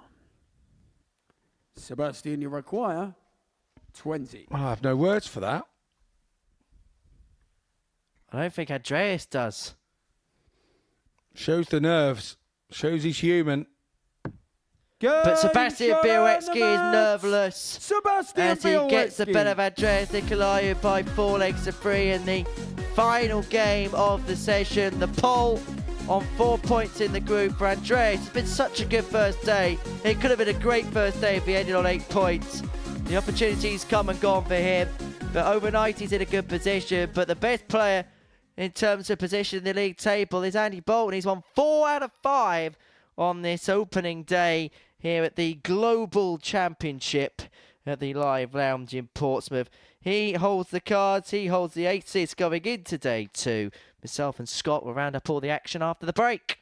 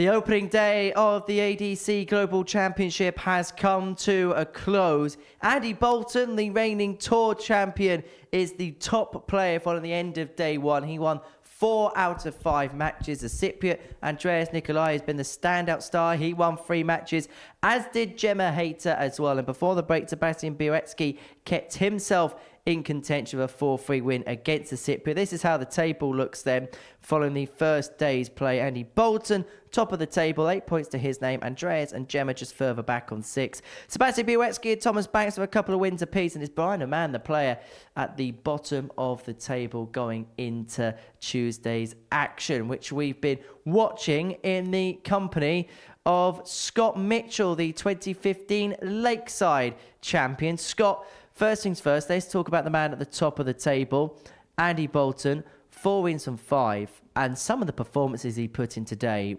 they were almost statement-like, weren't they? They were statement-like because they were early doors and they were against the guys that he would target to win the group. He wants a couple of days off. He's an old boy now. He wants a couple of days off. He wants to win Group A, get it done out the way.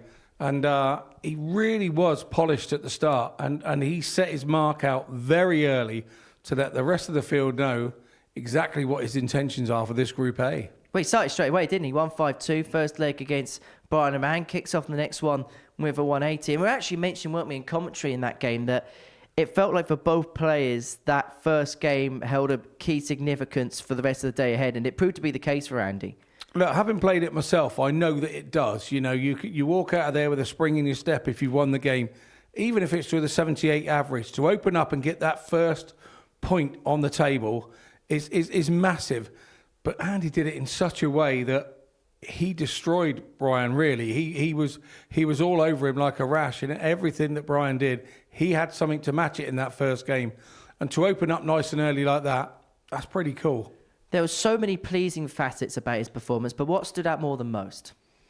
I think he'll be pleased with his scoring was there and thereabouts. Though all the young fellas these days, the scoring is exactly what their sort of game is built on. And so when you go toe-to-toe with them and then get down to that double and ask them the question, 9 times out of 10, that's where all the answers come. Let's talk about a couple of the players that are on 6 points. I want to kick off with Andreas Nikolaou, the Cypriot, who at the beginning of the day we knew bits about, and we've seen his numbers on the Southern European Tour. Didn't quite know what to expect from him on this stage, but boy, has he arrived. Well, before a dart was thrown, I got to be honest with you, I was expecting him to be bottom of the group. And we've just spoke about Brian Raman. I thought Brian was going to be the one that was going to be pushing Andy. It's been roles reversed. Andreas has been excellent, and he started extremely well. Thomas was the #1 seed, and he just did a job on Thomas, and he just seems to have grown in stature, and he was overly disappointed to lose that last game, and that's how confident he is. He's built himself and set himself a stage where he's got a level where he's going to accept that he's playing, and I think we've got a lot more to see from him in the next few days. Gemma Hayter, I can imagine she's really pleased with her progress today. 3 wins from 5, some good performances in there. Maybe the one disappointment was the fact that she never really kept pace with Andy at the last. Yeah, but then you look at the table, nobody else really has. You know, when he got beat by the guy that stayed with him and played a little bit better, to be fair. So Andy wouldn't be disappointed with the loss, and Gemma shouldn't be either. You know, Andy's been the standout performer today, and to lose to the standout performer, I don't think that's anything you should be worrying about. Hey, that 150 was good though, wasn't it? Wasn't it just? I mean, she's just so special at those doubles. When she gets a chance, she gets them, and that's the new way they all go for 150 now, and it makes perfect sense. 2 stabs at the same treble, and that double 18 was as sweet as a nut. So that's Gemma Hayter. She finds herself in the top 3 on 6 points. A couple of players on 4. Let's begin with Thomas Banks. Lost his first 3, but you have to admire his tenacity to come back and then win his final 2. Yeah, very much so. It was like chalk and cheese. It was like he'd drawn a line in the sand over his first 3 games and thought, I'm going to try something different.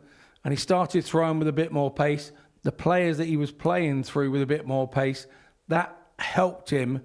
And with that, there was an injection of speed. There was he threw the dart harder and faster, and you could see the total difference in him. And that's the Thomas Banks we've seen here before in the live lounge. Did there seemingly be a pressure attached to him because of his seeding in the tournament today? Possibly. I mean, I remember when I was first the number 1 seed at anything, and you're walking around the room and everybody's looking at you going, "Oh, you're the one to beat, are you?" And they play you slightly differently. Whether that was the same here in the back room this morning, whether there was a bit of banter between them and you're the number 1 seed, I'm not sure. But maybe that it weighed on his shoulders a little bit, and we forget, because he's been around a long time, because he plays such a standard. He still is a very young man, and there's lots of situations within darts that he's still yet to experience, like being number 1 seed. Once you've done it 3 or 4 times, it's like water off a duck's back. But when you're doing it for the first and second time, it can weigh on your mind. What about Sebastian Bialecki? I can imagine in the end he might be slightly disappointed with how things have gone. He won his first game with a ton plus average, and then it just felt like for 2 or 3 games he just went a little bit missing.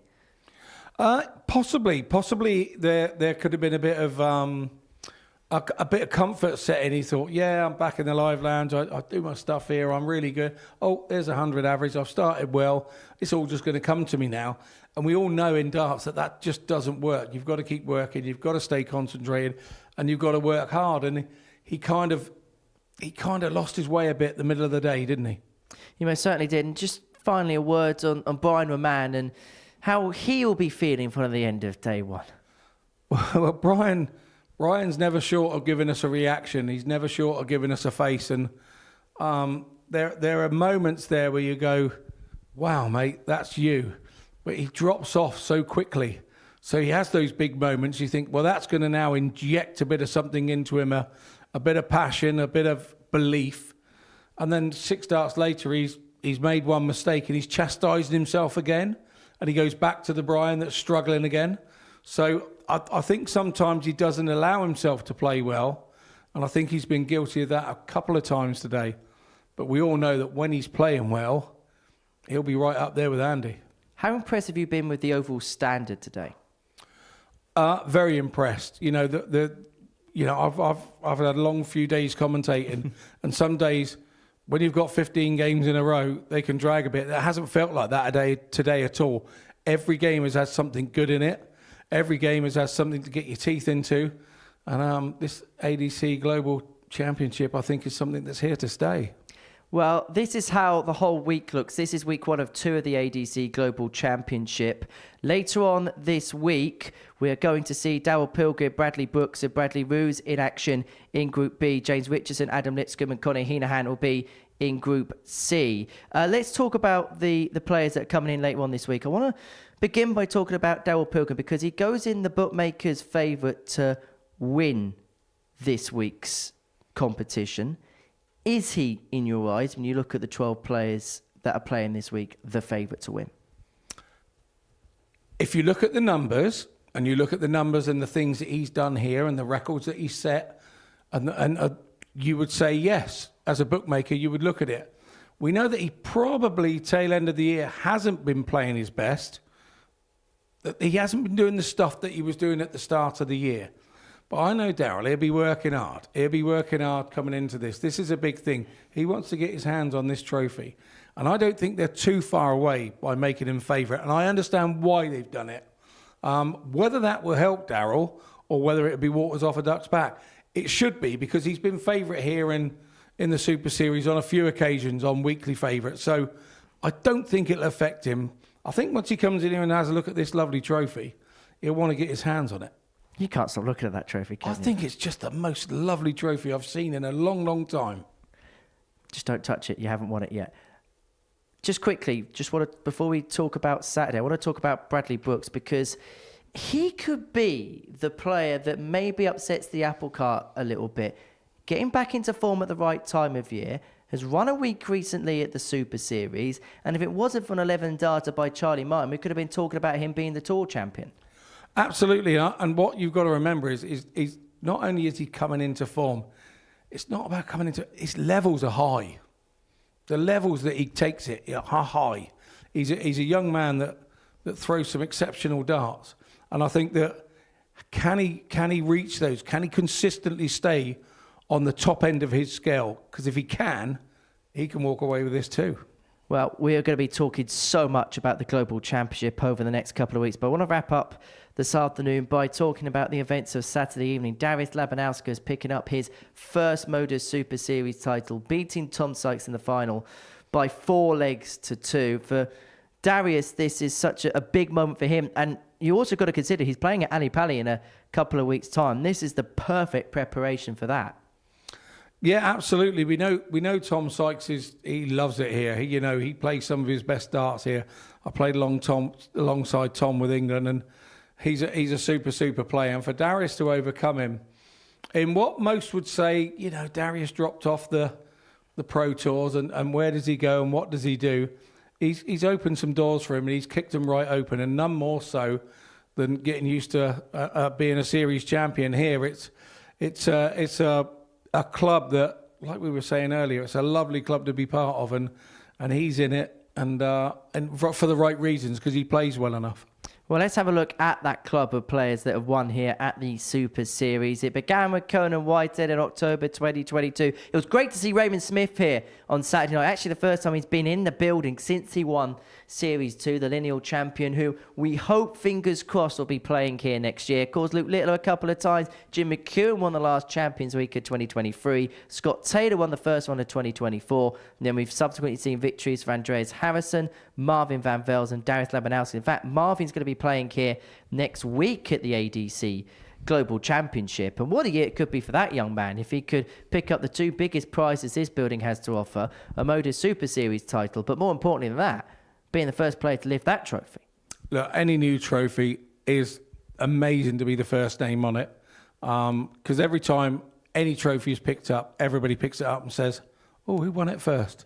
So to be that first name on any trophy is always a privilege and an honour. And whoever gets their name on that is going to have to work damn hard, and they're going to deserve it. We've got 2 weeks' worth of darts here at the Global Championship, and what a start we've had to it today.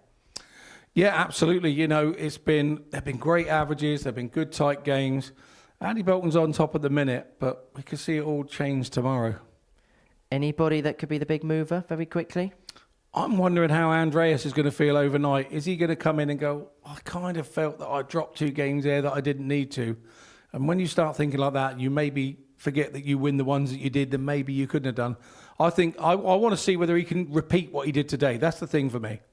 Well, Scott, I think we've got to strap ourselves in. We're together for the full duration of this Global Championship, and it is going to be very good fun. If the first day is anything to go by, we should have a belter, shouldn't we? We have got a belter. There's no 2 ways about it. We haven't even got to think about it. That's what's going to happen. Well, Scott, thank you very much. Thank you for your company as well. The ADC Global Championship is up and running here at the Live Lounge in Portsmouth. And on day 1 of it, it was Andy Bolton that showed his X Factor. 8 points to his name. He leads the pile going into day 2. Bye from us.